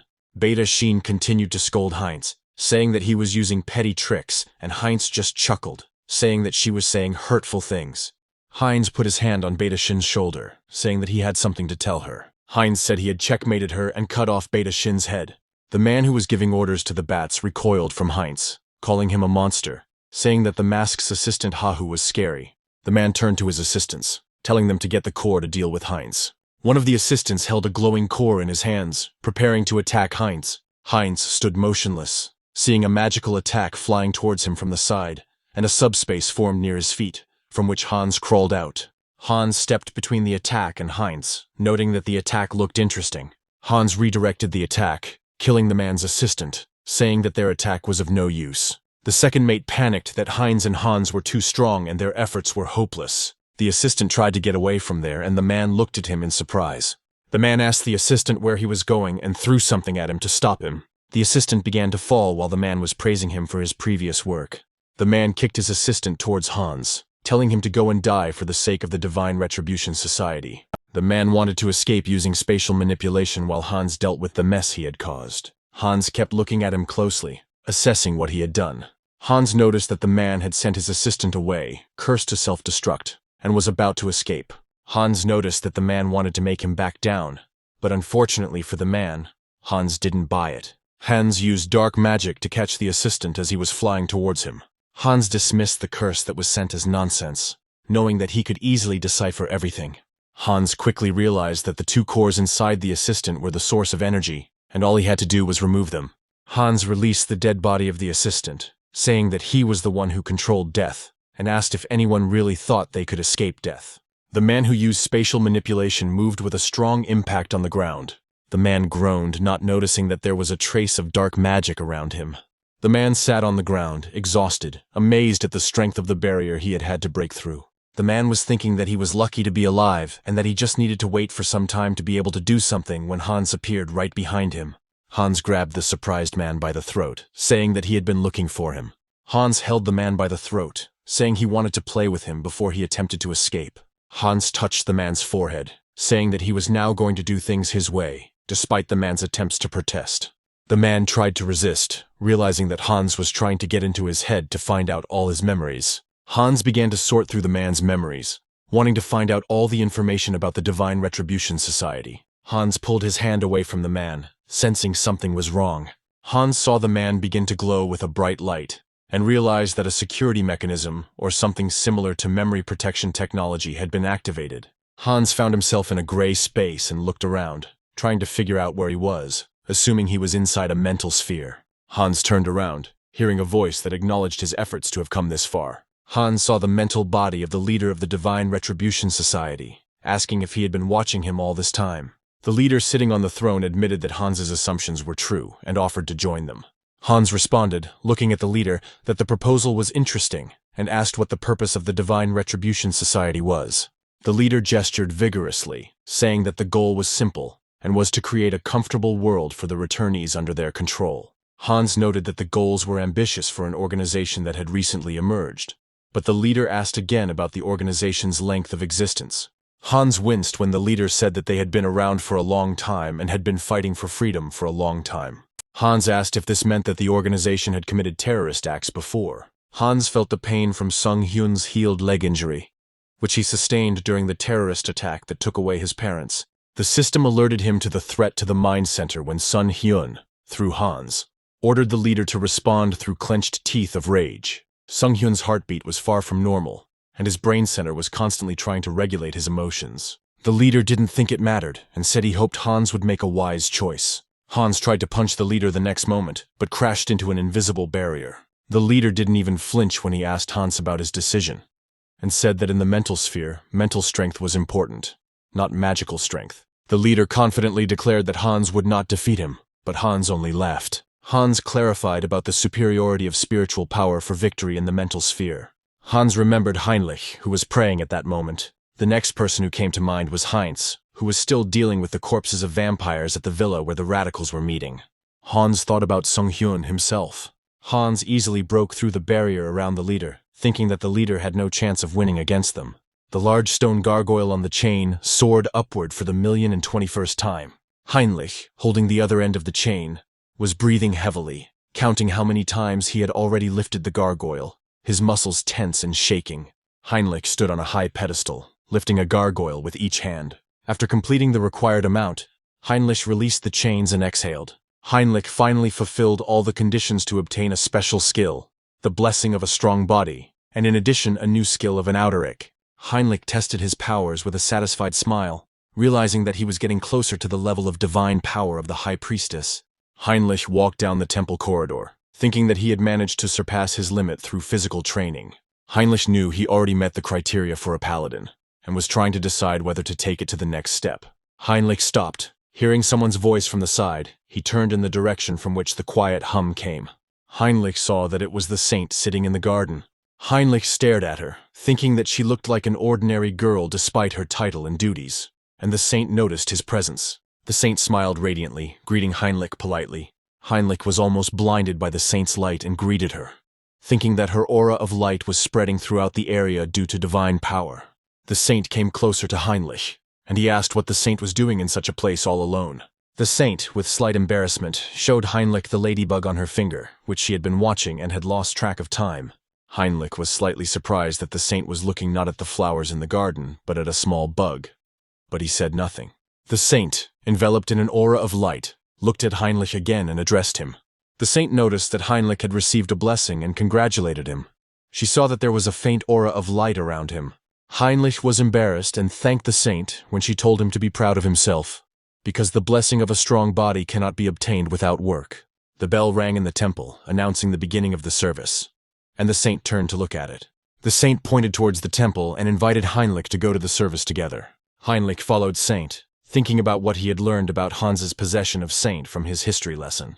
In the distant past, the first traceless king turned half of the continent into a land of death. Entire nations united against the immortal king and his minions to defeat evil. The fierce battle ended in victory at the cost of many casualties, but the immortal king's heart was restored by his closest ally, the dark sorcerer. He rose up in the camp of the second immortal king and destroyed the great empire in the west, taking many lives with him. The chosen one from the order during the fight with the immortal king almost managed to destroy his heart, but the heart broke into 3 pieces and was scattered across the continent. Whenever there was a risk of the immortal king returning, the first to prepare for battle was the divine order, who had buried many. While the saint was leading the service, Heinrich thought that for the saint, the entire order was family, and he understood her attitude. Heinrich folded his hands in a prayerful gesture, thinking that the current immortal king, Hans, was a very good-natured guy. Heinrich closed his eyes, concentrating on the battle between Hans and the Divine Retribution Society leader. Heinrich made an effort to focus his spiritual energy on Hans. At the same time, someone in a multi-story building was coughing. The man was coughing up blood. The man's assistant addressed him as Your Excellency the Judge, and asked if everything was all right. The man just pushed him away, saying that he was knocking him down. The man clenched his teeth, not believing that someone was defeating him in the spiritual dimension. The man, the leader of the Divine Retribution Society, did not believe that what was happening was possible while Hans was beating him in the spiritual dimension. Hans struck with great force, sending the leader flying back into the spiritual space. Lisette looked at Hans, feeling his spiritual body falling apart, and thought about how he had a clear advantage at the beginning. The leader tried to fight off the attack, thinking about how Hans was able to grow such strength many times over, realizing that everything was getting out of control for him. Hans cut the leader's spiritual body in 2, while the leader thought that Hans was like several people united. Hans continued his attacks, confident of his victory. The leader's spiritual body fell into pieces as he thought about how he could lose, wondering if it could be a matter of skill. The man in reality stopped coughing up blood. Tears were streaming from his eyes and he was breathing heavily, realizing that he had no time to think. The man turned to his assistant, his fists clenched on the armrests, indicating that he should relay an urgent directive to the Seoul office. The man ordered an immediate halt to all operations in Korea, the deletion of information, and the disappearance of the information. The man was very serious, saying that this should be reported to the commander because a monster had appeared in Korea. Hans stood over the leader's broken spiritual body in the spiritual dimension. Hans picked up the body fragment, thinking that the battle was difficult even with the center of the mind and serenity, and he needed to study it and find a trace. A system alert appeared in front of Hans, indicating that he was absorbing someone else's karma, and the dark magic was evolving into the path of sorcery. Hans wondered if his absorption meant that the leader's power was being reduced.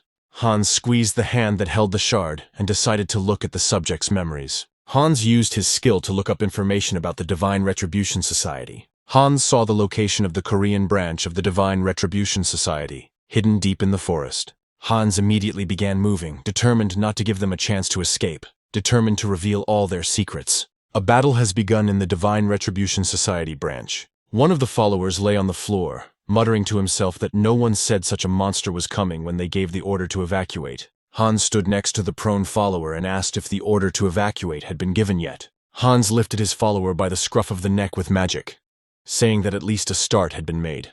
Hans looked at his follower, asking what to do now that all the important materials had already been disposed of. Hans took the papers from his follower, saying that because of his desire to save at least something, he gave them to Hans. Hans opened the paper, deciding to see what the Divine Retribution Society was doing, but stopped abruptly.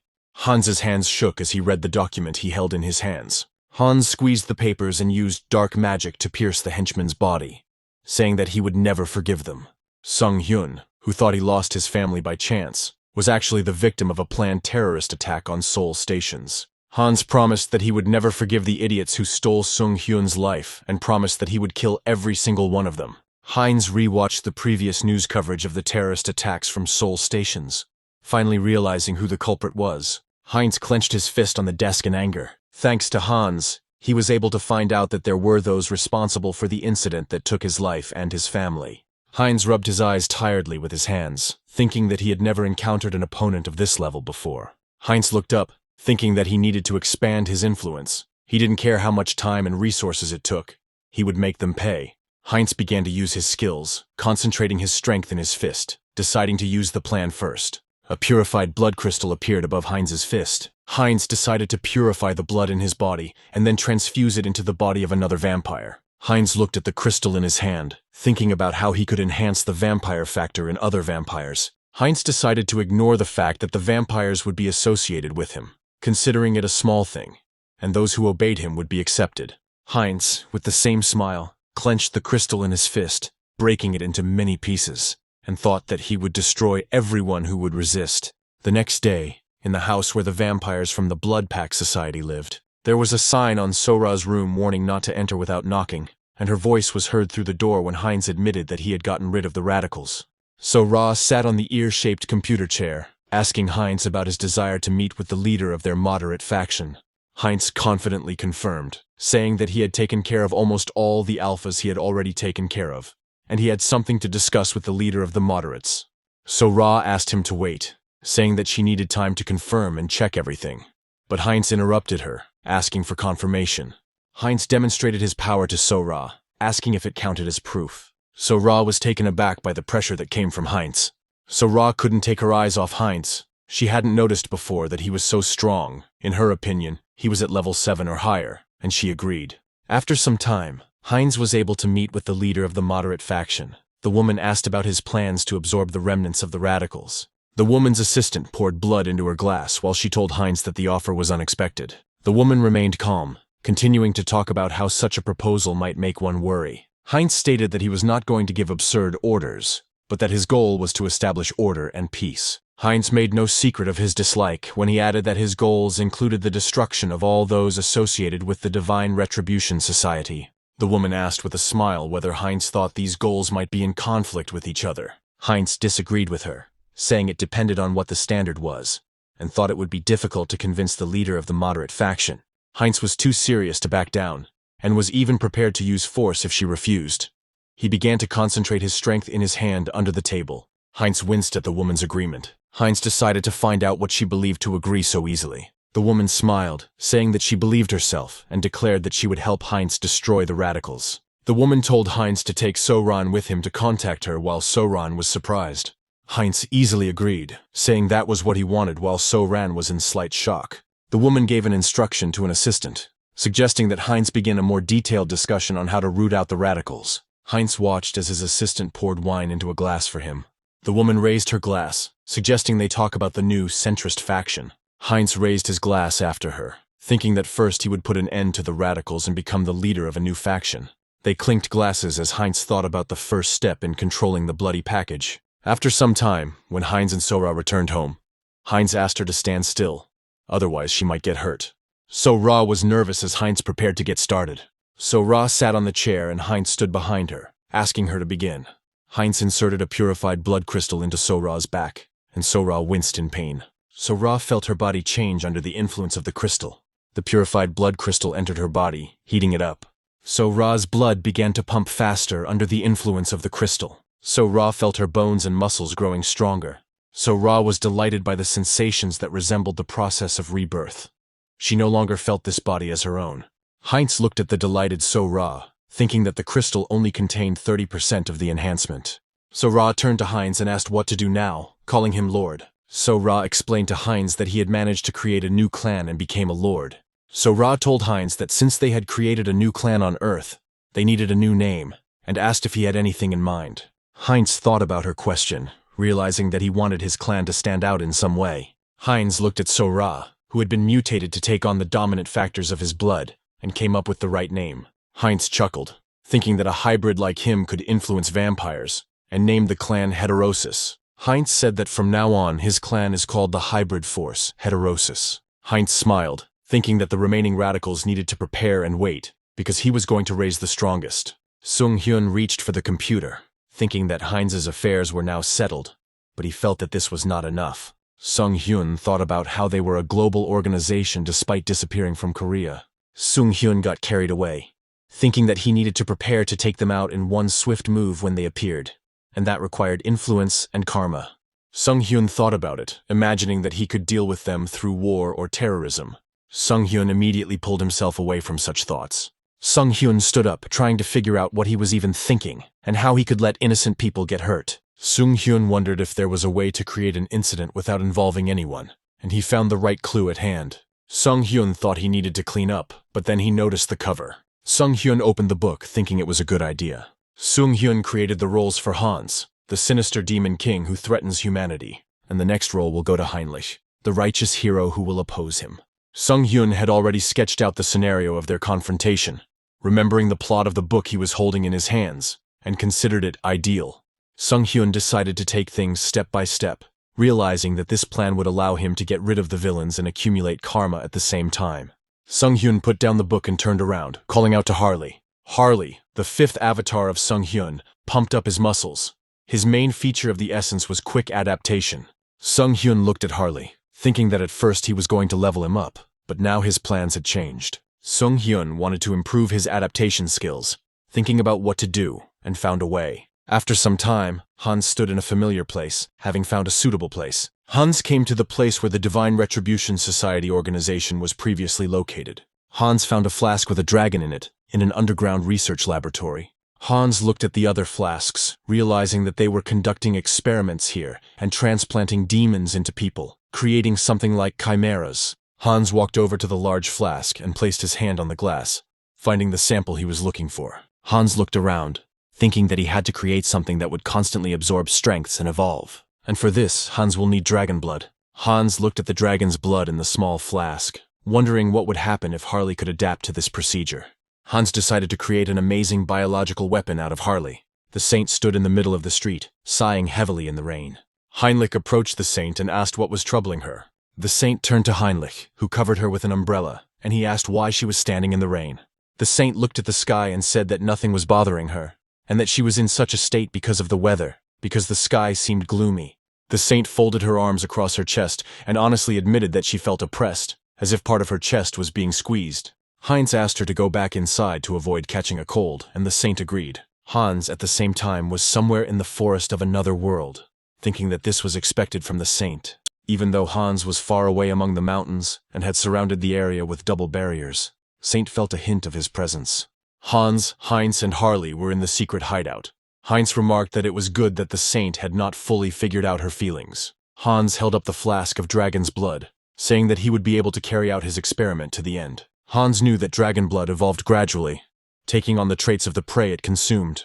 Hans learned all this thanks to his forbidden knowledge and the materials that remained from the Divine Retribution Society. Hans walked up to Harley, who was lying on the experiment table, and described himself as the ideal test subject.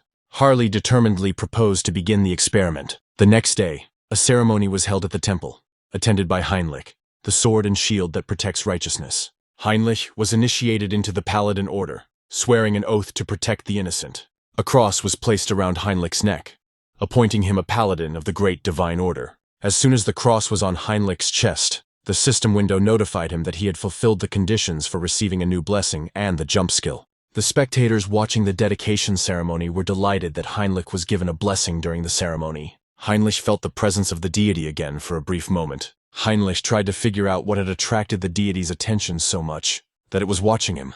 Heinrich decided he should test the new blessing while he had the chance. The information about the new skill amazed Heinrich. He realized that now he would be able to teleport. Heinrich was delighted, because there were no restrictions indicated anywhere. Heinrich considered the gods to be very generous, since they had so easily granted powerful abilities, and he offered words of gratitude and prayers to the entire hall.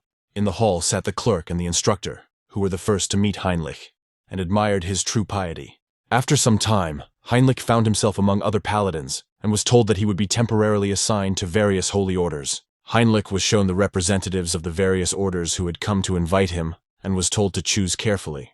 The first to introduce himself was a paladin from the Order of the Heavenly Shield. They specialized in the outer defense of the city and used a long spear. The next one to introduce himself was a paladin from the Order of the Sun Wolf.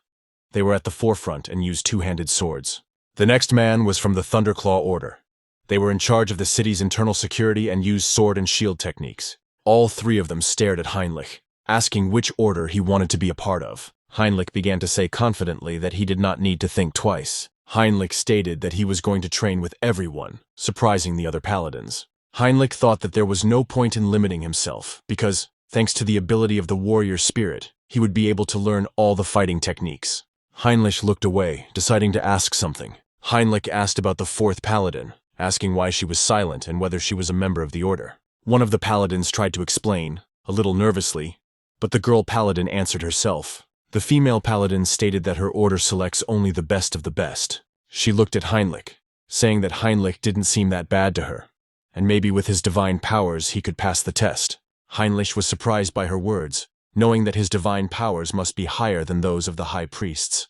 The paladin girl told Heinrich to follow him while he thought about the criteria for joining this order. The paladin girl began to explain to Heinrich that their order was engaged in protecting the most important part of the great temple, and he inquired about this.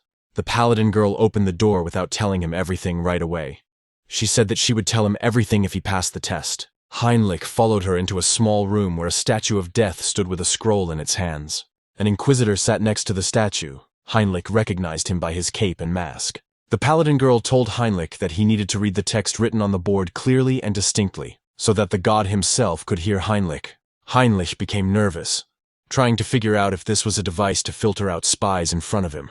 Heinrich feared that his essence might be discovered and asked the female paladin what it was, citing an insult to his faith. The paladin girl ignored his resistance, saying it was a normal procedure. Heinrich gritted his teeth, mentally cursing when the female paladin asked him if there was some reason he couldn't read the text. Heinrich walked closer to the statue and began to read the text directly in front of the inquisitor. The statue's eyes lit up as Heinrich read the oath. A sign was burned into his tongue after reading the words about it. Heinrich covered his mouth with his hand, complaining that it was burning, and the inquisitor announced that he was accepted. When Heinrich followed the paladin girl, he asked her if this was a ban on revealing secrets, and she said it was a blessing. Heinrich was inwardly outraged when she called it a blessing of silence to prevent him from revealing classified information. They approached the other members of the squad, and she told Heinrich that she wanted to explain to him. The paladin girl turned to him, saying that they were the Order of the Radiant Light, and they must guard the dungeon with their lives. The paladin girl told Heinrich that this was the first and last time he would see this place, telling him to remember exactly what they were protecting. The two paladins standing guard over the dungeon raised their swords and inserted them into the holes in the door to open it. Heinrich looked through the opening door, understanding the reason for the concentration of forces in the temple. Heinrich looked ahead, understanding the reason for all the layers of security, prohibitions, blessings, and so on. In the deepest part of the great temple, the last fragment of the immortal king was kept. Heinrich continued to look at the fragment of the immortal king that was hidden in the dungeon of the great temple, not believing that he had found it. Heinrich thought that the great divine order was one of the greatest powers on the continent, and it would be strange if they didn't find it. Heinrich clenched his fist, thinking he wanted to take the shard right now. But he was stopped by the fact that the great temple was guarded by 4 orders, and even Hans would not be able to extract the fragment from the depths of the temple. Heinrich knew he had to think through his plan carefully to make it work. The paladin girl distracted him from his thoughts by saying that Heinrich would not be able to spill the beans because of the mark on his tongue. The paladin girl added, telling Heinrich not to tell anyone about the seal on the tongue, and he agreed. Heinrich promised that only he would know about this, knowing full well that Hans, Heinz, and the others were himself. At the same time, Hans in his hideout was laughing contentedly after learning that the last fragment of the immortal king had been found. But now Hans was busy with his experiment. It was important for him to understand Harley's unstable condition. Hans looked at Harley as he tried to cope with the experiment, wondering what went wrong, since in theory, everything should be perfect. Harley said he felt like something was boiling inside him and continued to cough and grunt in pain. Hans turned to the instruments, thinking that the dragon blood had definitely taken root in Harley's body, and he didn't understand what had gone wrong. Hans tried adjusting the intensity to test his guess. Harley screamed, his body arching as the intensity increased. Hans called out to Harley when he fell silent. He was worried that they had exceeded the super regeneration limit. Hans didn't want to lose either Harley or his research, so he put his hand on the lever. Hans made the decision to inject Harley with the remaining dragon blood, deciding all or nothing. Harley's eyes turned red as he screamed. The cloak fluttered behind Hans as the power of the dragon's blood erupted from Harley's body. When everything stopped, Hans thought the experiment had failed. Hans turned away from the table where Harley lay and asked him for forgiveness. Suddenly, a system window appeared in front of Hans, causing him to be surprised. The system notified him of a unique increase in skills and the number of avatars. Hans didn't understand why this happened, or where the growth came from, when Harley arched over the table behind him.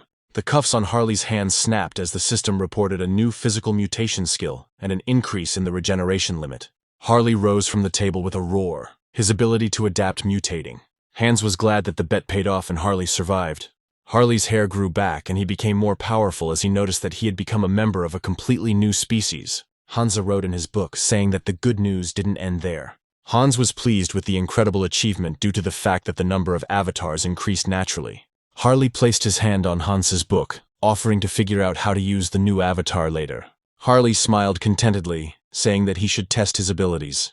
After some time in the forest, Harley stood among the trees, enjoying the feeling of himself. Harley felt his senses become razor sharp as he tried to understand the effects of the mutation. Harley even felt the faint breathing of the beast lurking behind him. A large black panther rushed at him, growling. Harley turned to the panther, trying to figure out where he had seen it as it flew towards him. Harley remembered that it was the same species he had met when he first traveled to another world, and said that he was glad to see it again. Harley easily caught the panther by the throat. Harley apologized, saying that his skills had changed since then, and easily knocked the panther aside with one hand. Harley rushed after the panther, wanting to finish it off. Harley killed the panther with his bare hands and tore it apart. Harley reached for the magical stone inside the panther, knowing what he would need to use his mutation trait effectively. Harley looked at the magic stone in the sun, happy that he had found it. Harley threw the rock into his mouth, deciding to get started. Harley chewed through the stone, and the system announced that he had gained enlightenment. Harley raised his hands up, intending to strengthen the effect with physical mutation. Harley looked at himself, thinking that his strong build gave him a definite advantage in a fight. Harley saw through the system window that he had acquired a new skill, Gluttonous Feast, which allowed him to easily and quickly digest any food. Harley noticed that he became very hungry when using the physical mutation and reached for the panther's carcass. Harley tore a piece of meat from the panther and licked his lips. Harley took a bite of the raw meat, amazed that it tasted sweet and the blood felt refreshing. Harley felt like he couldn't help but laugh, and he knew people would think he was crazy. Harley thought about how wild he was acting and remembered something. Harley remembered that there was a union of barbarian tribes in the southern part of the continent, and decided that it was time for a class change. After some time, he found himself in a port town, a county of the kingdom of Tulek, Tara. The streets were full of people who were amazed at what they saw. Everyone looked at Harley, trying to figure out what brought the southern barbarian to the eastern town. Harley walked into the room and approached the shocked man, who greeted him with a stumbling sound. Harley was dressed in animal skins and had a weapon slung over his back, enjoying his appearance and coolness. Harley had a goal to become a hero who could influence the continent. He needed to leave the most lasting impression possible. The man in front of him was shaking with fear, but politely asked what brought Harley to him. Harley slammed the table enthusiastically, replying that he had come here to deal with the monsters in the northern mountains, causing the man to jump up in his seat. The man said he would take him to the ship immediately, and Harley thanked him. In the great temple, on the territory of which it was raining, the spear fell to the floor of the training ground. Heinrich defeated his opponent in a spear fight and was called a stubborn bastard. Heinrich was congratulated on mastering all the techniques of the order, while Heinrich received a new skill, complex weapon mastery. Heinrich was pleased with the result when he walked out.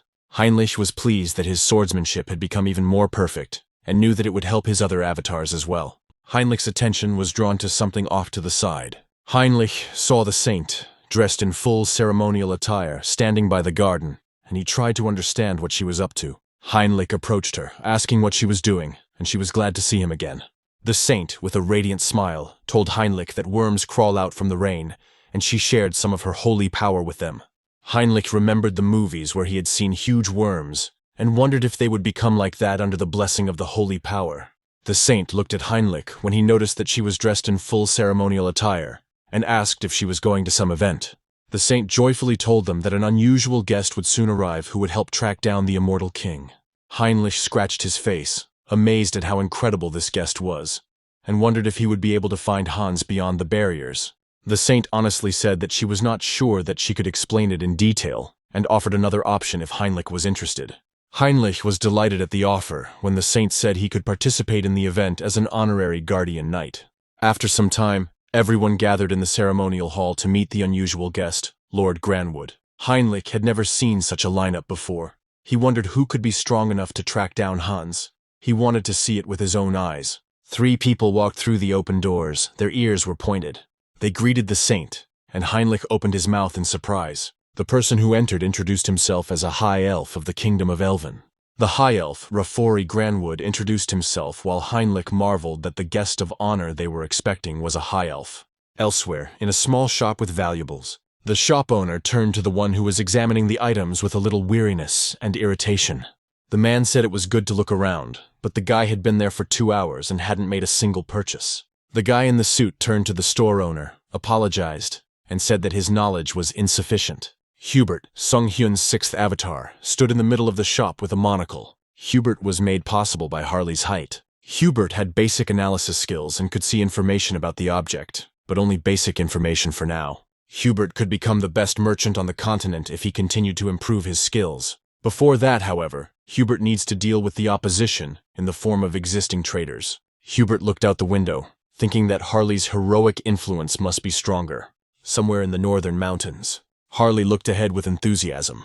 He recognized the one he was looking for. Harley looked at the huge grizzly that was considered the biggest problem in these mountains. Grizzly charged at Harley as soon as he noticed his presence. Harley swung his axe at him, eager to get into the fight. The grizzly, who was almost 3 times Harley's size, swung his clawed paws while Harley wielded an axe. Harley struck the grizzly in different places. Harley was about to jump to get to the grizzly. Harley swung his axe at the grizzly's head from above when he jumped high enough. Harley confidently swung his axe at his skull. Harley was surprised when his weapon broke on the grizzly's tough skull. Harley looked at the piece of weapon that remained in his hands and cursed as the grizzly's paw flew towards him. Harley was thrown into the trees by the grizzly's blow. Harley sat in the snow and rubbed his head, lamenting that the axe had not worked. Grizzly charged at Harley, wanting to finish him off while he was thinking about what to use next. Harley used a mutation. His arm became covered in scales. Harley punched the grizzly in the jaw with his dragon-scaled fists. The bear flew back. Harley realized that he would be more comfortable fighting with his hands than with weapons. Harley looked at his hand, which could instill fear in anyone, and realized that with such external data, he would not be celebrated as a hero. Harley clenched his mutated fist, wondering if he could harness the monster's life force without transforming his body. Harley decided to try to apply the same power without transforming on his second arm. Harley closed his eyes and tried to focus on drawing power into his hand, rather than transforming. The system notified that Harley had fulfilled the condition and achieved enlightenment when he was able to concentrate the power. Harley felt like he had succeeded, and the system notified him that he had a new skill, Bio-Aura. Harley thought that this skill was more like a human one and turned around. Harley was surprised to see a huge silhouette behind him. Harley cursed at the northern mountains, where he had first encountered a grizzly. And now there was an ogre standing in front of him, wanting to crush him with his foot. Harley swung his fist, wanting to try out his new skills on the huge ogre. The ogre stepped on the spot where Harley had been standing, intending to crush him. The ogre laughed, thinking he had easily defeated Harley. But he stopped laughing when he heard a voice calling out to him from under his feet. Harley held his leg up, asking him if he thought it was funny. Harley lifted his leg, saying he was going to show him what was really funny. Harley looked like a madman, drunk with battle, promising to show him a good one. Harley kicked the ogre's leg up, causing him to lose his balance and fall off his feet. Harley lunged at him, swinging his weapon. The ogre raised his hand up, trying to defend himself from Harley's attack. Harley easily chopped the ogre into several pieces. Harley turned around to look at the result of his work. Harley raised his hand, holding the axe. Harley was confident that after defeating the ogre, he would become famous as a hero. Harley was distracted from the joy of victory by the smell of a new scent. His senses were heightened. Harley walked towards the place where he smelled the smell, trying to figure out why it made him nostalgic and disgusted, comparing it to his belly button. Harley stopped when he saw the source of the smell. There was a cave in the mountain that emanated an aura of dark magic, and Harley remembered the Oath of Defiance. Harley didn't know what they were doing in such a remote place, but he wanted to find out what they were up to. Harley, with evil determination, declared that he would pull out all the rotten shoots. Harley rushed forward into the cave, determined to act immediately. At the same time, Lord Granwood drank tea, noting its excellent taste. Lord Granwood thanked the saint for the warm welcome. The saint shared her joy that he liked everything and said that the church appreciated his presence. Heinrich stood behind the saint, thinking about the church's new allies, the High Elves. Heinrich knew that the elves lived in the kingdom of Elven on the continent of Enamel, and there they worshipped the world tree. The elves and the church prayed to different gods. But despite their different faiths, They recognized each other and constantly make exchanges, because faith and recognition are different issues. Heinrich looked at the elves, thinking that since he had come here, they would use the power of the World Tree to find Hans. Heinrich looked at him with undisguised interest, surprised that Lord Granwood's pupils resembled stars. Heinrich was brought back to reality from his thoughts, realizing that he had been staring too long when Lord Granwood called his attention to his eyes. Heinrich immediately asked for forgiveness, saying that he himself did not notice how he was distracted by his gaze, and the saint lowered her head in embarrassment. Lord Granwood said that there was nothing wrong with that, and pointed to his eyes, saying that it was an important topic, as it was the hallmark of a high elf. Lord Granwood said that elves with such eyes serve as a link between the World Tree and the people. Few are born with them. Lord Granwood continued, saying that there were only 2 or 3 such elves in a generation, and most of the current priests had grown old, desperately waiting for a new one. The saint asked if Lord Granwood's request was related to help in this situation. Lord Granwood confirmed, saying that a revelation had recently been received about a new special child, but he had been sold into slavery to a dark sorcerer. The saint sympathized with their situation and asked for leads when Lord Granwood said that they wanted to ask them for help. Lord Granwood folded his hands under his head, saying that they had tracked the kidnappers somewhere in the northern mountains, a dangerous and distant place. At the same time, Harley found himself inside the cave where the Oath of Disobedience was hidden. While Lord Granwood was in the Great Temple, Harley was looking around him in the cave. Harley heard the words that Heinrich heard. He saw an elf in the cave who matched the description. An elf girl with green hair and orange eyes sat on the cave floor in chains, just as Lord Granwood had said. Heinrich stood behind the saint and listened to Lord Granwood's words, thinking that this simply could not be. Harley, who had descended into the cave, turned to the elf girl, asking her name. The elf hesitantly stated her name. The elf looked at Harley with wide eyes, saying that her name was Cecily. The cave shook with screams and one-sided fighting as Harley ran through it with Cecily on his back. Dark mages scattered in the places he passed. The dark mages tried to stop Harley and keep him from reaching the warehouse. The dark magician didn't understand how to stop Harley, who ran forward like a madman. Cecily sat on his back, screaming in fear as Harley encountered the dark mages. Cecily felt dizzy when they reached the warehouse they had talked about. Harley didn't notice how sick Cecily was when he told her to come to her senses and tell him what they needed to take with them before they escaped. Cecily pointed to the shelf where the branch of the World Tree lay, and Harley was surprised. Harley handed her a branch of the World Tree and told Cecily to hold on tight because things were going to get tougher now. Harley was about to move on when Cecily hesitantly hinted at a request. Cecily asked Harley to slow down as he rushed forward without hearing her. Cecily screamed, clutching the World Tree branch to her as Harley ran forward. At the same time, Heinrich hesitantly intervened in the conversation between the saint and Lord Granwood, saying that he had a proposal. Lord Granwood asked what the proposal was, and Heinrich said it concerned Cecily. Lord Granwood's hand, which held the cup, froze as he heard Heinrich say that he thought he knew where she was. Lord Granwood asked him again, asking if he might have been blessed to search, but Heinrich said that was not the case. Heinrich said he felt Cecily's presence and was interrupted by the second paladin. The second paladin said that in a critical situation one could not use inaccurate information, but the saint asked him to wait a minute. The saint looked at Heinrich, asking him to explain in more detail that he felt Cecily's presence. At the same time, Harley ran to the place in the cave where the exit was visible and was glad that he found it. The dark mage gave instructions to another dark mage to call something to prevent Harley from leaving with it. The dark magician, who was given the order, began to blow into a small whistle. Harley and Cecily on his back were surprised to feel the vibration. Right in front of them, a huge earthworm emerged from the ground. Harvey concentrated his strength into his arms and legs, deciding that he had no other choice but to break through by force. Harvey yelled at the worm to get out of the way, while Cecily clutched the branch of the World Tree tightly. Harley jumped on the worm's head, causing it to bend towards the ground. The worm twisted and reached out towards Harvey and Cecily with an open mouth full of sharp teeth. Harley saw the sign of Dark Mage's control inside the worm's mouth and cursed, realizing that he was being controlled. Harley poured power into his hands, saying that he was confused about the desert creature being in the northern mountains. Harvey grabbed the worm by its long, sharp teeth, shouting that he would save it like a true hero. Harvey swung the worm, telling it to fly away to its native land. Harvey threw the worm with all his might, sending it flying.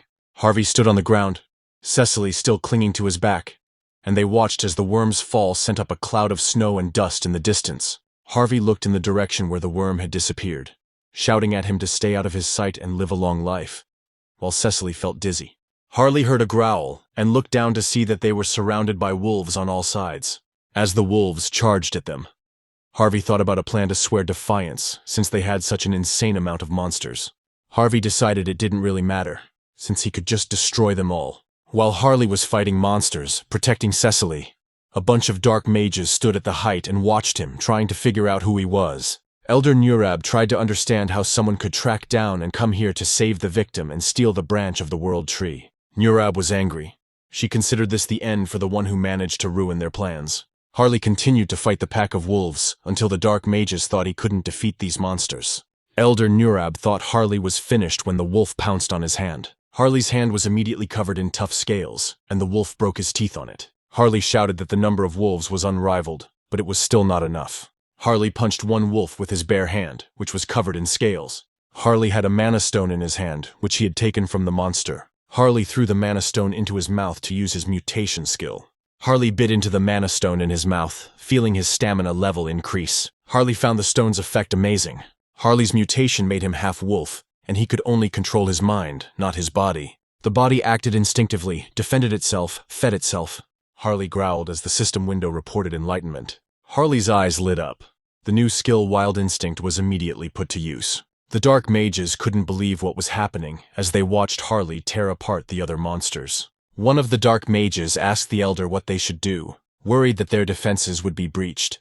Nurab ordered his subordinates to activate all summoning circles, causing them to be surprised. Nurab turned to them, telling them that they had no choice, even though it was a shame to open up to the world so quickly. Nurab ordered the release of the two whose existence was kept secret. Harley, meanwhile, walked towards the trembling wolf, saying that he liked this way of fighting. Harley swung at the wolf, finally offering to end this fight. An arrow flew into Harley's hand as he swung it. Harley looked at his wrist where the arrow had pierced him, trying to figure out what was going on. Harley looked closer and saw that he had been pierced by a crystal arrow. The next moment, the crystal arrow flew out of his hand and returned to its owner. The crystal arrow appeared in the crystal hand. Harley looked at himself reflected in the crystal facets and didn't understand what the hell he was seeing in front of him. In front of Harley stood a man made entirely of gemstone, and Harley felt a great deal of telekinesis from the gemstone. Harley was so engrossed in his gaze that he didn't even notice the second one approaching from the sky. Only Cecily, sitting on his back, saw the threat. Cecily screamed to Harley that there was someone above them before a flying monster man crashed into the place where they were standing. The monster, which looked like a demon and a man, told Harley that he would not be able to take a single step now. The huge monster called Harley a half-breed and hit him, and Harley was surprised that there were devils in this world. Harley was sure that he, with his animal strength, could not be defeated.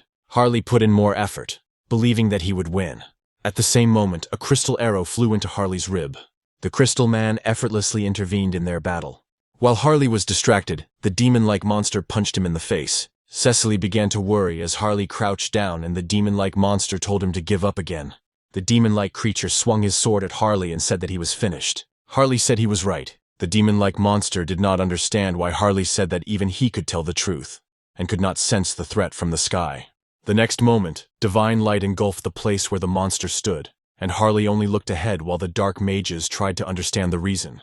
Harley chuckled, telling Heinrich that he had arrived on time. Heinrich stood and looked at his opponent, holding the sword on his shoulders. Some time ago, in the Great Temple, the second paladin asked the saint if she was truly willing to rely on an imprecise feeling.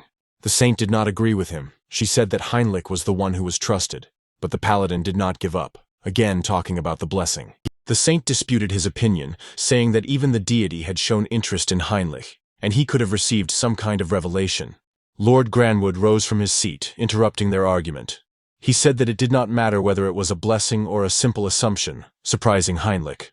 Lord Granwood was willing to do anything if it would lead to the child, and asked Heinrich to guide him. At the present time, a loud sound from a collision thundered in the forest.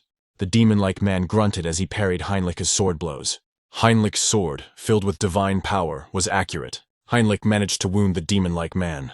The demon-like one was surprised at how strong Heinrich was, both in weapon embedding and in divine power. The demon-like one had time to think that this was not normal at all when his wing fell apart. His side was injured, which surprised the Crystal Man. Harley asked what the Crystal Man was looking at when he attacked him with his fists. The Crystal Man blocked the blow with his hands, but it was very strong. The Crystal Man aimed several arrows at Harley, and one of them hit him in the eye. Harley didn't stop attacking him despite the wounds that hit the crystal. Harley, who lost his eye due to an arrow attack, declared that he would take the crystal's eye in exchange. Harley looked like a madman with an arrow in place of his eye when he said that the crystal's eye would be taken as payment. Crystal felt Harley's hand squeeze his head, and it began to crunch under the pressure. Harley finally smashed the crystal's head into many pieces, finishing him off. Harley, who had arrows sticking out of him, stood over the crystal's body and exhaled. Harley cursed as he pulled the arrow out of his eye. Harley took the crystal eye in his hand, saying that he would replace his own with it. The system window announced that a new body part had been transplanted when Harley inserted a crystal eye. A new system notification has announced that Harley has a new skill related to her diamond eye, pyrokinesis. Harley laughed, glad that he could now attack from a distance, now that the eye had taken root in him, differing from his own, only in color. The dark magicians, watching everything from above, were surprised that even these two were killed. Panic grew among the dark mages because of the holy night, but Elder Nurab told them not to rush. Nurab ordered all the remaining monsters to be released, not noticing how everyone fell silent and turned back. One of her subordinates called her. At that very moment, a spiked mace flew at his head. The order of paladins rode towards them on horses, shouting that they would smash the skulls of the heretic bastards. The dark mage asked Nurab what they should do and whether they should prepare for teleportation, not noticing how Nurab began to cast a spell. Nurab took his hand, saying that they would not return now, which surprised the dark magician's subordinate. Nurab sacrificed the souls of his subordinates to replenish his strength. Nurab began the summoning of the archdevil, which required so much strength from him. Magic circles appeared above her head as she asked the embodiment of greed to descend upon them. A clawed red paw appeared from the magic circle. Nurab asked to turn everyone into ashes of the archdevil, who was already halfway out of the magic circle. Nurab saw a bright light that caught her attention. The divine power that struck Nurab was directed at the archdevil, who had not yet managed to be fully summoned. Nurab watched as a spear of divine power pierced the archdevil's heart. The archdevil dissolved into thin air, and Archbishop Ladius went to Nurab and asked her forgiveness. Archbishop Ladius used scripture when he asked for forgiveness, because the only one who would burn today would be Nurab herself. Nurab recoiled, seeing a bright light under her feet. Heinrich and Harvey looked up at the heights where the scream had come. When Heinrich had said that everyone was finished here, Harvey turned to the trees and called out to Cecily, calling her baby. He told her it was okay to come out. A shaking Cecily ran out to Harvey, complaining that she was scared, stuffy, and cramped. But Harvey just laughed, noting that she was fine. Heinrich watched as Harvey stroked Cecily's head, glad she was okay. He was interrupted by a voice calling to him from the side, and Heinrich turned around. Sir Tuscan and Lord Granwood came up to him, and Sir Tuscan remarked that they had only arrived in time thanks to Heinrich. Sir Tuscan put his hand on Heinrich's shoulder, saying that he was absolutely right, and asked how he knew, but he said it was by accident. Lord Granwood saw Cecily and called her, surprising Harley. Lord Granwood dropped to one knee in front of Cecily and introduced himself, telling her where he was from. Harley looked at him, staring into the high elf's star-shaped pupils. Harley laughed loudly and expressed his joy that Cecily had met her family, slightly startling Lord Granwood with his loudness. Lord Granwood thanked Harley for his help and asked how he could repay him, but Harley laughed again, saying that he had not expected a reward. Lord Granwood insisted on gratitude, saying that Harley was a wonderful man, and Harley patted him on the shoulder in agreement. Cecily motioned for Harley to sit down while Lord Granwood held her shoulders with a pained expression on his face. Harley sat down and Cecily gave him a kiss on the forehead. A sign of nature's blessing appeared on Harley's forehead, and he was surprised to feel the presence of the world tree. Lord Granwood explained that this blessing could only be bestowed by high elves. It was limited in quantity, and Cecily promised to renew it later. Lord Granwood asked Harley to stretch out his hand and began to remove his bracelet. Lord Granwood placed his bracelet on Harley, saying that it was their promise sign, and they would help when Harley needed help. Harley was delighted, saying he would gladly accept it, but asked not to overdo it. Sir Tuscan watched as Cecily handed the World Tree branch to Harley, and noticed that he had impressive physical abilities. Sir Tuscan said he was the same as Heinrich and asked if they knew each other. But Heinrich said it was their first meeting, adding that they could get along. Sir Tuscan said that Heinrich's intuition could be trusted, adding that the order should also issue a thank you, which pleased him. Heinrich was thinking that if Harley supported Hubert, he would become an unrivaled merchant when Lord Granwood approached them. Lord Granwood thanked Sir Tuscan for his quick solution to the problem and said that now was his time to help. Sir Tuscan said they had only one request, and asked Lord Granwood to find the immortal king. Heinrich listened to them carefully, realizing that contact with the high elves was for this. The high elves drew energy from the world tree, which was connected to all the others, and could sense the energy of any place where there were trees. Lord Granwood said he would need help, and Sir Tuscan asked him again. Sir Tuscan listened to the request that Lord Granwood needed to know something about the Immortal King's energy, and invited him to follow him. They all teleported together to the Great Temple, and Heinrich didn't think he would visit this place again so soon. Heinrich followed the Inquisitor along with everyone else, surprised at how powerful the sacred barrier was that was installed there. Heinrich noticed that they were being deliberately led down a confusing path because they were with strangers. While Heinrich thought that Hans would need time to overcome such a barrier, the Inquisitor informed them that they had arrived. Heinrich continued to think that even if he succeeded in entering, all the paladins and high priests would gather inside. The door guarded by 2 knights opened while Heinrich was considering his options. Heinrich clenched his fist, thinking that he would not be able to escape pursuit. Lord Granwood walked inside, surprised that the fragment of the Immortal King was kept there, and said that he would start tracking it. Heinrich watched as Lord Granwood began tracking Hans, his hands folded in a prayerful gesture. Heinrich thought about the entire elite force being mobilized against Hans, and as he imagined this picture, he realized something. Heinrich smiled, having found a way out of this situation. Heinrich already imagined how he would receive the last fragment of the Immortal King on this day. At the same time, in another place, the dark sorcerers were discussing that the time had come. They gathered in the Oath of Defiance meeting room. The representative of the Empire answered the roll call. The representative of the East raised his voice, indicating his presence. When it was Nuraba's turn, everyone reported that he was dead. The dark sorcerer reported that no one understands how the Order and the elves managed to track down Nurab. Someone asked if they were becoming too careless, since they first killed Malcolm, who was cultivating the fragment, and now Nuraba. Another noted that the revival of the Order should mark the birth of a new Immortal King, but he was stopped. Someone suggested the option of using the new Immortal King for their own interests. Another asked if he was proposing to team up with the fake that had managed to corner them. The third one remarked with a satisfied grin that this was an interesting proposal. Hans thought about how Saint managed to track him, no matter how many barriers he put up. Hans held the fragment, thinking that the Saint was feeling him. Hans opened his subspace, deciding that he needed to hide his Immortal King fragment. Hans directed the fragment into the subspace he had created. The fragment flew out from the other side of the portal, and Hans realized that it was a failure. Hans remembered that after awakening, he was able to return to Earth with the fragment. Hans opened his ribs, thinking about creating a subspace inside his body to transfer the fragment. Hans pulled the fragment towards the subspace in his body, intending to become one with it. Hans knew everything had been successful when the fragment remained in the subspace he had created. Now Hans could use the power of the fragment and hide any traces of his energy from everyone. Hans was happy with his success, having solved his biggest headache. Hans looked around him, examining the medical equipment for experiments, and thought that he needed to erase all traces of the crime scene. Hans decided to burn everything to the ground and snapped his fingers. Hans headed out of the burning shelter, deciding that everything was now ready. Hans used magic to remove all the barriers. Hans walked forward on the ground, wanting to spread his scent throughout the place. Hans screamed into the sky, releasing his dark magic, that he was here and the Order had to come and find him, and he would take the last fragment for himself. As Hans spread his magic, the trees around him began to glow, sensing the presence of the Immortal King. A mark appeared on the tree when Lord Granwood felt he had found Hans. Lord Granwood opened one eye and reported that he had found the right place in the monster forest in the west of the continent.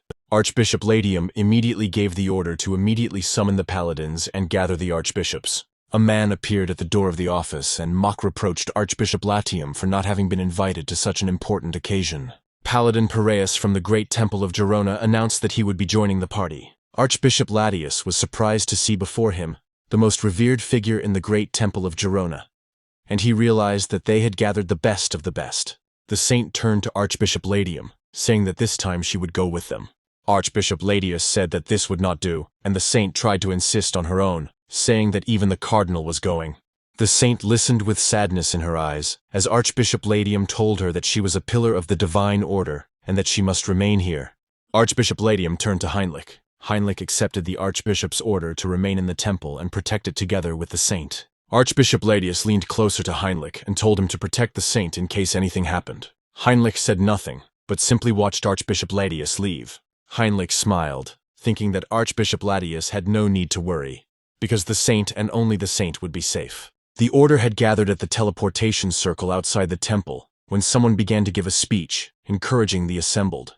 Archbishop Latius promised that soon this nightmare would become just a dream, because a deity was watching over them. The order raised its arms, calling for advancement for salvation and peace. Heinrich stood next to the saint, watching the procession, and asked her not to worry so much. Heinrich expressed his confidence that everyone would return without problems, and the saint asked if he had been given a revelation. Heinrich simply replied with a smile that for some reason he felt that it would be so. After some time, Hans, wearing a hood, was moving around the temple grounds. Hans moved towards the temple gates, having prepared a large supply of dark mana. Although Hans could not see the holy barriers, he felt them. Hans was about to use dark magic, deciding that there was no point in slipping through the gates since the barriers would remain in place. Hans raised his hand up, intending to get rid of the barriers and buy himself some time. Hans directed the magic into the sky, and it exploded in several places, resembling fireworks. The knights guarding the great temple looked up at the sky, trying to figure out what it was. One of the knights looked down and called out to everyone when he saw the hordes of undead below. The knight shouted that they were under attack and asked for everyone to be summoned, watching as a crowd of undead walked towards the walls of the great temple. At the same time, deep in the forest of monsters, Hans's presence was detected. The knights searched the area while Sir Tuscan, Archbishop Latium, and Lord Granwood stood at the entrance to the cave. Sir Tuscan reported that there was nothing left at the place Lord Granwood had pointed out, and he did not believe that such a thing was possible. Lord Granwood replied that the World Tree would have told him if Hans had moved. Archbishop Latius froze, wondering if Hans might have realized he was being watched and cast some kind of spell. Archbishop Latius rushed back, calling on everyone to return immediately to the great temple, because they had fallen for Hans's deception. At the same time, near the main gate of the temple, the ground with the undead on it was burning. Hans moved through the dungeon, rejoicing at the long-awaited meeting. Hans looked at the last fragment of the immortal king, trapped in the center of the dungeon. Hans opened his ribs to retrieve his shard from subspace. Hans said that it was time for the immortal king to be resurrected, as he began to connect the fragments. A bell rang on the temple grounds, alerting the knights to the general assembly. The knights ran across the temple grounds, trying to quickly fight off the undead. Heinrich watched as the knights ran in front of him, thinking that they were in a lot of trouble, and mentally wished them luck. Heinrich stood near the garden where he had been posted to guard. Heinrich thought he could just wait in this place and then hide unnoticed. The knights continued to move, urging each other to hurry. Heinrich became a little nervous, realizing that there were more knights than he expected, and some of them he had not even seen. Heinrich decided that it didn't matter since they still didn't know Hans was inside, due to the undead distracting them without noticing the Inquisitor. The Inquisitor displayed his projection, attracting the knights' attention. He informed them that the undead outside were just a trap. The Inquisitor reported that the heir of the immortal king was already close to his goal. The Inquisitor called for everyone to head to the sealing chamber while Heinrich mentally scolded him. Heinrich turned towards the fleeing knights to intervene without ruining anything. They ran to the dungeon, not believing their eyes. The saint who was walking with them wondered how an intruder could reach the sealing chamber, and the paladin replied that there was no sign of an intruder. Sviata began to worry, asking if Hans had teleported, but the paladin could not answer this question for sure. The saint was nervous and blamed herself for the fact that the immortal king was so close, and they didn't notice anything. The saint's panic grew as the immortal king came back to life, but her thoughts were interrupted by someone else's apology for being late. They turned to Heinrich, who was complaining about the congested road. Heinrich said he would take over the leadership. The saint was delighted by the appearance of Heinrich and asked him to give her his strength. Hans meanwhile walked on, surprised that the Inquisitors were able to destroy a huge army of undead. Hans looked at the dead Inquisitor, realizing that he was tougher than he expected. Malcolm lay nearby, transformed into an undead, and Hans noted that he must have been a tough opponent. Hans sent Malcolm into subspace and told him to rest in peace, thanking him for fighting for so long. Hans walked up to the fragment, saying that he had finally managed to get there. Hans released his fragment from his chest. The last fragment of the immortal king resonated with his fragment. Hans began to absorb the last fragment of the immortal king. Hans didn't understand why he felt a sense of incompleteness, and didn't feel his strength increase. Hans wondered if it took time for the fusion to be complete. Hans's thoughts were interrupted by a sound from behind him. He turned around. Two paladins rushed at Hans, calling him an intruder. Hans put out his hand to use magic against them. Dark magic threw the paladins aside. The paladins flew back to where Heinrich, the saint, and another man stood. This man immediately began healing the paladins with divine power. The paladin groaned as the divine power cleansed the dark force from his wounds. Heinrich rushed forward, saying that he could not remain idle. But the saint grabbed his hand, asking him to wait. The saint asked him to wait so that they could analyze the power of the immortal king. Heinrich agreed with her, mentally panicking that his plan to stall for time with a show battle would be delayed. The paladins continued to attack, not listening to Hans when he told them to surrender due to the immutability of the fact that the fragment was now his. Hans considered whether he should destroy the paladins with his power, but stopped himself, telling himself that he couldn't take innocent lives. 2 spears filled with divine power flew towards Hans.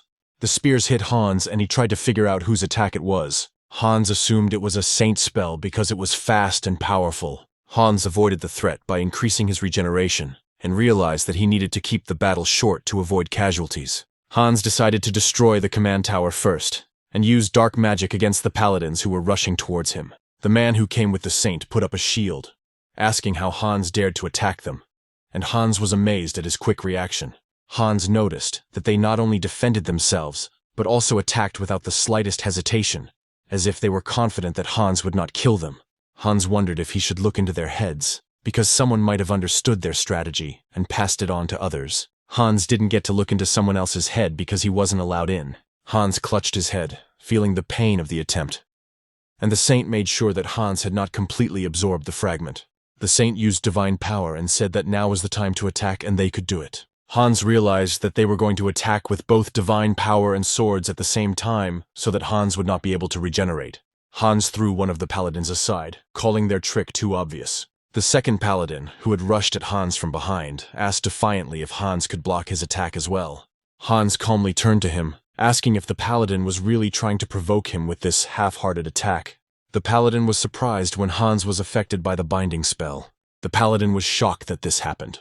Paladin asked how Hans could read his every move and expected to be able to block any psychic intrusion. Heinrich mentally apologized to him, remembering how he heard the plan in his head, and Hans heard the same thing. The paladin clicked his tongue, deciding on a different plan, and Hans just laughed. Hans said it was too late, and the fragment of the immortal king was already in him. Hans felt that the fragments had already completely merged. Hans laughed evilly, and an aura of dark magic spread around him. The saint immediately recognized the full power of the immortal king. The saint became frightened, realizing that it was already too late. Hans, wrapped in a terrifying aura, was reborn as an immortal king. Hans, his eyes glowing with excess power, addressed the order, calling them dogs, and noticed that they were shaking with fear. A system notification alerted Hans that he had experienced death and transcended it. Hans became the scourge of the outer dimension, an immortal king. The knights ran to the sealing room to support the saint. The knights froze and stopped at the entrance to the sealing room, staring at the figure in front of them. Hans's appearance changed. The knights tried to understand whether it was really the immortal king in front of them. Hans hovered above the floor, his robes fluttering around him, and the knights looked at the powerless paladins and the saint. One of the paladins rushed forward, shouting that the power of the immortal king was suppressed by the sacred space. Sir Peony said that they would put their lives on the line to stop the demon. The knights rushed forward towards Hans, ready to sacrifice their lives. Hans just asked if they really thought they could stop her. Hans will now be invincible because he has a new skill, Immortal Heart. Hans looked at the knights who rushed at him, and promised to show them the true power of the immortal king. Hans covered his eyes with his hand for a moment. Hans used the skill Eye of Darkness, affecting the knights with a terrifying aura. The knights froze as Hans began to influence them with fear. Hans took control of the low-ranking demons, and the knights felt that there were small worms under the armor. Sir Peony shouted at the knights not to look Hans in the eye under any circumstances, because he was using the Eye of Darkness. Hans began to cast a new spell using his newfound power. Hans ordered his legion to rise, and the bones and skulls began to gather together. One of the paladins noticed that bones and skulls were gathering around Hans. He shouted, warning everyone to be careful. Hans had assembled a huge corpse golem behind his back, and the knights looked at him in shock.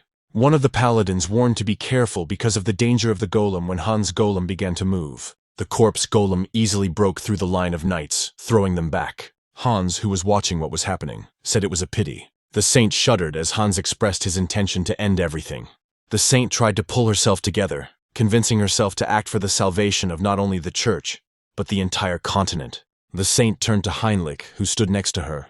The saint took off her cross, saying that she would entrust it to Heinrich. The saint asked Heinrich to retreat and become stronger as she handed the cross into his hands. The saint asked Heinrich to stop the immortal king with his head down. The saint turned to the knights, telling them that they must all try to clear a path for Heinrich to retreat, even at the cost of their lives. The saint asked the knights to help Heinrich escape safely. The knights obeyed the saint's command and rushed to attack Hans and his golem, who thought they were just buzzing flies. Hans gathered dark mana in his hand, saying that he would destroy them with one swing of his hand, when a paladin flew at him from behind. Hans noticed the presence of the paladin behind him. Hans directed his magic at the paladin, telling him that he had made another stupid mistake. The paladin groaned in pain but noticed that their goal had still been achieved. The paladin, whose throat was clenched, said that he was ready to sacrifice himself any number of times if he could save Heinrich, their hope. Hans held him in bonds of magic, saying that he would follow his words. Hans had barely said that he would smash the paladin's skull when a fist flew at him. The fist landed right in Hans's face. Hans was thrown back by the force of Heinrich's blow. Heinrich used his blessed jump. Hans didn't have time to react when Heinrich appeared behind him, preparing to draw his sword. Heinrich struck Hans from behind with his sword. Hans folded his arms, protecting himself from Heinrich's blow. Hans said that Heinrich's sword was too dull to hurt him, and Heinrich was thrown back. Heinrich coughed as he was thrown back, his armor scratched by dark magic. Heinrich felt perfectly well that Hans had only pierced his armor, without touching his skin. The knights watched as Hans struck again at Heinrich. The saint was on the verge of tears. She screamed at Heinrich, asking why he had climbed in if he was their hope for the future and had not run away. Heinrich sat on the floor, breathing heavily, and said he had not joined the church to save his own skin. Heinrich clutched the holy cross, saying that he could not, cowardly hiding behind the backs of his comrades, ready to die for a great cause. The holy cross in Heinrich's hands glowed with a bright light as he expressed his intention to protect the world. Heinrich raised his sword against the immortal king, asking why he thought his sword was dull. Heinrich took the sword in both hands, connecting it with the cross, and said that if his sword broke, he would defeat Hans. The system notified Heinrich that he had fulfilled the conditions and received the Sword of Light, and he looked in surprise at the glowing sword, the third blessing.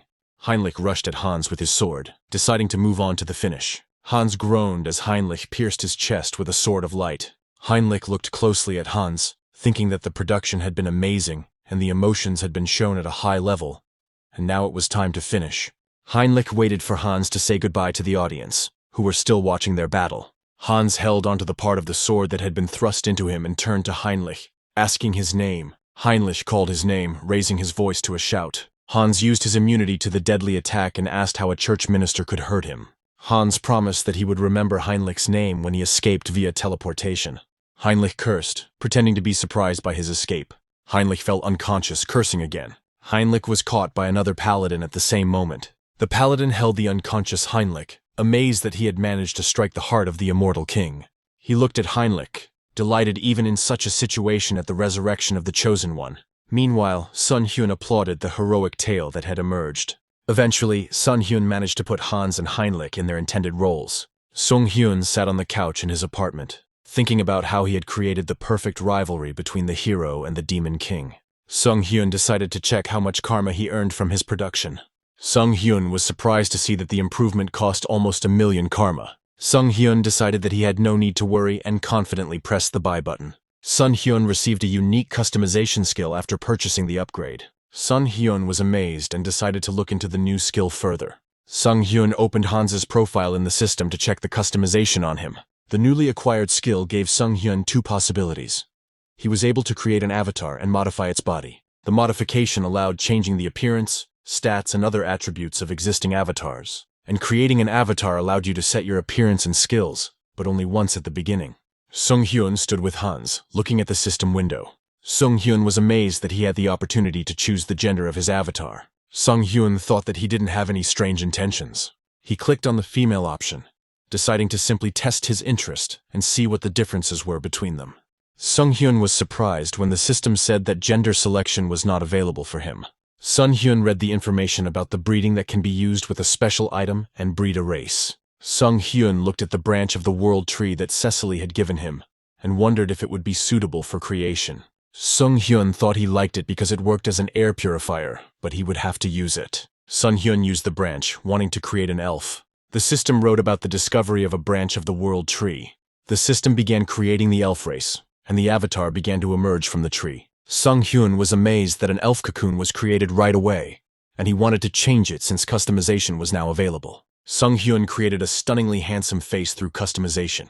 Seonghyeon lengthened his arms and legs, An idea came to Seonghyun's mind when he remembered that elves were usually spiritual mages. Seonghyun cranked up the elf's closeness to nature stat to the maximum, and he gave the elf the name Harris. He had pancake blonde hair. Seonghyun was delighted when he looked at the finished elf, finding his body perfect and his face cute. Harris said to Seonghyun with a dissatisfied face that it was extremely unpleasant here.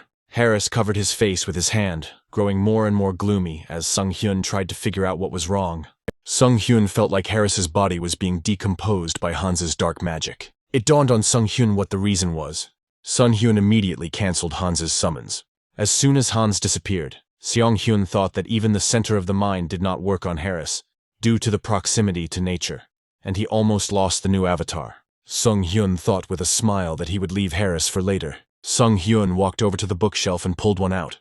Seonghyun wondered if he should write the legend of the mercenary king this time. Seonghyun looked at the book about Conan the Barbarian with interest. Harley looked at the wolf ears on his head with a satisfied sigh. Harley said he liked it a lot as he tried on the wolf skin, and the salesgirl laughed, saying it was good. Harley said goodbye and left the store. Harley walked contentedly through the city of artisans, Tara, mentally thanking Hubert for finding a good item. Harley remembered that Hubert had been having problems with some guys lately, and was wondering if he should go and teach them a lesson. Harley overheard others discussing the shabby clothing and tattoos of Southerners, who were often considered savages. The guy looked at Harley and said that he was embarrassing all the Southerners. Harley turned and addressed the guy, who looked nervous at the address. Harley leaned over to them, asking who dared to disgrace the Southerners, and they responded in shock that it was him. The other guy, the long-haired one, told Harley to stand still so he could hit him. The long-haired guy broke a stick on Harley, which surprised him. The long-haired man started to curse, and Harley thought, looking at them. Harley looked at the boys, wondering if they really were Southern warriors. The three boys looked back at him. Harley smiled, imagining what could have happened if they had hung out together. In his dreams, Harley imagined himself as a true Southern warrior, surrounded by close, loyal comrades. His dreams were shattered when a short-haired guy told him to dress normally and to wear something like that only on national holidays. Harley was surprised to learn that people didn't wear things like that anymore, which made him even more irritated. Shorthair said he couldn't hear him anymore and called Harley an idiot. Shorthair challenged Harley to a traditional Southern duel. Harley had heard something about a Southern duel fought with bare hands, and agreed only if they met his conditions. Harley pointed at all three of them, saying that they should all fight together, which surprised them. The boys were angry at his statement, believing that it was an insult to their honor. Harley ignored this, saying that only 2 people should attack him. Harley prepared for a fight, declaring that the third would drag the 2 home when they were dead. Harley shouted that he was attacking and rushed towards the surprised guys. Loud screams were heard from that street. The guy in the bandana called it crazy when 2 guys were knocked out. The guy in the bandana was shocked and did not believe that Harley was a Southerner, because he did not have a single warrior mark. Harley scratched his head, wondering what to come up with, since he didn't know they existed. Harley walked up to the guy in the bandana and said that he was definitely a Southern warrior, but there was a reason why he didn't have a mark, surprising him. Harley began to tell a fictitious story that happened 20 years ago. The Harvey tribe allegedly held a duel to choose the next chief. Harley's father and another warrior of the tribe took part in this duel. Harvey's father, the tribe's strongest warrior, won the duel with honor. The old chief of the tribe congratulated him on his victory and said that he would fulfill his wish according to the old tradition. Harley's father said that he had made his decision at the beginning of the fight. Harley's father declared that he would not marry the chieftain's daughter, leaving her surprised. The chieftain's daughter began to argue with Harley's father, asking how he could make such an absurd wish. Harley's father said he had good reason for his desire. Harley's father told the chieftain's daughter that they were blood relatives, surprising her. The chieftain's daughter turned to her father, asking how the warrior could talk such nonsense. The old chieftain asked his daughter for forgiveness, with his head bowed in shame, and said that it was true. The chief's daughter was shocked when the chief admitted that she was not his real daughter. The chieftain called on warriors to kill Harley's father. Harley's father turned to his true love, telling her to run while he bought time. Harley revealed that his mother was already pregnant with him, so she couldn't fight on his father's side. Harley's father died heroically to protect his mother and Harley himself, and Harley's mother barely escaped and was able to hide in a cave nearby, where she was able to raise him somehow. Harley ended the fictitious story by saying that his mother died from an illness. Harley looked back at the boys after finishing explaining why he didn't have a mark, and noticed that they were shaking. The boys burst into tears from Harley's heartbreaking story. The boys began to hug Harley, saying that he was a true Southern warrior, and asking for forgiveness. The The boys were moved to tears, feeling sorry for Harley because of his tragic past. Harley chuckled to himself, thinking about his cool acting skills. After some time, the guys gathered in a tavern, drinking to Harley's new brother. The guys asked what brought Harley to this place, even though it was far from the south. And Harley said that he had a story about that too. Harley looked into his mug, continuing the story from the moment his fictional mother passed away. Harley said that after his mother's death, all he had left was his body, and he didn't know what to do next. According to Harvey, the only person who paid attention to him was his friend. A young merchant named Hubert asked if Harvey needed any help. Harvey said Hubert had gone out of his way to help him get his life together and called him a benefactor and a true friend. Harley said he came to help with Hubert's problems, heard that he was being threatened by bandits, and his new friends succumbed to the mood. The boys shouted that their brother Harley's enemy was their enemy. Harley was touched to hear the boys say they would do whatever they could to help their brother's brother. Harley hugged his newfound brothers, thanking them. Harley chuckled to himself as he thought about using them to deal with the idiots who were threatening Hubert. After this, Harley decided to take on a creative economy project by importing a ton of pepper from Earth, a valuable and rare spice. And Harley plans to distribute magical tools to Earth, which are in short supply there. Hubert, who will be doing this, will make a good profit to use for future growth. The boys said goodbye to Harley and headed to Hubert's store to guard it. Harley thought about how his comrades were making his life easier, and since they were busy, Seonghyeon could take care of the fate of the elf Harris. Harris approached the gates of the great temple, which were guarded by knights. Harris turned to the knights, asking if he had come to the right place. Harris introduced himself as a seasoned mercenary and friend of Harley, who was a friend of the Holy Order. Harris requested an audience with the High Elf, saying he had come upon hearing that he was there. Harris handed over a letter of recommendation with drawings and awkward handwriting that amused the knights. Harris was pleased that the knights recognized Harley's handwriting and style of writing. The knight asked Harris to follow him, saying that he would lead him straight to the chambers of the elven envoys.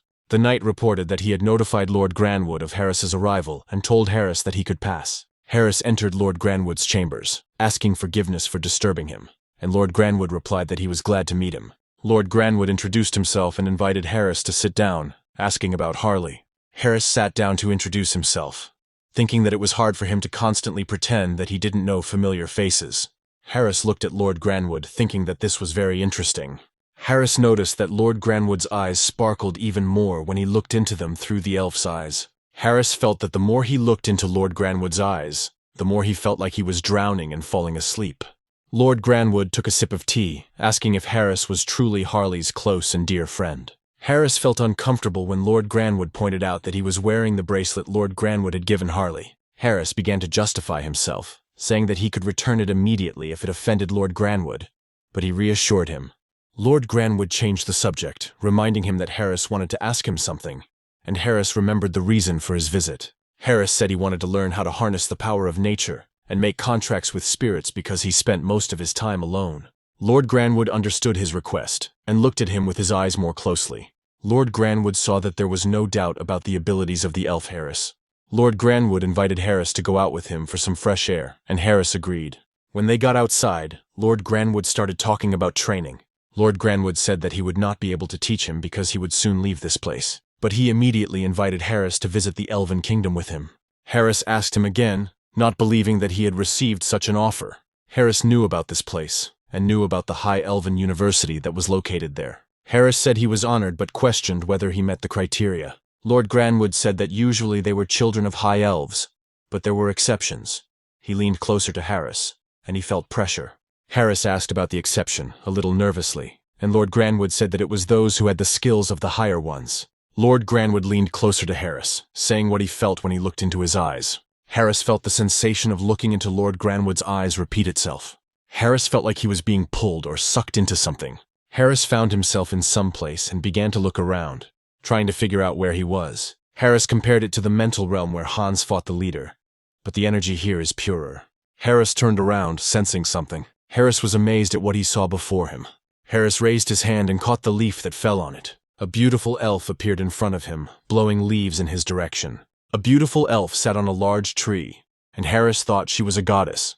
Harris stood right under the tree with the elf, not believing that he was seeing the world tree in front of him. The elf began to descend, walking on air. Harris was amazed that she was approaching him. Harris became nervous as she came so close to him that he asked for a second. Harris felt the elf's hand touch his cheek, still nervous, and not understanding what she wanted from him. The elf didn't take her eyes off Harris as he was lost in his questions. Harris felt nervous and confused, trying to understand why she was doing this. Harris listened as the elf spoke to him in an unfamiliar language. The elf told him to go to the Elven Kingdom in the Elven language. As the elf dissolved and became leaves, Harris reached out his hand to her, asking if she was the World Tree and what she said. Harris shouted for her to wait. Harris pointed his hand toward the sky, saying he had no idea what it all meant. Harris woke up on the street where he had been with Lord Granwood, still asking what it all meant. Harris began to look around, trying to see if it was gone, when Lord Granwood told Harris that he had just sensed the presence of the World Tree. Harris told Lord Granwood that he had seen the elf and asked if it was really the World Tree. Lord Granwood explained that the goddess had decided to meet him in the form most familiar to him. Harris was surprised to hear from Lord Granwood that the World Tree had shown a special interest in him. Harris thought about what was happening. First, the goddess turned her attention to Heinrich, and now the World Tree to Harris. Elsewhere in Hubert's shop, the bandits came to him, reminding him of the previous conversation. The bandits hovered over Hubert, reminding him that they had told him to close up shop and get out. Hubert sipped his tea, sighing mock sighs and apologizing for his rudeness when the bandits asked why he was still hanging around. Hubert said that some wonderful tea had arrived this week and invited the bandits to drink it together. The bandits knocked the cup of tea out of Hubert's hands, saying that Hubert had not understood them at all. The cup broke, and the tea spilled onto the floor as the bandits said that if he did not leave this place today, he would die. Hubert looked at the blade that was held to his throat and asked if the bandits really didn't like tea that much. Hubert shrugged, saying that his friends standing behind him liked the tea. The bandits started screaming that Hubert was talking nonsense when a fist hit him in the jaw. Harley knocked down the bandits' door with one blow. The bandits were surprised, not understanding who they were. Harley and his new brothers rushed at the bandits while they tried to figure out where they came from. The thugs screamed throughout the street as Harley and his friends beat them up. That evening they were sitting drinking in Hubert's store. Harley thanked the brothers for their help to Hubert and said that he would treat them all today. The short-haired guy called their help nonsense and said that Harley definitely needed a mark, which piqued his interest. The short-haired man took off his shirt to show his mark, which Harley had suggested he make. Shorthair showed Harley his mark on his chest, calling it the mark of a true warrior. Harley and Hubert listened as the short-haired man spoke of a shaman from the south who lived nearby and suggested that they go to her. Harley called the short-haired man by his name, Luvan, and put his hand on his shoulder. Harley took him under his arm and ran with him to the exit, shouting that there was no need to stand there and that they should go right now. A shocked Luvan began screaming that he hadn't finished his drink yet when Harley ran into town with him. In another part of town, someone was smashing a counter. The bandits spoke to the grandmother, smashing her counter and reminding her that she had to prepare the money for today. The grandmother complained that the amount was too big, and she could not get that kind of money. The bandit grabbed the grandmother by the lapels and asked if she really didn't get it. The bandit pointed to his chin, which was taped up, and said he was having a shitty day, and that's what she wanted from him. The bandits shouted at the grandmother, telling her to go and look for money by any means necessary. The bandit continued to threaten the grandmother, but stopped mid-sentence, turning his head towards the noise. The bandit's face distorted with shock. Harley ran straight at him and the bandit recognized him, calling him a bastard. Harley crashed into the bandits, knocking them down. Harley immediately turned to the shaman with a disoriented Luvan under his arm and said that he had come to her to make a warrior's mark. The shaman asked what would happen to the bandits who were unconscious on the ground, and Harley said that it was up to them. Granny said it was a mess, but she let Harley in. When they found themselves in the shaman's house, she asked again about the mark, and Harley asked if she could make it. The shaman asked if Harley knew that the mark gave great power in exchange for life energy, and Harley said that Leuven had already explained everything to him. The shamanka noted that she had not seen people with the life force of a monster for a long time, that with his endurance one could put the mark of a military lord. Harley became excited by this proposal, and told the shaman to do it right away, but she said that she couldn't. The shaman explained to the dejected Harley that she did not know how to do this, since the technique had not been mastered hundreds of years ago. Harley pointed at Leuven, placing his hand on his head, and asked if he could make a mark like his. The shaman lit her pipe and said that this would also be a problem, causing Harley to cry out. The shamanka looked at him and said that she had little material and that she had not put marks for a long time. Harley listened to the most important criterion for receiving the warrior's mark, which was a heroic deed. The shamanka smiled, thinking of what Harley could do to get the mark of a great warrior. The smoke from her pipe formed the shape of an ogre as she spoke of the northern mountains. The shaman said that Harley needs to destroy the ogre that rules that place. Leuven immediately protested and slammed the table, asking if she knew what kind of monster it was. Lu Van continued, talking about the ogre's incredible size, worrying that Harley wouldn't be able to kill it alone. Harley pulled out a huge ogre skull from a small subspace, asking if this was what they meant, and Lu Van almost fell over in shock. The shaman was surprised to see the ogre's skull and asked if Harley had killed it alone when the skull landed on her table. Harley laughed, saying that it would be a piece of cake for him to kill the ogre alone, making the shaman nervous. The shamanka was a little disappointed when she realized that Harley was an outstanding warrior, not wanting to do it right away, and told him to come back in a few days.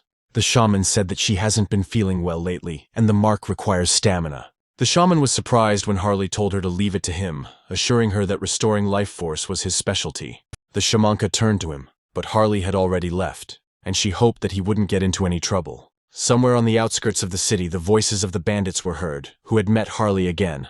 Harley punched one of the bandits. Harley looked at the lying bandit, saying that they meet very often. The bandit held his nose, asking Harley who he was and who sent him.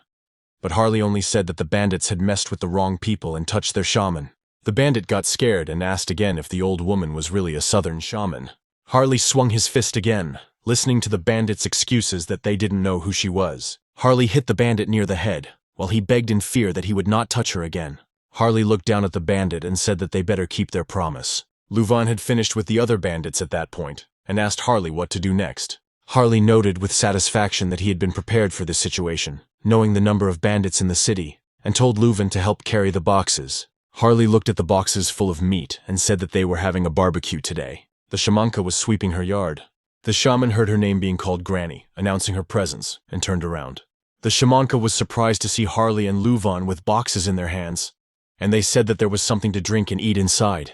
Harley asked if this would be enough to recover and be healthy, calling the shaman a granny. The shamanka remembered how she had been told the same thing a long time ago.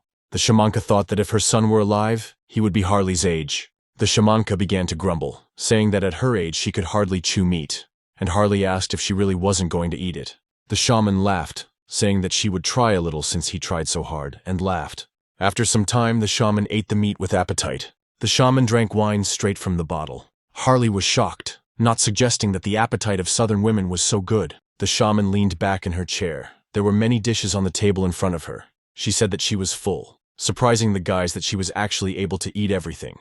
The shamanka wiped away the crumbs with her hand, saying that since the stomachs were full, it was time to make a mark. The shaman heated the needle over the fire, reminding Harley that the process was painful. Harley was lying on the bed. He laughed and said he was ready. Harley told the shaman not to worry because he was used to such procedures. The shaman shut his mouth with a soft toy, surprising Harley. The shamanka swung the needle, saying that her son had bitten this toy when he made the mark. The shamanka was about to stick the needle into Harley, but broke it on his skin. The shamanka cursed the thickness of his skin, and Lu Van asked if there was another way. The shaman took a new needle and began to use her power, telling them not to worry. The shamanka was serious, saying that she would do everything to be paid for the meat. The shamanka set to work with a warlike cry. Harley watched as the needle pierced his chest quickly. The shaman talking about how she would show what she could do as a first-class shaman of ancient times.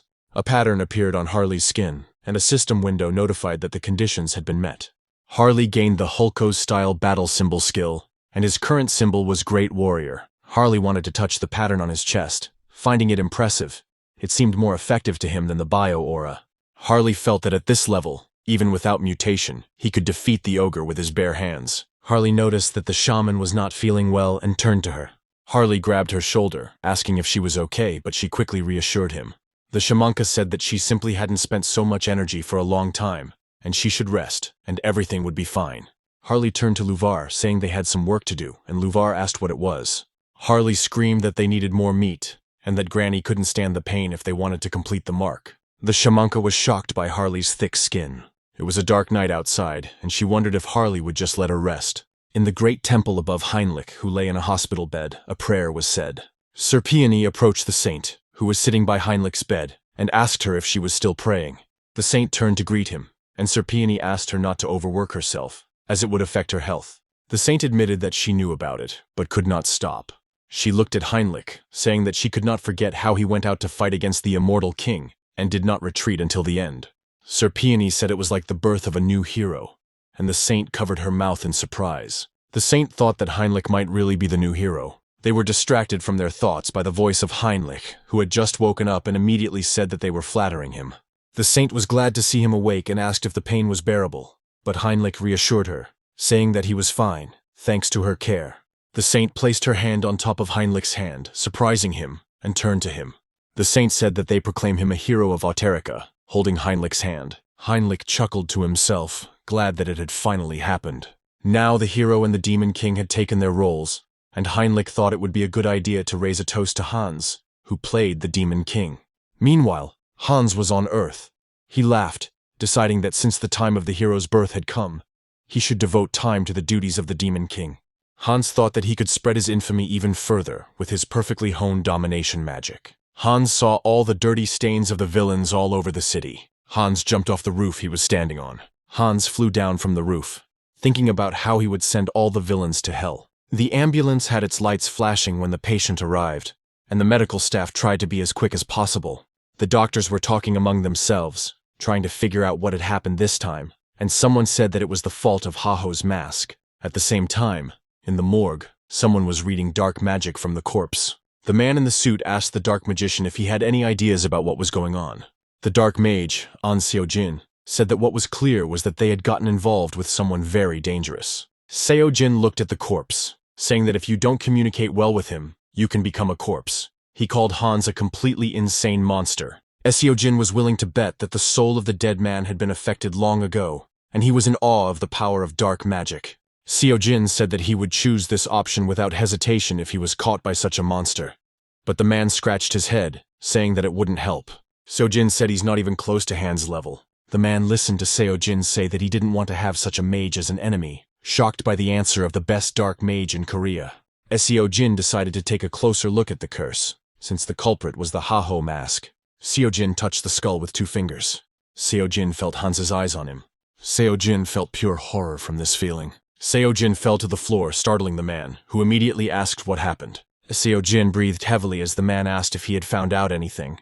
Seo-jin was shaking in fear, saying that he felt like he should die right now, and the man just asked what the hell he was talking about. Seo-jin said that Haho's mask saw him. Seo-jin was shaking in fear because Hans noticed him and said that he would be finished if the spell was found out. Seo-jin stood up, saying that there was only one way out. The man asked if he knew how to deal with Haho's mask. The man screamed at Seo-jin when he climbed onto the window, saying that if he died now, he would go to the afterlife. The man grabbed Seo-jin by the collar and dragged him back, saying that Hans only hunted villains, and Seo-jin got it. Seo-jin laughed, saying that he felt better now while the man scratched his head. The next moment Seo-jin said that his body began to relax, and the man watched as he fell. The man started calling out to Seo-jin, who fell unconscious to the floor. Hans watched from the roof as the man called for a doctor, thinking it was interesting. Hans thought that Seo-jin was indeed a powerful warlock and assumed that they would meet again. At Seonghyun's house, Seonghyun scrolled through his newsfeed, reading about the rising popularity of Hans, who some called a hero. Seonghyun thought that this could become a real problem, and he wasn't sure he liked it. Seonghyun looked away from the screen and clutched his aching head, wondering what to do now. Seonghyun heard a sound from the door and turned his head, wondering who could have come. Seonghyun opened the door slightly, hesitantly asking who it was, and the man behind the door showed him a package, saying it was a chicken delivery. The dream recognized the newcomer and was surprised. Standing in front of him was Kang Tae-san, who said that they hadn't seen each other for a long time, and asked how Seonghyun was doing. Tae-san walked into the apartment, telling Seonghyun that he looked great. Tae-san took off his outerwear, jokingly chiding Seonghyun about how he greeted him, to which Seonghyun laughed nervously. Seonghyun thought that Tae-san was his friend, but now everything is complicated. Tae-san worked in the Special Investigation Bureau, and Seonghyun was sure that he was the last person he wanted to see. Seonghyun remembered his childhood with Tae-san, and how Tae-san would look for him even when Seonghyun was hiding from everyone. Tae-san took a sip from the can and noticed that Seonghyun seemed to have changed. Seonghyun took a bite of chicken while listening to Tae-san's words about how Seonghyun seemed to have found the meaning of life again. Seonghyun said his parents didn't want him to cling to the past forever. Tae-san was happy and said that he had been very worried all this time. Seonghyun boasted that he even started to leave the house, making Tae-san even more surprised. Tae-san asked again when Seonghyun thanked him. Seonghyun said that Tae-san always showed up when things were tough. Tae-san opened the second can and told Seonghyun that he could finally tell him since Seonghyun was feeling better. Seonghyun saw Tae-san handing him the can and asked what he was talking about. Tae-san asked if Seonghyun knew why he joined the investigation department. Seonghyeon remembered how close Tae-san and Seonghyun's parents were, and how Seonghyun joined the bureau after the accident that killed them. Tae-san said he no longer thought the accident was an accident, and spoke about a group that works from the shadows. Tae-san said that Haho's mask gave the investigation department their first clue, because they couldn't find a trace of him before. Seonghyun wondered if he had taken on too much with Hans, even hinting to the bureau. Tae-san said he would tell him if there was anything new, and told Seonghyun not to blab. And Seonghyun laughed and said he had no one to blab to. Seonghyun said he was impressed by Haho's mask and asked why the bureau was hunting for it. Tae-san slammed the table, saying that it made him angry and that he didn't understand why someone who was doing a good job was being persecuted. Seonghyun was inwardly glad that Tae-san was on the mask's side. They continued to drink to Seonghyun's new life for some time after that. When there was almost no chicken left, Tae-san laughed, telling Seonghyun to forget about becoming a writer. Tae-san laughed at the Demon King cliché and said that there was absolutely no imagination in the name Hans. Seonghyun called it a classic with nothing wrong with it, but Tae-san called it cringe. Tae-san said that it would have been possible to come up with an acronym since he had chosen a hackneyed topic. Seonghyun appreciated his version, and Tae-san said contentedly to call his older brother if Seonghyun decided to write. Tae-san heard a notification on his phone. Tae-san stood up from the table, saying that he had to go as he looked at his phone. Tae-san said that he should show up today and got ready to leave. Tae-san flinched and stopped when Seonghyun asked if Tae-san's grandmother was okay. Tae-san was silent for a moment, keeping his hand on the door handle. Tae-san turned to Seonghyun and said that he should prepare himself because his grandmother's condition had worsened. Seonghyun was amazed and asked if there was anything he could do to help. Tae-san told him not to worry and write his books, and he would figure it out somehow. Seonghyun clenched his fist in anger. Seonghyun remembered the past, holding his grandmother's hand. Grandma would often pick them both up from school and tell Seonghyun to just say if he wanted something tasty. Grandma then said that Tae-san's friend was like her own grandson, and Seonghyun was happy in those moments. Seonghyun watched Tae-san leave, thinking that his grandmother would forever remain in Seonghyun's warm memories. Seonghyun wondered what he could do to help while his friend was going through such a hard time. An idea came to Seonghyun's mind. Seonghyun thought that Tae-san would have to apologize for making fun of his names when he opened the system window. Seonghyun discovered information about Heinrich and realized how he could help. Heinrich was the one who could cure Tae-san's grandmother because he was recognized by the archbishops and filled with divine faith. Seonghyun thought about how he could rescue Heinrich, since if he disappeared right after becoming a hero, it would cause misunderstandings. Seonghyun decided to wait for the right moment. Aaron walked down the street with a bag of apples and hummed a melody. Diana asked if everything was okay with Aaron and if he was having a hard time, but he replied that everything was fine. Aaron noticed that the apple had fallen out of his bag. Diana ran after Aaron, warning him not to run as he lunged for the apple. The apple hit someone's shoe. It was Heinz's foot. He turned to Aaron. Heinz held up the apple, saying he should have held it tighter while the children looked at him like he was a stranger. Diana began to recognize Heinz, and she smiled, recognizing him. Heinz tossed an apple and asked the children how they were. Aaron was surprised, not believing that it was Heinz in front of him, and Heinz said that his face changed slightly. Diana asked why Heinz had only just arrived, and Heinz hesitated a little, realizing that he had been missing for 7 months. Diana laughed, saying that since Heinz was here, he must have business here. Heinz tried to justify himself by saying that he had come to see them.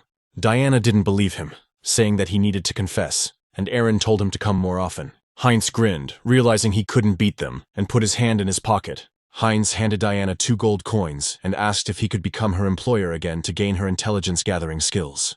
Diana happily agreed. After some time, in the bloody bag house, Heinz called So-Ran. Heinz laid the magical instruments on the table in front of her and told her to look where they could be sold. So-Ran was delighted and asked where he got so many good things, but Heinz did not answer with details. Heinz remembered how, with Diana, he not only bought magical tools, but also gathered information about Brakoslak, which had been in a lull for a long time.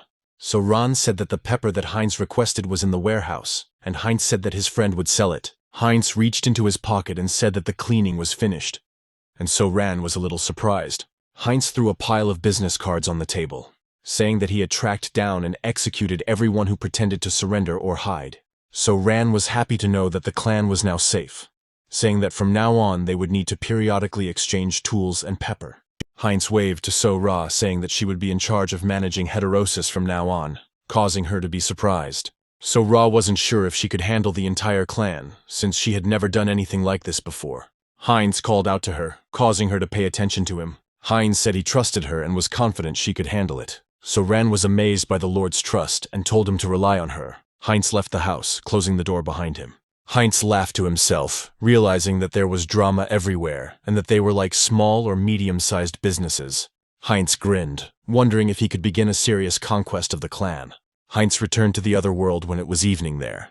Heinz came to the place that was Brakoslak's base, and where the source of his blood was. The vampire guarding the entrance saw something fly to the ground. The vampires wondered how it could have fallen on its own until Heinz, using disguise, walked through the half-open door to the base. Rosalicia sat at the base and drank blood alone. Rosalicia put down the glass, saying that the blood was flowing well. Rosalicia lay down on the floor, lamenting how much longer she would have to live alone, because she was sad to drink alone. Rosalicia heard a voice asking if she was still drinking. Heinz removed his disguise skill and noticed that he had met a lot of new faces today. Rosalicia asked who he was, and Heinz reminded her of his name. Rosalicia began to pour a new glass, saying that she had a bad memory. Rosalicia added her blood to the wine as she spoke of how she should show her hospitality to the new guest. Rosalicia held out a glass of freshly squeezed tea to Heinz, but he refused. Heinz was shocked to see what Rosalicia did, using high-level blood-binding magic. Blood from the glass that Rosalicia held out gushed towards Heinz as she scolded him for daring to intrude on Brakoslak. Rosalicia rushed after him, screaming that she wouldn't let this go just like that, despite the fact that she didn't know who he was. Heinz chuckled. Heinz took control of all the blood in the room, and Rosalicia screamed in surprise. Rosalicia couldn't understand why her own blood was targeting her, since only true blood could freely manipulate someone else's blood. Rosalicia screamed, saying that this was Brakoslak's territory, and Heinz should not break the treaty by invading. Heinz decided to use the fact that Rosalicia did not recognize him to his advantage, and told her that he belonged to Brakoslak's indirect line. Rosalicia told him to stop lying, adding that it was impossible, but fell silent. Rosalicia thought about it, and realized that she had heard of a clan like this, thinking that it might still be true. Heinz confirmed her words, saying that he would share his power for her cooperation, but Rosalicia refused. Heinz apologized, telling her not to take him the wrong way, and grabbed her face. Heinz told Rosalicia that she had no option to refuse while a bloody, purified crystal appeared on his hand. Rosalicia screamed in pain as Heinz implanted his crystal.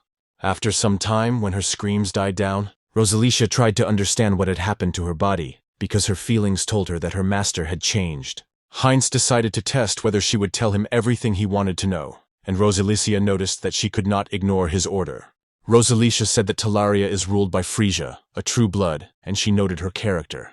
Rosalicia said that her ability was demonic gaze, and Frisia was drinking tea at that time.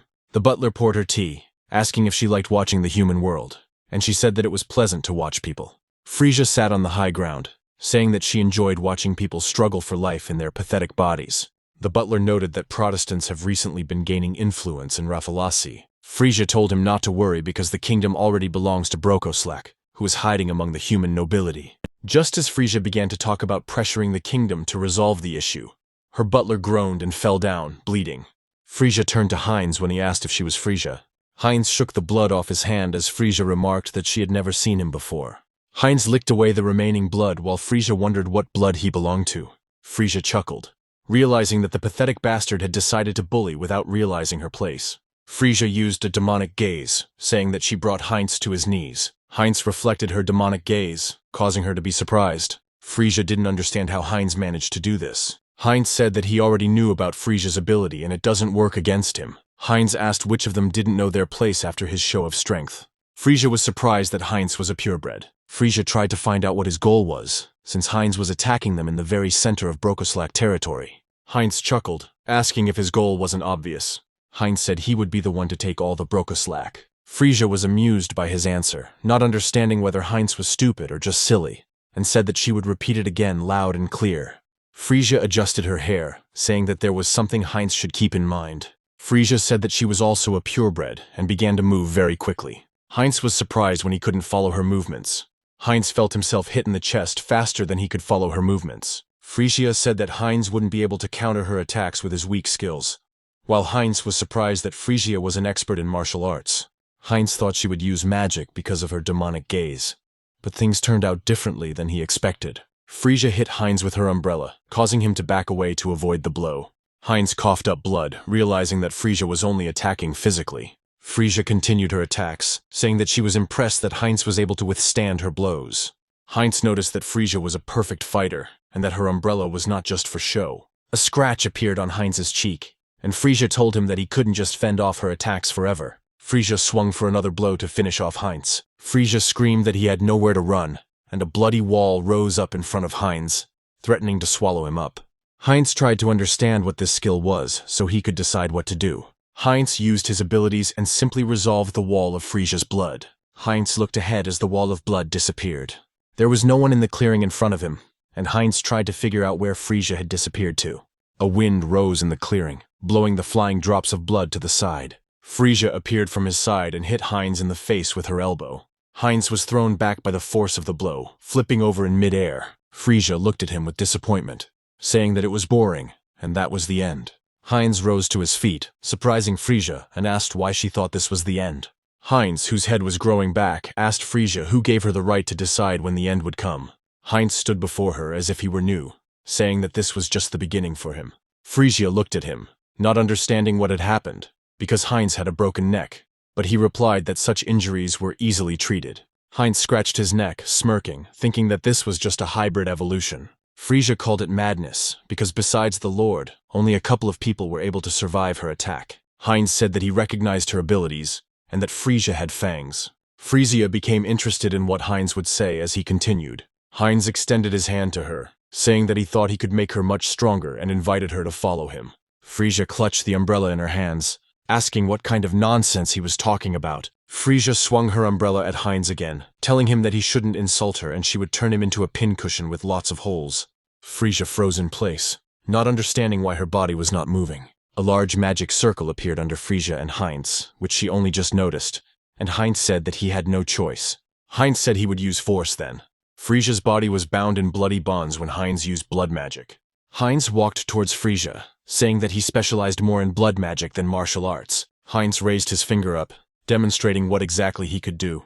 Frisia screamed as Heinz's finger pierced her neck. Heinz created a purified blood crystal directly into Frisia's neck, calling it the Rafalashi injection. Frisia screamed, feeling terrible pain.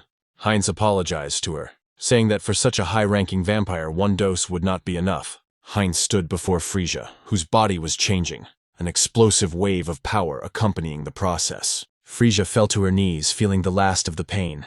Frisia felt strange and asked Heinz what he had done to her without her permission. Heinz told her that she was ungrateful, and that she shouldn't whine because he increased her strength. Frisia realized that he was right, and every cell in her body felt different.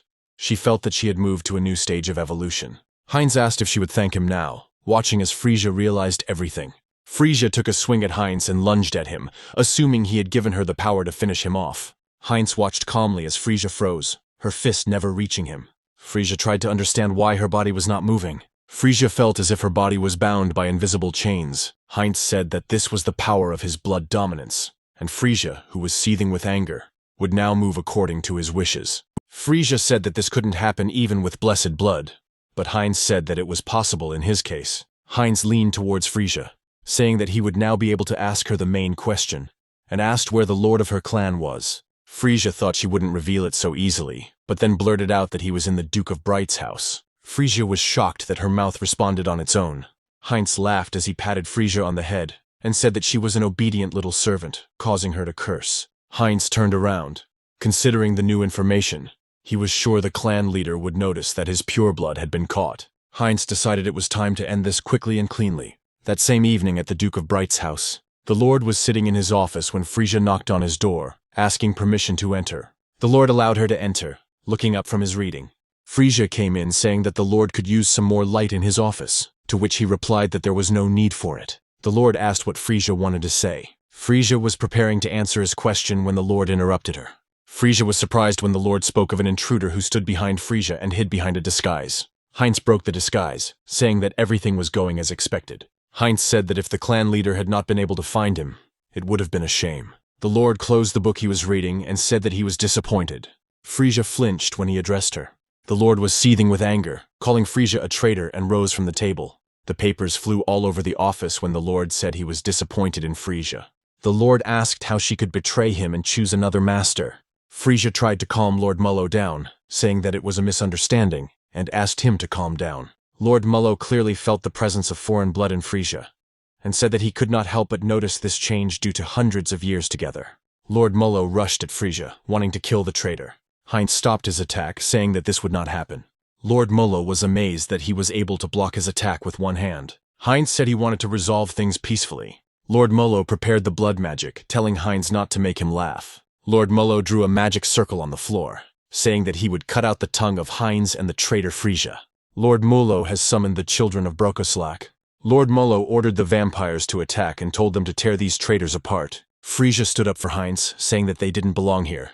Lord Mullo thought that something was wrong because too few vampires had been summoned. Frisia dealt with them easily, while Lord Mullo wondered how many of his subordinates were left in the capital. Lord Mullo asked Frisia what she was doing in the capital and what happened to his subordinates. Frisia lowered her umbrella and apologized to Lord Mullo. Frisia pointed at Heinz, saying that most of them had become his subordinates. Lord Mullo did not understand how most of his subordinates accepted the new blood without resistance, and asked about it. Lord Mullo gathered magic in his palm, noting that it was no different from cannibalism among vampires. Lord Mullo was sure it must be maddening. Frisia hesitantly replied that this was possible because Heinz was a descendant of the Brokoslak branch. Lord Mullo called it bloody funny, his face a picture of pure fury. Lord Mullo used Brokoslak's technique, blood mist, saying that he would not believe such nonsense. The room was filled with a bloody fog, and Lord Mullo called upon them to witness what would happen. Heinz watched what Lord Mullo was doing, who was creating a barrier for the blood mage, a representative of Brokoslak. Heinz felt like his head had been smashed in, and his body felt twice as heavy due to Mullo's influence. Lord Mullo said it was too late for them to be surprised, and began a new call. Ovor with a scythe responded to Mullo's call. Ovor exhaled and adjusted his hair with his hand. Ovor turned to Mullo and asked the Lord why he had summoned him. Ovor's gaze fell on Heinz and Frisia, and the vampires who were lying on the floor after the battle with Frisia. He asked what was going on here. Mullo shouted that there was no time for talking and ordered Ovor to throw these bastards out of here. Ovor scratched his ears, sighed tiredly, and said that he understood. Ovor asked the Lord to wait a little, and immediately rushed from the spot with incredible speed. Frisia and Heinz were surprised, not noticing that Ovor was behind them. Heinz remembered Ovor from his fight with Hans, recalling that he was fast. Frisia blocked Ovor's attack while Heinz thought he was a pure-blood assassin. Heinz couldn't afford to stay here and use the acceleration skill to get behind Ovor. Heinz cast a binding spell, surprising Ovor that Heinz could use blood magic inside the Lord's sphere. Heinz immediately rushed to Mullo while Ovor was tied up. Ovor broke the binding magic, asking where Heinz was going.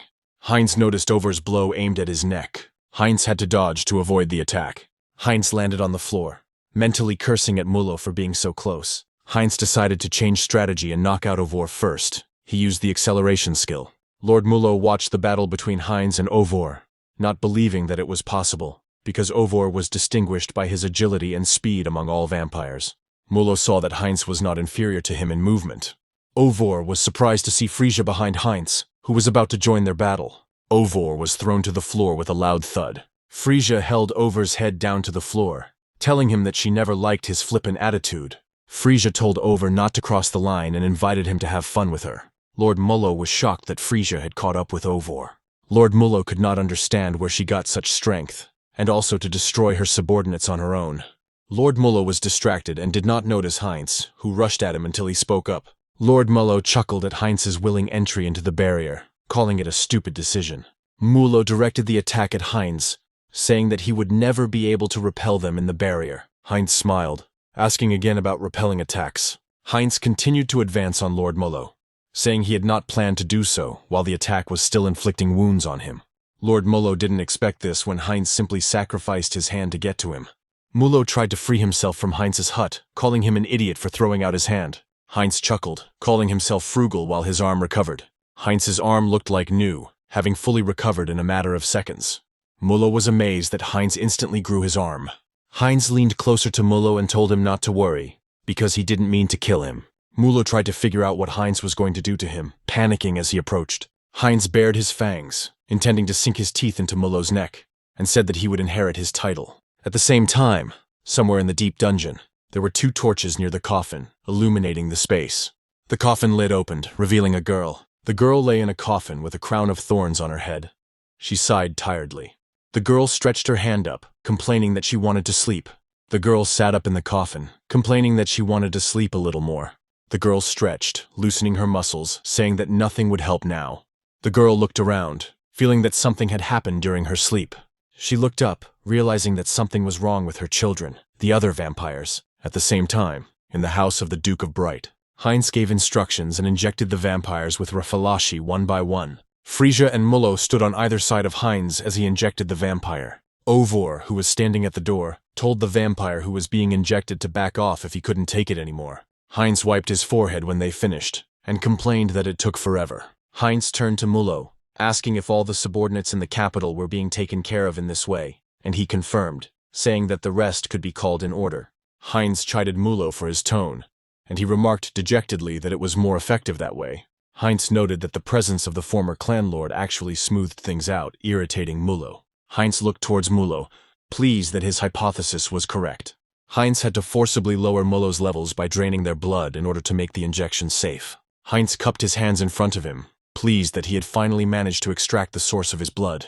Heinz remembered being accidentally bitten, feeling like it happened yesterday. Heinz thought about how he had worked his way up from the bottom, creating more and more subordinates. Heinz was pleased with how different this world was from all the others. Mullo responded when Heinz called him. Heinz gave him instructions to call all the remaining Brockoslaks from the regions. Heinz was about to leave, remembering another request. Heinz spun the globe on the bookshelf, telling Mullo to gather information on the continent. Heinz said he would be fine with Mullo creating his own network, or using the existing one, leaving it up to him to decide. Heinz said it was an important task, and he was looking forward to it as he prepared to open the door and walk out of the office. Mullo made up his mind and asked about what he had heard from Frisia. He asked Heinz if he would really unite all the vampires and become king. Mullo bowed to Heinz, saying that he had proven his abilities and he would support Heinz. Heinz chuckled and said he was counting on it. Heinz waited for the door to close behind him. Heinz was shocked that he himself said this. Heinz thought he was getting carried away, but the idea of having more subordinates wasn't a bad one. Heinz presented himself as the vampire king. Heinz moved on, determined to develop a plan for such a serious game. In Seonghyeon's house on Earth, Seonghyeon was having fun with the configurator, changing the settings of the avatars. Seonghyeon chose Hans as his first creation, deciding to give him sharper jawlines. Seonghyeon continued to model Hans's appearance, enjoying the process. Seonghyeon was delighted with the result. He thought it was the least he could do for the immortal king. Seonghyeon stood up from his computer chair, pushing the wheeled chair back. Seonghyeon was pleased that everything was finally cleared up. Seonghyeon passed the stage with Heinz, subduing Brockoslak, and now another long-awaited moment has arrived. Seonghyeon decided to open a karma shop and improve himself. Seonghyeon accumulated a lot of karma due to the clan takeover. Seonghyeon was excited, thinking about what he could gain if he improved his skills. Seonghyeon clicked on the upgrade of unique skills. 2 system windows appeared in front of Seonghyeon, notifying him of the improvements. Seonghyeon was looking forward to what kind of updates he would receive. Seonghyeon reread what he saw, not immediately understanding it. Seonghyeon realized that this time he didn't get the usual increase in the number of avatars, but instead an ability that improved the growth of the avatar. Seonghyeon felt cheated that he spent almost 1,000,000 karma and only received this ability. Seonghyeon decided to test the second ability after realizing that he would not be able to continue collecting races. The second ability was called Essence Protection.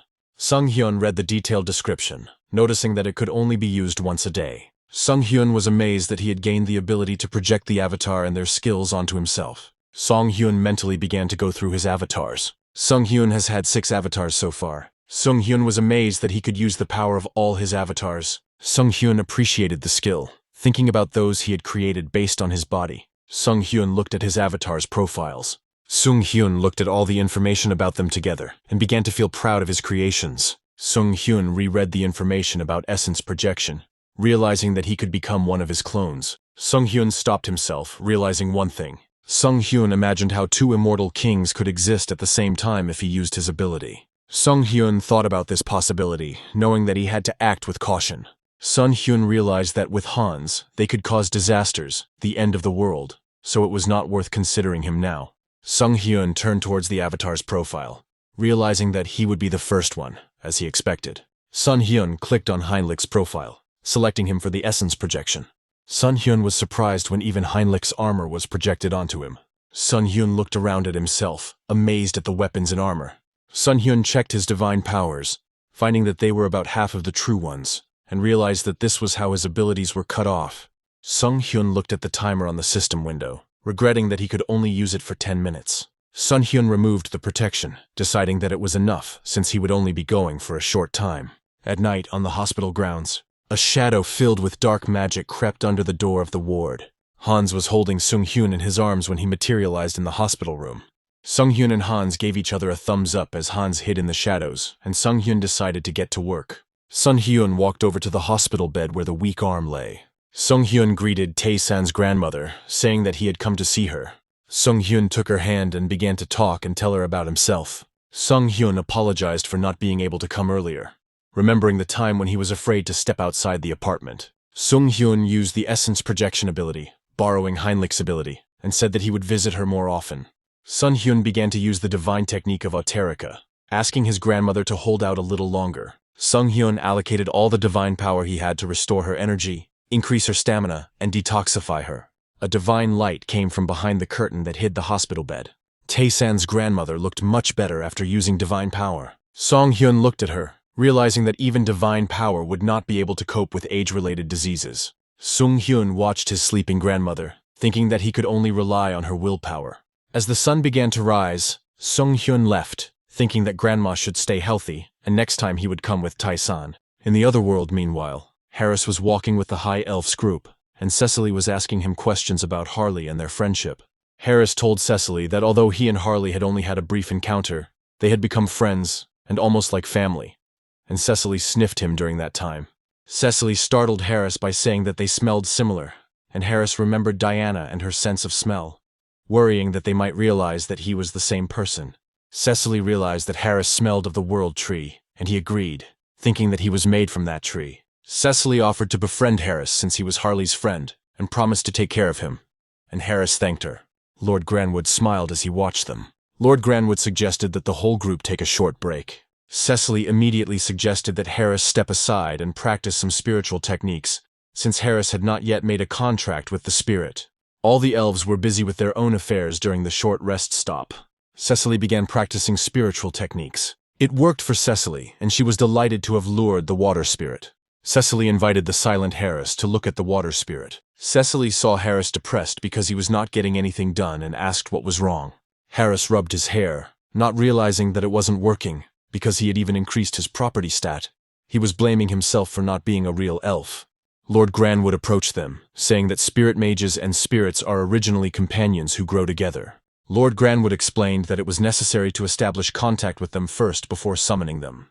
Harris listened to Lord Granwood's advice that he must first show his strength of nature to the spirit. Harris realized that his mistake was in trying to create a connection afterwards, and was glad that he had decided to go with the elves. Harris focused entirely on intimacy, and expressed the power of nature's infinite force. A small ball appeared above Harrison's hands. Cecily was surprised to see how good he was for the first time, and Lord Granwood looked on with interest, noticing how quickly Harris was learning. Harris began to feel something above his hands as the spirit responded to him. The system announced that Harris had acquired the spirit magic skill, and Harris saw a spirit in his hands. Lord Granwood noticed that Harris and Cecily were on the same level, and Cecily felt betrayed by Harris's learning speed. Harris laughed awkwardly and thanked them, glad to have taken his first steps in learning spirit magic. Harris touched the lightning spirit, deciding to name it Watt. As they walked on and the sun was already setting, Lord Granwood said that from now on he would begin to light their way. Lord Granwood explained to Cecily and Harris that all trees are connected to the mother, the world tree. Lord Granwood walked on, the grass beneath his feet glowing. Lord Granwood said that the High Elves could travel to any place where there were trees, simply by choosing a path that connected those places. Lord Granwood said he was sure Cecily could do the same. Harris followed, thinking about how there were paths that connected all the forests. Harris looked back at the glowing trees, thinking it was a massive unified teleportation network. Harris followed the elves, thinking that this was much more effective than what the Great Temple used. Harris heard Lord Granwood say they had arrived and was surprised, moving the branch away from his face. Harris was speechless at what he saw. Harris was amazed to see a real-world tree. Harris stood with his mouth open, amazed at its size. Harris turned to Cecily, asking if this was the first time she had seen the world tree. Cecily didn't answer, looking at the world tree as if enchanted. Harris was startled as Cecily soared upward, pulled by the world tree. The energy of the world tree attracted Cecily. Lord Granwood turned to Harris, realizing that he was seeing this for the first time. Lord Granwood explained that this is how the ceremony of awakening a high elf takes place. Cecily opened her eyes, her pupils becoming star-shaped when Lord Granwood said that elves rarely became witnesses. Harris was amazed by the Epiphany ceremony. Harris thought about all things being reborn, the forces of nature gathering in one place. Harris saw the spirits who prepared the fruit of the world tree. The spirits gave the fruit to Cecily. Cecily took a bite of the world tree fruit. Harris was amazed that Cecily had actually become a high elf. Harris stopped himself, telling himself that now was not the time to be surprised. Harris concentrated, deciding that he couldn't let such pure natural energy go to waste, and decided to make it his own. Lord Granwood noticed that the flow of energy changed and turned towards Harris. Harris absorbed the energy, gaining a new trait, nature's affinity. Harris was overjoyed to know that he could now become stronger simply by absorbing natural energy, just like the other elves. Harris thought he had done something wrong when Lord Granwood called him, but he simply told him to turn around. Harris turned around and noticed a branch of the world tree, and Lord Granwood said that the world tree was very interested in him. Harris pointed to the branch, asking again about interest, and Lord Granwood confirmed his words, clearly amused by Harris's awkwardness. Lord Granwood explained that such relics were usually only passed down during a ceremony of insight, and the branch could be turned into a weapon or accessory. Harris began to think about the relic that Lord Granwood had received and fell silent. Harris felt uneasy thinking he had the relic bracelet and offered to give it back again, but Lord Granwood reassured him. Lord Granwood revealed that his sacred relic was turned into the ring he used to propose to his wife and is now worn by his daughter. Harris clutched his branch of the world tree, thinking that Lord Granwood was more romantic than he thought. Lord Granwood announced that the ceremony of revelation was over, and Harris turned to Cecily. Cecily was captured by other elves, and Lord Granwood explained to Harris that she needed to get some sleep to allow her rapidly increasing energy to stabilize. Lord Granwood spoke of retirement with relief now that there was a new high elf, and Harris was amazed. Lord Granwood immediately explained that he would not retire immediately due to a shortage of hands, but Harris was confused about something else. Harris asked loudly about the retirement age, looking at Lord Granwood, who did not understand his surprise. After the Epiphany ceremony, Harris remained at the academy in the capital of the Drasha Kingdom, thanks to the help of Lord Granwood. Harris had too lofty an idea of elves, and the atmosphere did not live up to his expectations. The elves surrounded him from all sides, asking him to tell them about the continent, and they did not stop talking for a second. The elf said that she thought the continent was too scary to live on, and the second elf recalled the kidnapping of Cecily, calling the people of the continent complete evil. Harris was a little nervous, knowing he might be hated for giving the wrong answer, and answered evasively that it could be dangerous there. Harris continued talking about his good comrades, and the elf, who was not participating in the dialogue, began to tremble with anger. The elf, Lady Shapiran, slammed the table, saying she couldn't concentrate because of the noise. Lady Shapiran turned to the company, annoyed, asking them to be quiet, and the other elves apologized to her. The elves quickly retreated from Harris because of Lady Shapiran. Harris let out a contented sigh, thinking that peace and quiet had finally arrived. Harris turned to Lady Shapiran to thank her for her help, but she cut him off, calling him a jerk. Lady Shapiran looked at him with disdain, saying that trash had been brought into the academy from who knows where. Harris felt irritated, not understanding why she was so angry, and wondered if he could get along here. Meanwhile, in the capital of the Elven Kingdom, Lord Granwood finished his report on his visit to the Great Divine Order. The elf he reported to was surprised to hear that the new immortal king could teleport and might end up on their land. Lord Granwood said that Cecily's appearance now was not without reason, and suggested that she think about their mutual retirement. The elf turned to him with a smile, saying that this would solve one of the main problems. The elf said that she heard about Harris, who came with Cecily, and Lord Granwood confirmed that he attracted the attention of the World Tree. Lord Granwood was carried away, praising Harris's talent for learning and his potential for achieving greatness. The elf noticed his excitement, and Lord Granwood laughed awkwardly. Lord Granwood said that Harris planned to complete his basic education at the academy, and interested the elf. Lord Granwood was sure that he was all right, and such a good guy would be of great help to them. At the same time, at the academy, Harris yawned, feeling relaxed. Harris sat on a bench, enjoying the beautiful day, and wondered if the blessing of the World Tree affected this. The elves near the bench where Harris was half lying sang beautifully. Harris felt like he was slowly healing, and he wondered if he should give in and live like Harris. At that moment, a pile of books fell on Harris from above, and he had to open his eyes. Lady Shapiran told Harrison that he had no right to rest and feed on the energy of the World Tree, and Harris, with a bump on his head, asked again. Lady Shapiran said Harris lacked basic common sense and explained that this place was closest to the World Tree. Lady Chapiron explained that elves with high sensitivity are especially prone to becoming intoxicated by this comfort and harmony, and they become lazy. Harris's eyes began to close again as he realized it was because of his closeness to nature.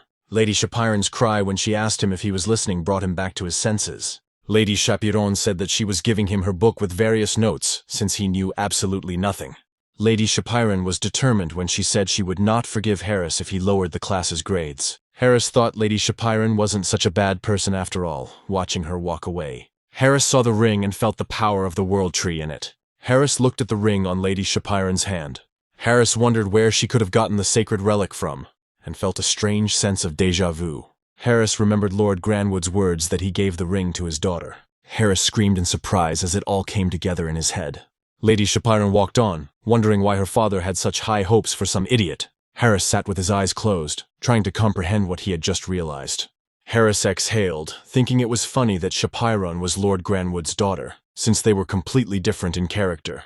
Harris introduced them together, realizing they had nothing in common. Harris decided to leaf through the books that Lady Chapiron had given him. Lady Chapiron's explanations were true enough, despite the fact that she didn't like him.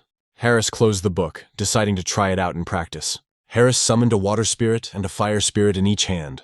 Harris named the spirit of fire Kali and the spirit of water Pascal. Harris thought he could try a little trick, so he summoned Wat became a low-ranking spirit, and Harley petted him. Harris thought he had made the right decision when he realized that spirits could grow so quickly. Harris clenched his fist and steeled himself, determined not to conflict, to adapt, not to cause trouble. Harris decided that as long as he didn't anger Chapiron, there wouldn't be any problems. All his expectations were shattered when he was seated next to Chapiron. Harris tried to figure out how he had gotten here, trying not to look at Chapiron. 10 minutes later, the professor repeated the importance of communication with spirits. The professor added that maximum connection can be established through dancing and singing. Harris thought about this method. The professor said that there would soon be a festival in honor of the new High Elf, and that they would rent one of the main stages on that day. Harris became interested, thinking that this was a performance that Cecily herself could see. Harris smiled, thinking it had been too long since he had done something like that, and he wanted to show his cool side. The professor said that because of the transfer student, they would be doing a group project. On stage on the festive day, the group members will be assessed on how well they communicate with the spirits while showing their performance. Harris couldn't believe how things had turned out when he, Chapiron, and 2 other elves stayed in the classroom after class. 2 elves introduced themselves. One of them was excited to work with celebrities, and the other was timid. Chapiron said that nothing could help them now that things had gone this far. Chapiron asked them if they knew any dances or songs, saying they could just follow along. When they said they had no ideas, Harris realized they had been given partners who lacked initiative, and he felt angry. Harris thought about the fact that it doesn't have to be traditional music or song. Harris rose from his seat, thanking everyone for their attention and taking the initiative into his own hands. Harris said he just remembered a song he sang in his hometown. Harris confirmed that the song is from another continent and said that his parents loved the song. Chapiron said Harris sounded too confident, and Harris said he was. Harris thought that even though he had already spent a lot of time in seclusion, Harris remembered the times when Seonghyeon Han would often go to karaoke and score top marks. Chapiron looked at him with distrust and crossed arms. Chapiron didn't believe that the mercenary could know anything about elven music. Chapiron couldn't understand why someone like Harris would receive recognition from his father in the World Tree. Chapiron stood up, slamming her hands on the table, deciding she couldn't accept this. Chapiron agreed to his participation, but said she would be held accountable if he failed. Harris said he had a condition too, and Chapiron asked about the condition. Harris asked Chapiron, saying that she would have to tell him about elven culture because there was a lot he didn't know. Chapiron agreed, again clarifying that this would only happen if the results were good. After some time, the elves listened to Harris singing a song. Harris enjoyed his own singing. Spirits danced around him as he sang and played the lute. Harris saw that he had a new trait, melody of harmony. Harris felt his vocals become more stable, as if a force of nature was supporting the vocal connections. The elves began to praise Harris, but Chapiron remained silent. Chapiron didn't know what to feel, considering what was happening funny. The spirits of Chapiron responded to the mercenary's homeless song. Chapiron didn't understand what her spirits saw in this foreign music. The other elves asked what was wrong with Chapiron's face, noticing that she was even dancing with her shoulders. But Chapiron denied it. Harris was surprised to see his spirits evolving with the melody. Kali and Pascal evolved together and grew to become low-ranking spirits. Harris was happy for them that they were on the same level as Wat. Harris noticed sound waves in the sky. Harris looked on, fascinated, trying to figure out what it was. The elves who stood behind recognized the spirit of sound. Harris raised his hand and touched the sound waves. A light appeared in front of Harris. The spirit of sound began to materialize in Horace's hands. Shapiron was shocked that even the spirit of sound found a deep response in this song, while someone was delighted that they were seeing them for the first time. Harris smiled as he looked at the spirit of sound. Harris named him Decibel. The spirit of the decibel sound seemed like a joyful note. Harris looked at the spirit of sound, which was considered rare, and was fascinated by his rare achievement. Harris recalled Shapiron's notes, which said that such spirits could perform a wide range of tasks. The elf approached Harris, saying that he must remember that there is a song that touches the heart of the spirit. The elves were sure that they had to sing this song at the performance. Harrison asked Shapiron what he thought of that, a little smugly. Shapiron agreed without much enthusiasm. Harris suggested starting to plan a schedule of rehearsals and stenography work. Shapiron caught Harris's attention. Shapiron shyly asked to be taught how to play such an instrument, saying that it looked interesting. Harris looked even more smug as he agreed to her request. Shapiron yelled at Harrison for the face he was making, saying it was unbecoming of an elf, and then they moved on to working on the song. On the day of the performance, many elves gathered near the stage. Cecily sat with Lord Granwood. She asked if it was true that his daughter was studying with Harrison. Cecily suggested that Lord Granwood was very worried, but he replied that he was not at all, despite the fact that he was trembling all over. Cecily laughed, realizing that he was actually very nervous. The band with Harris and Shapiron appeared on stage, and Cecily suggested that they listen to their song. At the sound of drumsticks, the spirits began to dance around the group. The sound of the guitar only further fueled their interest. Each sat at his own instrument and played his own part. Harris looked at them with satisfaction, watching how everything was going. When the boys started singing, Lord Granwood and Cecily's mouths dropped open in surprise. Shapiron sang her part in a melodious voice. Cecily remarked that no song had ever made her heart beat so fast, and she noted the very beautiful harmony. Shapiron sang with real pleasure. Her eyes were shining and her cheeks were covered with a blush. Lord Granwood was amazed at the way his daughter looked. He did not believe that she could have such an expression on her face. The elves around were amazed by the song, trying to understand what kind of song it was because it was the first time they heard it. Cecily was in complete raptures and attracted Lord Granwood's attention by pointing to the stage. Everyone was amazed that the guys used their spirits for special effects. Cecily turned to Lord Granwood, but there was no one there, and she tried to figure out where he had gone. Lord Granwood bragged to the other elves that it was his daughter on stage, and Cecily was surprised by his new side. Harris gave himself completely to the song. Harrison thought about how Shapiron had tuned the instruments perfectly and created the perfect set design. Harrison was amazed to see how the cold Shapiron melted during rehearsals. The group continued to dance on stage while playing music. The guys remained completely devoted to music, putting their souls into their instruments. When their performance ended, applause poured in from all sides. Shapiron was delighted with how she got into it, as her breathing was more stable and the song flowed very smoothly. Harris tested the effect of the harmony melody on Shapiron during a performance and was pleased with the results. Shapiron looked at her delighted father, glad that he was proud of her. Harris turned to Shapiron, asking how she was, what had brought her out of her thoughts. Shapiron apologized to Harris, saying she misunderstood him. Shapiron apologized for her rudeness, saying she had lost the bet, but the smile never left her face. Lord Granwood was delighted. His mind was calmed. He was amazed that music could have such an effect on people. Lord Granwood looked at the group of boys, thinking that Harris would definitely play a significant role in the kingdom of the elves. Meanwhile, the saint was sitting in her office. The saint was amazed to hear that Heinrich had come to her, and she rejoiced at his arrival. Heinrich was surprised when the saint first asked him to wait for him, and then told him to go through. Heinrich noticed the book about the saint and the hero that the saint was reading, but decided to pretend he wasn't shirking when the saint went to meet him. The saint invited Heinrich to sit down and said that she had called him to discuss something important. The saint asked if Heinrich had heard anything about the sacred sword. Heinrich thought about how the sacred sword is an exclusive weapon for the hero in all fantasy stories. Heinrich cleared his throat, saying he knew little about it and assumed it was the hero's traditional weapon. The saint began to speak of the decree, which had been unanimously approved by all members of the church, and Heinrich became nervous.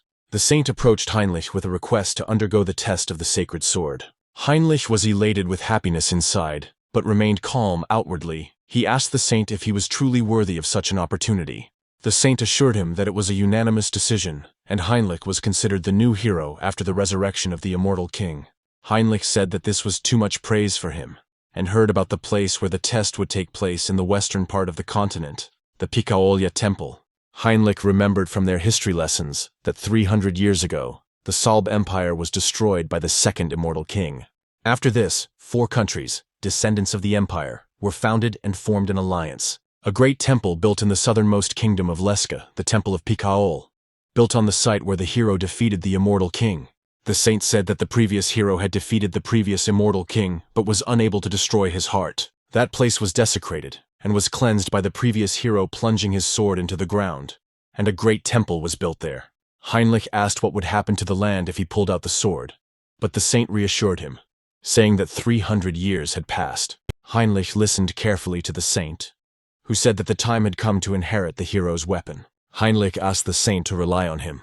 The saint smiled when she heard Heinrich ask when he should leave. The saint, with a bright smile, told Heinrich to leave right now.